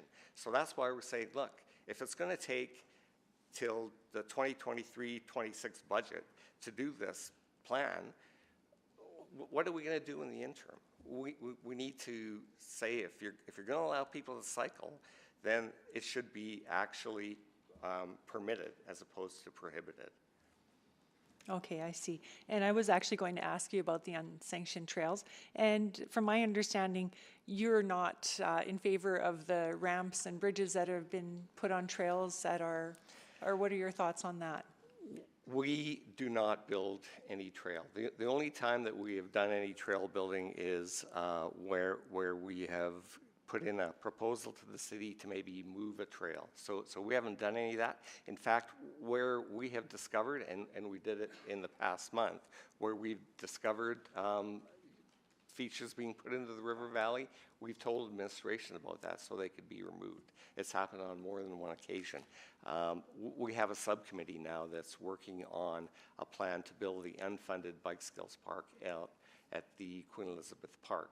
And if we get that bike skills park built, and it'll be built properly by experts, then hopefully the need of people to go out and build their own features is going to be taken away because they'll have somewhere to do this. Right, I see. And then Mr. Thomas had mentioned 12% of households use the bike trails. Was that correct? I don't think. Who was that? It wasn't me. Was it you? Yeah, sorry, Mr. Thomas. Okay, thank you. My time is up. Sorry, we're running a little brief on time. Councillor Paquette and then Councillor Jans. Thank you. So this is going to sound maybe a bit silly, but Mrs. Cotterill, I don't know if you're the one to ask, but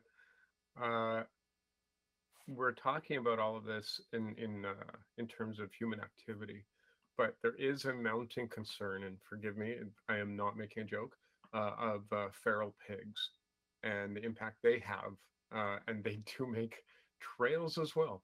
So, you know, there's a whole issue going around here about like what provides more access to wildlife that are not indigenous to the area, who will also have impacts based on human activity.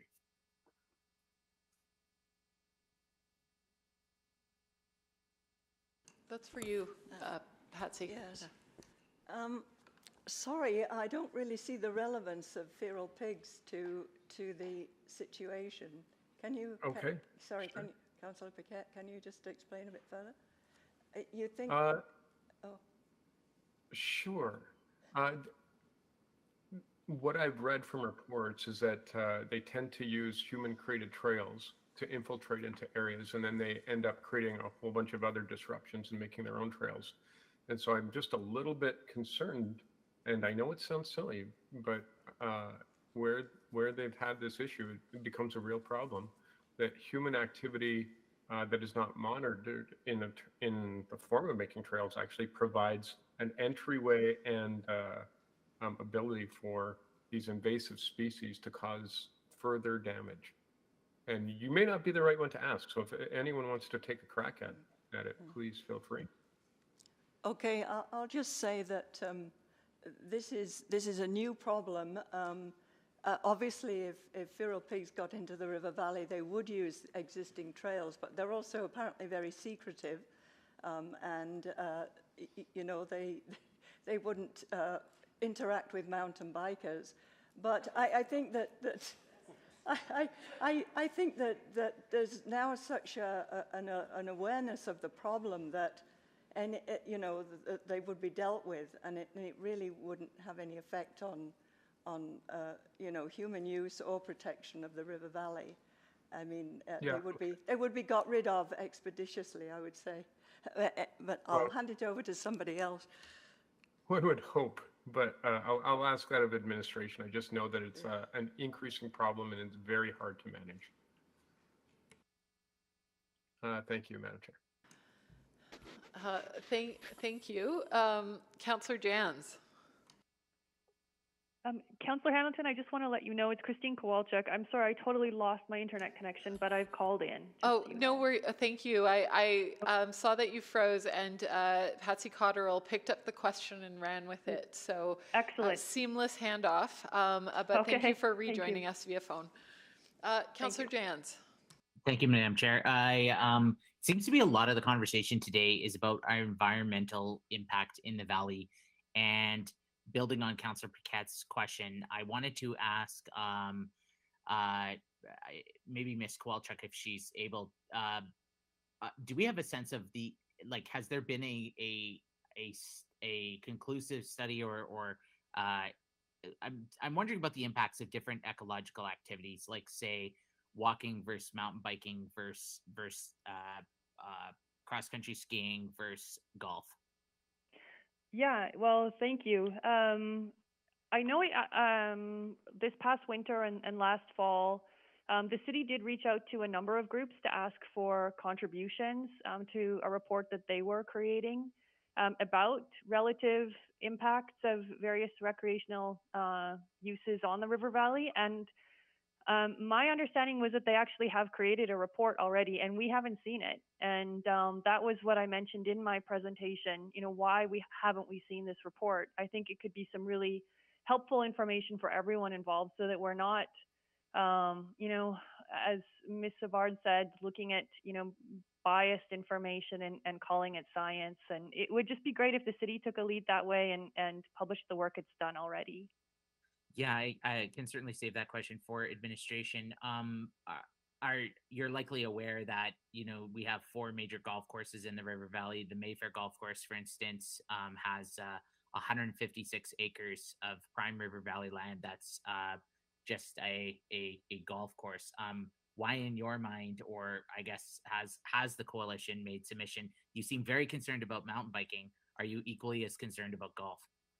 Yeah, absolutely. And that was one of the points that we have been trying to make, actually, is that this really shouldn't just be about mountain bikers versus ecologists. You know, I think that's such problematic framing. And certainly within ERVCC, we have some mountain bikers. We've never been anti-mountain biking, et cetera. And there are many, you know, we want this process to be holistic. So we're not losing sight of the big picture. We're looking at all uses, including golf courses, including areas where off-leash dog parks, unfenced off-leash dog parks exist. You know, all uses need to be looked at. This is the opportunity to do it, is with this River Valley Planning Modernization Project. Thank you for that. And maybe the same question to the EMBA then, Mr. Yurkovich is, has the EMBA seen sort of a definitive impact study? Yeah, and I think that in Ken's presentation, he gave a number of the papers, and as we've mentioned, the city has also looked at some of these papers. So, for example, there was one in 2021 out of Norway, and it has an extensive bibliography that we could share with you. And again, our reading of all of the papers is that any human activity will have an impact, and so we're perfectly on side with the city doing the you know, on the ground assessment of trails to determine where there should not be any human activity or where a trail needs to be moved. But you know, we feel that the issue here is that people are saying, well, we're going to have a trail where people are allowed to run or walk, and you can't cycle on it, and the science doesn't back that up. What the science says is if there's any human activity, then those impacts are essentially equivalent. So I wanted to ask as well, I mean, do you feel like it's been unfair that mountain biking has been singled out, but that golf hasn't? Well, you know, as I mentioned in my presentation, we have a number of things in the River Valley. I'm a native Edmontonian too, and I used to ride my bike from St. Catherine's School to the top of the hill and go down and play golf with my friends. So I'm not against golf courses in the River Valley. That's a great form of recreation for people. But I think we need to have a balance. And you know, the issue is, unfortunately, that people are focusing on these trails and saying that you can't have cyclists on these trails. So that's our primary concern. You know, we're not taking a position on all of the other activities that happen in the River Valley. As I said, we're a city. The city plan talks about increasing access to recreation. That's our primary focus. Excellent, thank you. Thank you. Councillor Wright, questions of the speakers? Oh, you're on mute. There, now There we working? I hope. Okay. Ms. Kowalczyk, I'm just wondering, the idea of having an office of the environment director or an advisory group in that, do we run the risk of, by establishing something like that, do we run the risk of maybe a one-sided view? How do we make sure that there's that unbiased assessment? I'm not really sure I understand the one-sided view. I mean, they would be working with all other city departments is what we're thinking. And this is the way that it apparently worked in the past as well, that they were, you know, consulted with on all city projects, so that there is an environmental lens that is applied to planning and operations and communications and things like that. And that's their responsibility then, is to make sure that that view is taken into account. And as Ms. Savard said, right now, instead, you know, what we've got is, you know, parks and roads sort of lumped together, and that's really where the River Valley planning, or well, I mean, that's where part of the River Valley planning happens. Other parts are happening within other kind of separate silos almost. So it would be great to have one department that is bringing that lens and coordinating all of these departments together with you know, environmental information.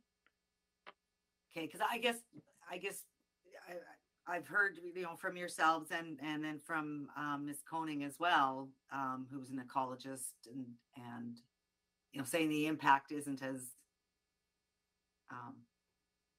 the environmental impact isn't as bad from the mountain biking. I'm just wondering, how do we strike a balance? Oh, right. I see what you're saying. Yeah, well, I mean, one thing to keep in mind is that researchers, even within the same field, tend to disagree. I mean, that's part of what keeps research itself interesting. So I think, you know, there would be many people who are ecologists who might have slightly different views, but that's why the communication is so important as well. And certainly you know, the Office of the Environment or Biodiversity, whatever you want to call it, they would probably be depending upon the research of many people rather than just one.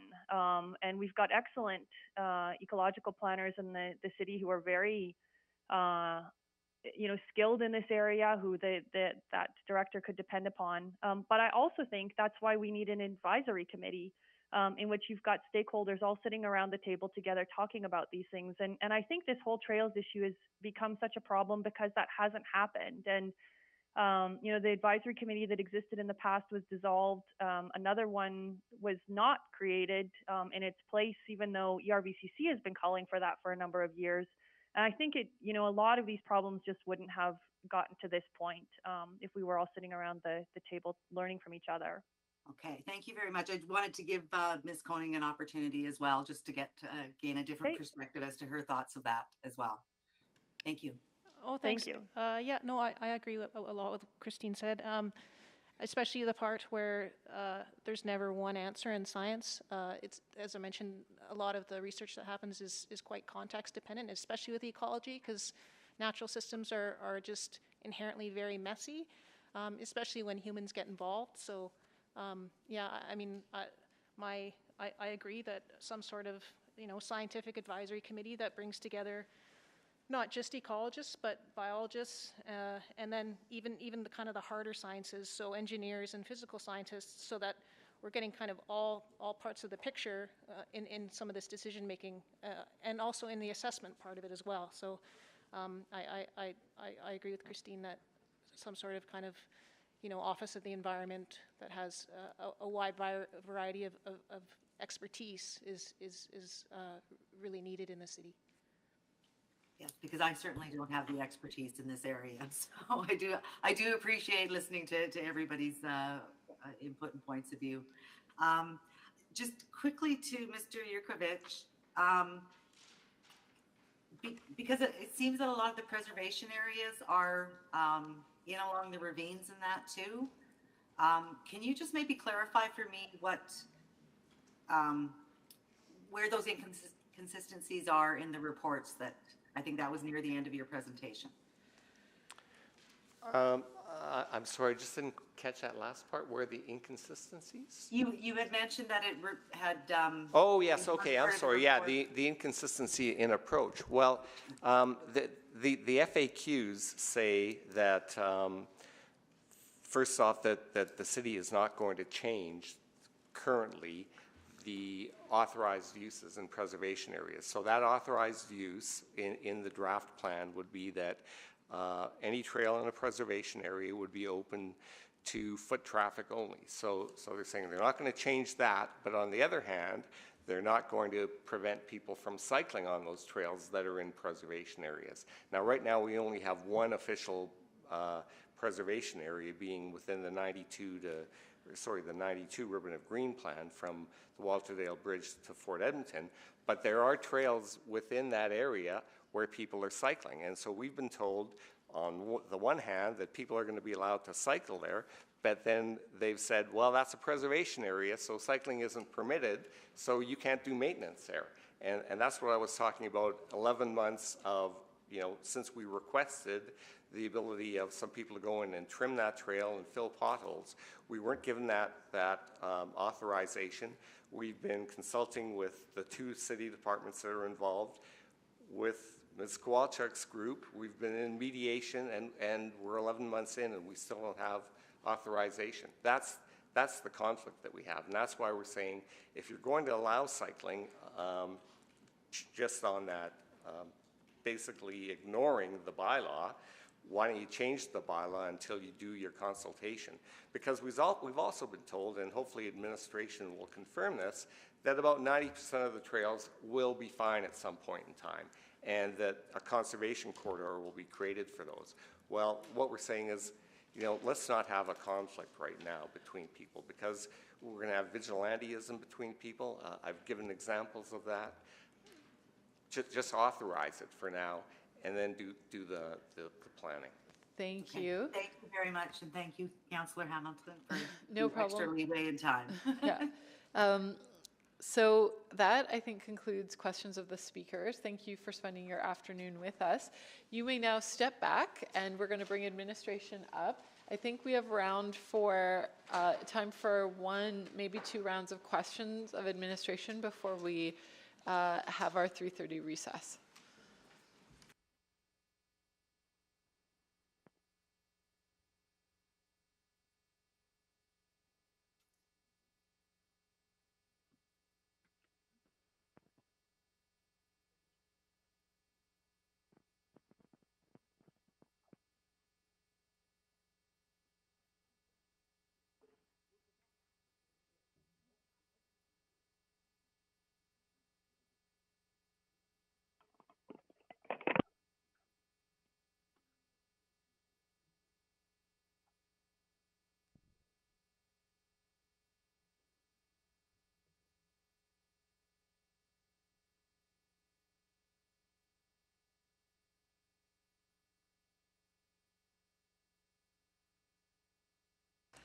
All right, as administration settles in, Councillor Salvador, you selected this item. I'll go to you.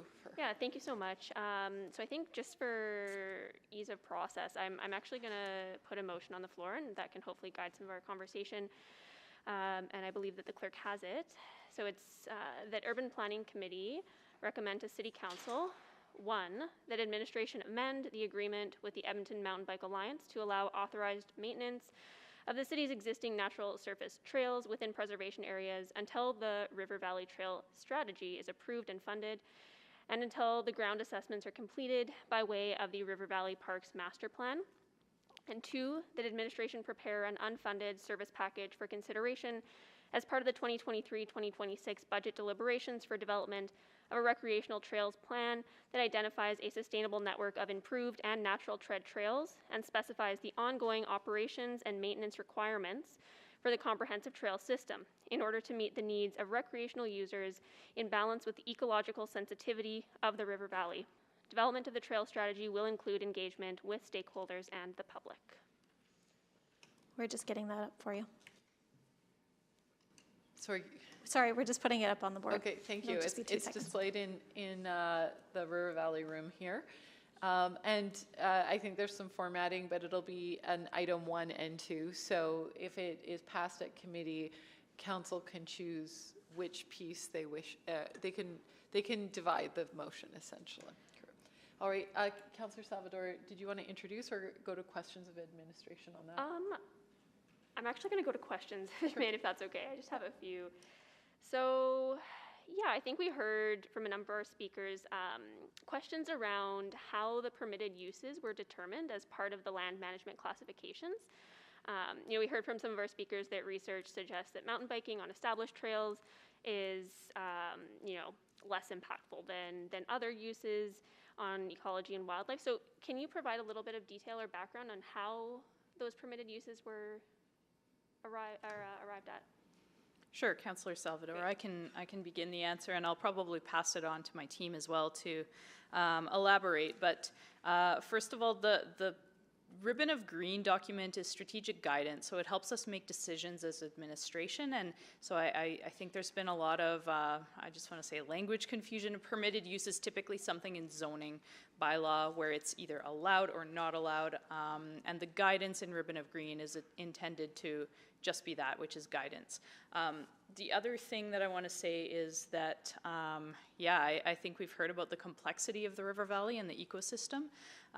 And so the types of uses that are appropriate really are specific. And I think you heard that answer actually in the last question of speakers, which is that it really depends on what the weather's been like, what's the slope, what is the intensity of use. There are so many factors which make it really difficult for us to do desktop determination of what the appropriate uses are and in which place, and that really is why we need to go on site. Agnieszka, do you want to elaborate on anything that I've said? Yes. Oh, I don't think that microphone is working. You'll need to use. Okay, thank you for the question.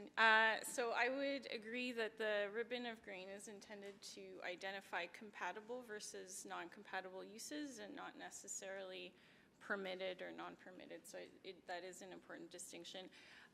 What we did identify through desktop-based analysis is that these areas identified as preservation are some of our most sensitive areas, ecologically sensitive areas in the river valley, as well as sensitive due to factors such as potential flooding, landslides, other factors like that.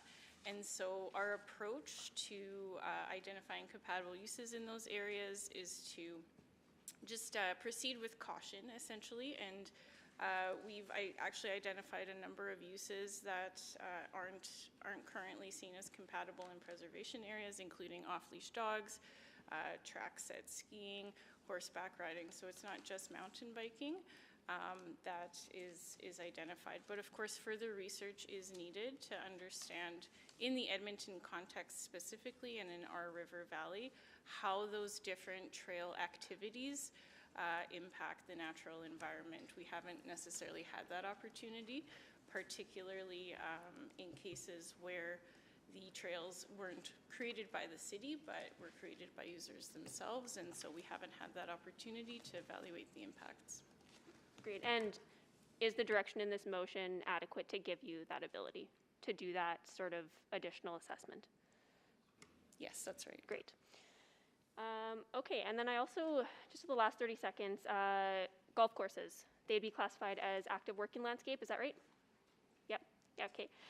So there was mention of over time sort of returning or transitioning certain active or working landscapes back to conservation or preservation areas.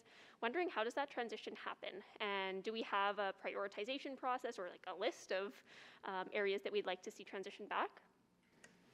So as far as golf courses are concerned, Councillor, because those are uses that have permits, they have permission to operate, they have leases in some cases, that classification would need to be changed through council's will or through changes to legal agreements with people who are leasing the properties. Great, thank you. Councillor Paquette. Yeah, thank you. So to administration, in attachment 3, there's a list of out-of-scope deliverables, and I'm just wondering if this motion, to your mind, gets at those, or do you think that it would require an amendment in order to address those issues as well?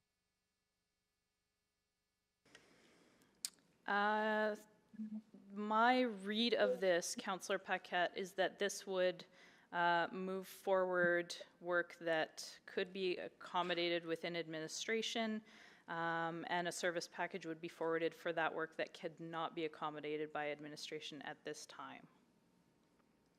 Okay, and does that includes all of the items in attachment 3? Or because I'm just wondering, like, if so, I don't have to make a subsequent. So, Councillor Paquette, just to be clear, what you're asking us is in attachment 3, you would like everything that's out of scope to be in scope. Yep. We would just need a minute to do cross-reference between the motion that's on the floor and that attachment. If we could circle back on that. Okay, or it could be a simple amendment, a part 3. Thank Okay, you. so I'll circle back on that. And I know it's a silly question, but I think the point of my question about the feral pigs is that there's a whole scope of environmental considerations that are more complex, I think, than are sometimes considered. And I'm just wondering if we are going to be considering all of those things.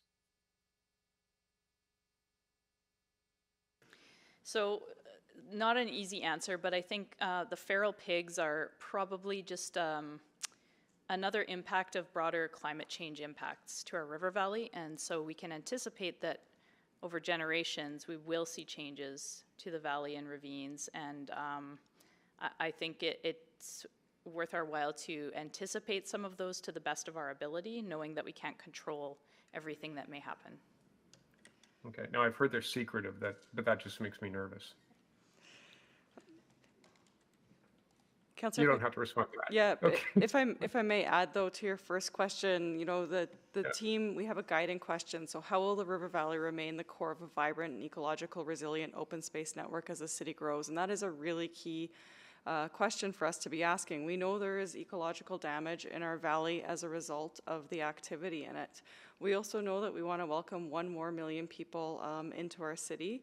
And we also know that trail maintenance, enforcement within our trails costs money in order to do, but it's probably an important thing for us as a city to invest in. So we're working through all of this right now. We're listening and learning from Edmontonians. We're working with the ecological planners to understand how do we preserve our valley. It's so incredibly important to Edmontonians, both today and tomorrow's Edmontonians. And I just want you to know that there's a lot of questions still, but the discussion today isn't lost on us, and the importance of these questions aren't lost on us either. Okay, thank you. And then, so what do we do about, because it doesn't sound like anyone in this room is actually very enamored with the fact that there are folks independently cutting down trees and building trails. What do we do about that? Because I'll tell you what, when I lived along the river valley, if I cut down the trees in front of my house for a better view, I'd be in huge trouble. Yeah, agreed. We're not very enamored with that either. Perhaps somebody from David Jones, could you speak to our enforcement approach currently? if you're the right person. Yeah, I can get us started, and then I might ask John to weigh in a little bit more about the operations, but thanks very much for the question. I think one of the things to consider right now is just our capacity with respect to enforcement. You know, the park rangers are stretched pretty thin. We've diverted almost half of them to an encampment response plan right now, and between that and the wildlife maintenance team, you know, outside of those, we have about 7 FTEs available for covering the river valley right now. And so we do our best, and we will put together um, some very targeted activities with respect to engaging and reminding folks on how they're supposed to be using those parklands, but we can't be through that entire network in order to do proactive enforcement. I'm not sure if you've got Because anything this to add. just gives everyone a bad name involved in mountain biking for sure. Because it looks like it, in the public mind, it looks like they're all one group and they're transforming the landscape that belongs to everyone. So yeah, it'd be a shame to have to put in like surveillance or something like that. Councillor Paquette, we're well aware that the mountain biking community is not just one voice, that there are a variety of different users who are mountain bikers, some of who are actually very interested in protecting the ecological integrity of our valley, and some that are in there cutting trails and adding bridges and not leaving the type of legacy that we want to see in our valley. Thank you, Councillor Paquette. I accidentally blew over our break, so we have a 15-minute break now. We will come back at 9 to 4. All right, we're in recess.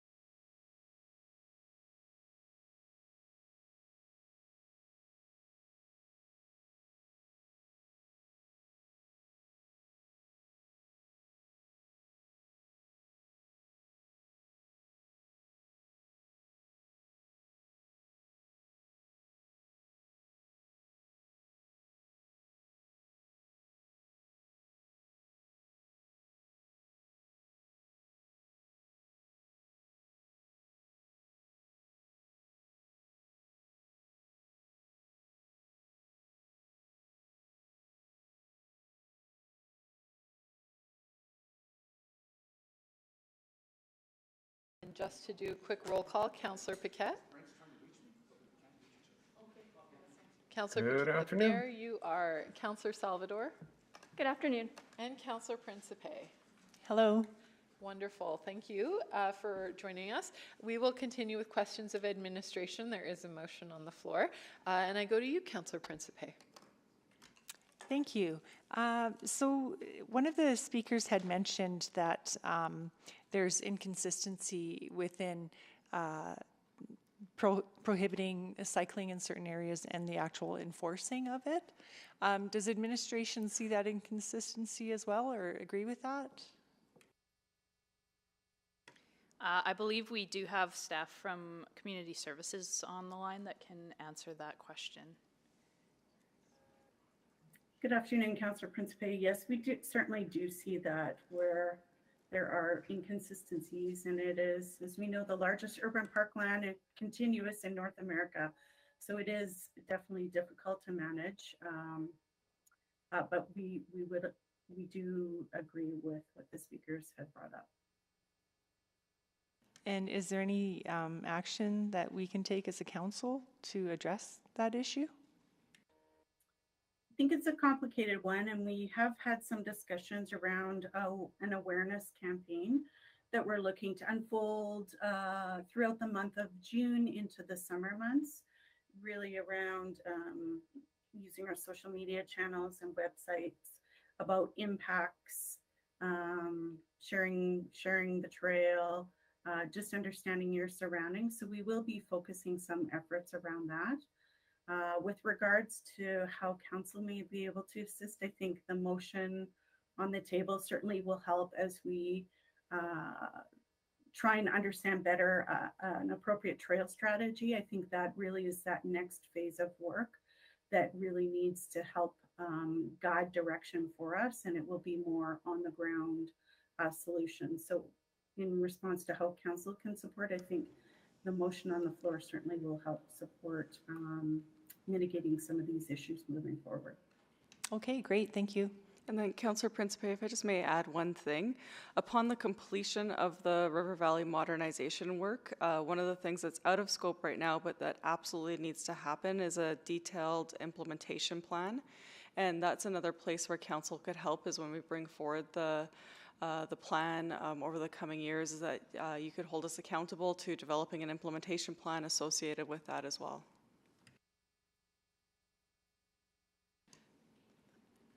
Is that all for your questions, Councillor Principe? Thank you. I'm going to take the opportunity to ask some questions now. I hear a couple of recurring themes both today and in ongoing conversations with stakeholders who use the River Valley. And one that I've heard some sort of nostalgia for before is the Master Naturalist program. And I bring it up because not only because some of our speakers spoke about it, but because it seems like one of the tensions in this short-term versus long-term conversation is that issue of enforcement around uses. And what I'll be the first to say that it's probably pretty impractical to talk about seeing further enforcement in the River Valley as it relates to, I'm going to say, relatively minor infractions. But I also think of something like the Master Naturalist program, which teaches people to be stewards along that very, a fairly large portion of land. So I'm wondering if you're looking at that as a potential for essentially building out community partnerships. So that is not something that we're currently looking at. We know that there was a lot of love for that program. And I know that Ms. Katowska could speak about it in more detail, but it is one of those things that we don't currently have resourced in our work plans. Okay, and that would be, I'm guessing, one of the tensions there, and I see it kind of reflected in some of the out-of-scope deliverables work, is that is kind of an end state user-based program versus what your role is in this, which is around the planning and the sort of process to get to that end state. Is that accurate? That's correct, Councillor Hamilton, but we will take that away and learn more about that program, and as we advance this work, consider it as an implementation tool. Okay. Implementation approach, sorry. That's helpful. And I think about one of the other things that I think this motion even starts to get at, which is that there is a lack of data as it comes to mapping out what the current state is. And that's why I bring up partnerships, because there is an ability, and I think we heard this from a number of the speakers, in order to partner to start to get really good complex data sets that would help inform those discussions. So albeit at this point, implementing that kind of program might not be practical, are you looking at crowdsourcing data to get a better sense of essentially what the current state is? So no, we're not looking at crowdsourcing data at this point in time, Councillor Hamilton. But what we are looking at is implementation of Breathe, which does have, having good data. That's a critical component of it, and it's something we're working on advancing right now, actually. So that's something worth investigating as part of that data work, is how we can leverage other partnerships and other sources of data. Okay, that's very interesting. I have to bring it up because I have a constituent who has brought it up with me numerous times, that one of the uses they are concerned about, we talk a lot in this report about active modes, but one of the uses is less active, and I mentioned it before, it's about foraging and removing plant and vegetation from the river valley, either as a food source or for personal use. And I know that is in and of itself a really complex question in this city, but I'm wondering if you're looking at that, because it does have an unintended impact in terms of affecting the ecology of the river valley. So through the ribbon of green, we haven't evaluated the impact of foraging specifically. I do believe that vegetation removal and disturbance would generally not be permitted as per the parkland bylaw, and I think colleagues, Ms. Norman, could speak to that, but yeah, that's not something we've evaluated currently. Okay, and that gets to the sort of the regulatory piece, and back to that enforcement question, which is really challenging with the current state. When you're okay, so that's really helpful, and I can communicate that back. I think that's all I have for questions as it relates to where we are today. Maybe in my dying seconds, what our next check-in on this will be in the late fall or early 2023? Potentially early in 2023, just pending scheduling. Okay, thank you very much. Councillor Jans. Thank you. I was wondering, to administration, I had asked Ms. Kowalczyk about this study.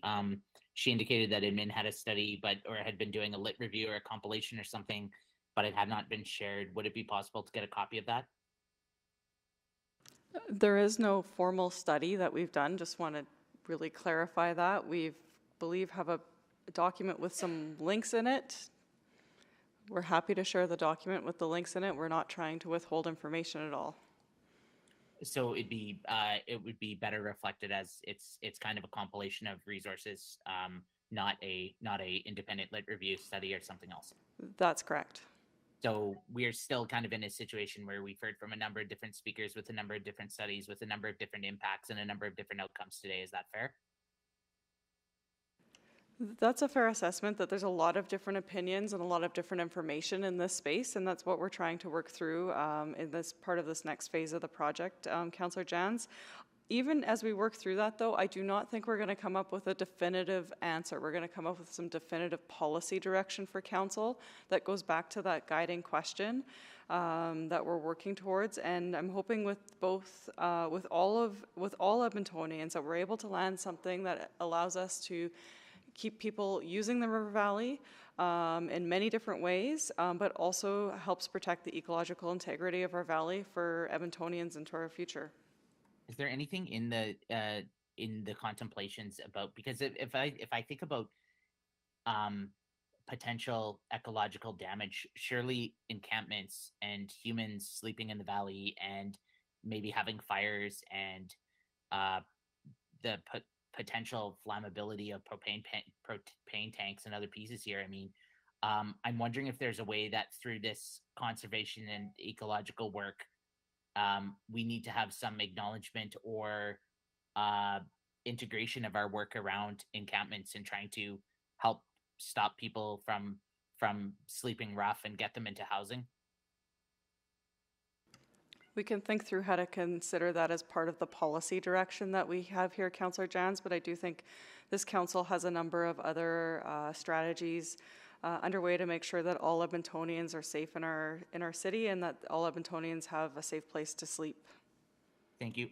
Offhand, do we know the fine if you cut down a tree illegally? I want to say it's thousands of dollars. I want to say almost $10,000. I think. Mr. Wilson, I'm not sure if you've got that at hand. I know that there are a number of avenues to proceed with that we can go through bylaw. We can also work in collaboration with the Edmonton Police Service to explore criminal charges, and then also look at civil action to kind of remediate some of those losses. But John, do you know offhand what the charges are? No, I don't have that information off the top of my head, but I can certainly look for it, and we can circle back to that and share that information today. Yeah, I think going back to like if we go back to what is the problem we are trying to solve, and we've heard a lot from the mountain bike community today, and we've heard a lot from some other folks and I don't mean to pit this as an adversarial thing, but in the conservation community today, it still feels to me that in this work we're missing the largest sources of danger or harm to the river valley and our water and our ecosystems, which is our humanitarian crisis with folks sleeping rough, and I hear that's reflected elsewhere. I note that, and it has to be addressed elsewhere. But then also this other piece around golf courses and other uses in the valley, potentially even the gondola. How will the conversations about golf or gondolas be realized? What's the pathway for that? Councillor Jans, the pathway is through other reports. That's not the focus of this report. It's about creating that long-term planning strategy overall for the city through the Ribbon of Green work and the River Valley modernization work. And there's other work that's underway for each of those things that you've contemplated. Gondola, golf courses are both out of scope, and as those come forward, council will have decision points associated with those. And for Edmontonians who are sleeping rough in the River Valley, there's other work that's underway. And I imagine I know the answer to this question, but the carbon budget impacts as well too. I'm guessing you're going to say it's also in another upcoming report. Yes, in another upcoming report, but I would say that there's a point of, as we bring this, if this motion on the floor is to pass, we will be putting many of the things that we're recommending or not recommending through the carbon budgeting lens, and protection of the valley and maintenance of current trails. The recreational trail plan could have an impact on the carbon budget. I don't know yet. We'd have to look at that. And I just want to be careful to not overcommit that we're going to get that granular with the budget process. So there could be. Most helpful. Thank you. Thank you, Councillor Jans. Councillor Paquette, you have more questions or to speak? A couple more questions. All right, go ahead. You've got 3 minutes. Thank you. I have a resident who had an issue with the tree, and if she had cut it down, the charge would have been $40,000. Just FYI. Okay, so I'm a little bit confused about the timelines here. We know we need environmental assessments. We need to look at and understand ecological concerns, multiple of which have been raised by councillors today. Just in general, trails and uses, and then planning and development.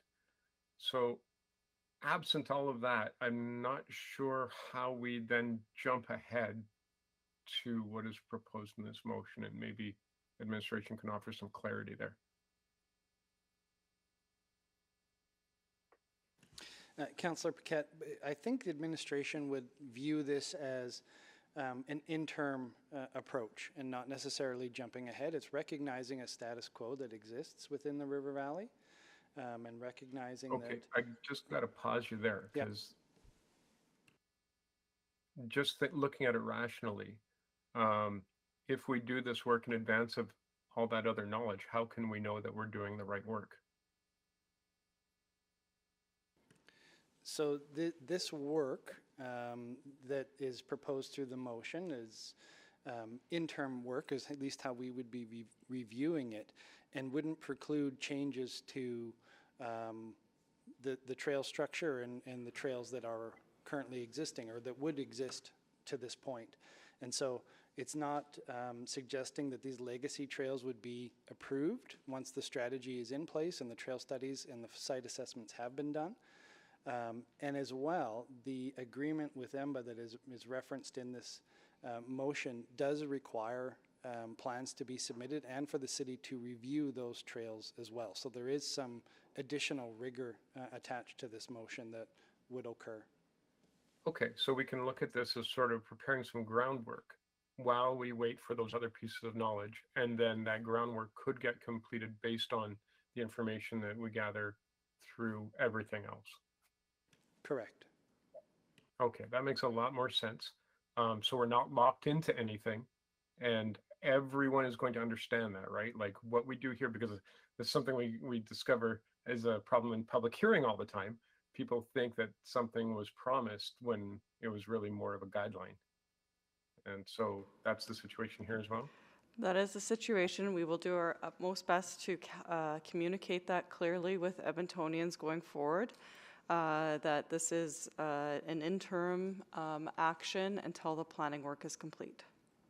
Okay, and I'm assuming that also means that all new trail building is stopped as much as we can. As much as we can, Councillor Paquette. I don't think we can. We will do our best, as we said, with the limited resources that we have for enforcement right now, to continue to enforce the illegal trail cutting that's happening in our valley. But we can't commit that through this motion that we will be able to stop that. Okay, thank you, Marita. Thank you. Councillor Salvador. Thank you. And I had a similar question around timing, so I appreciate the answers to Councillor Paquette's question. Yeah, I think I just wanted to loop back to one of the questions I had around sort of the transition of some of the working landscapes, active landscapes, but ask a little bit more about our priority acquisitions and land acquisition strategy as part of Ribbon of Green. So I guess, do we have priority acquisitions, and do we have enough flexibility to fund those acquisitions? So we absolutely do have priority acquisitions, and we work on those through our capital profiles. That said, those are also often opportunity driven. So when a land is available for sale, we have an opportunity to purchase it, but that we don't necessarily know the timing of that. So we do the best that we can to anticipate when land might become available and make sure that that is planned for and prioritized in our capital profiles. Okay. Okay, and then sort of related to land acquisition, I guess there was mention, I think it was in the implementation actions of the Ribbon of Green, the development of a land assembly program. Is that related? How is that work going?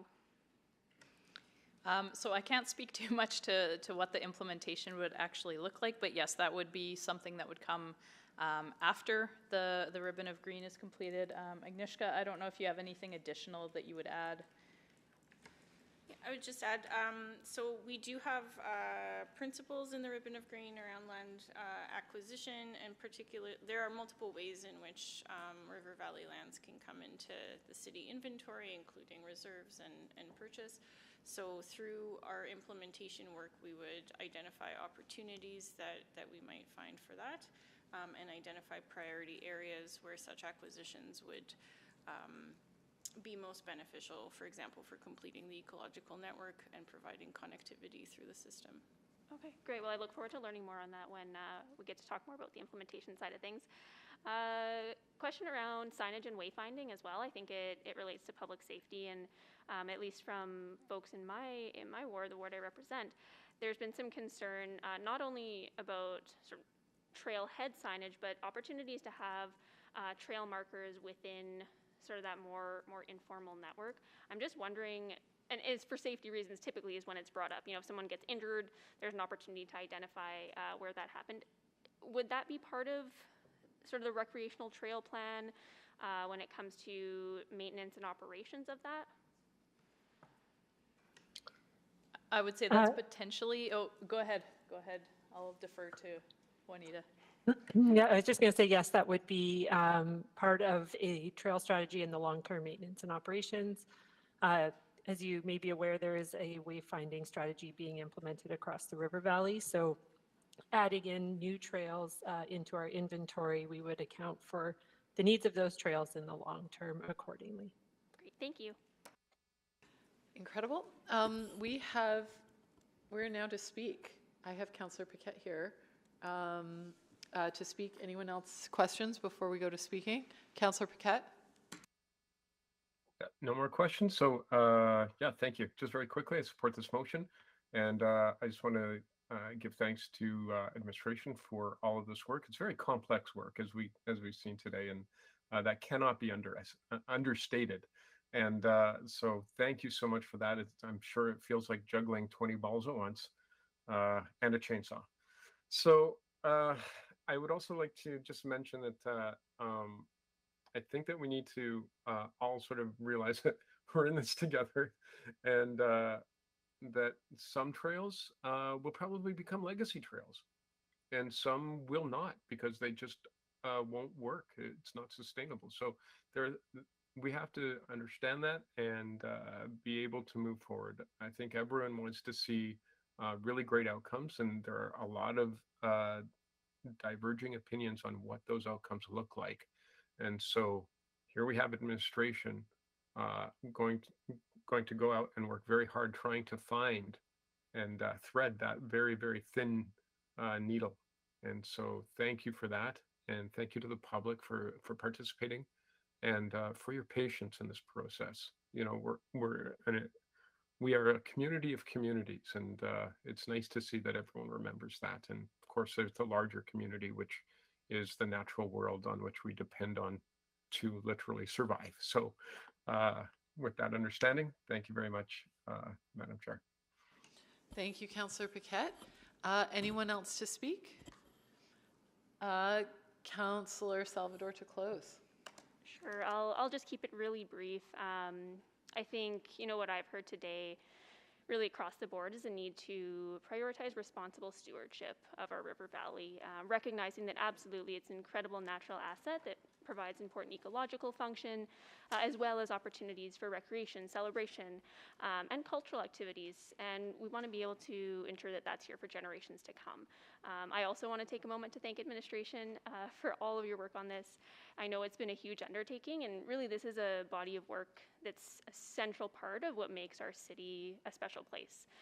I think that this motion in particular is an important step towards a larger body of work that I look forward to seeing evolve and develop over the coming months. So I'll leave it there. Also want to thank all of our speakers again for coming out today and all the folks who have engaged in this process. I know a number have been in direct contact with me as well, so hopefully we can keep that up. Thanks so much. And with that, please vote on the motion on the floor.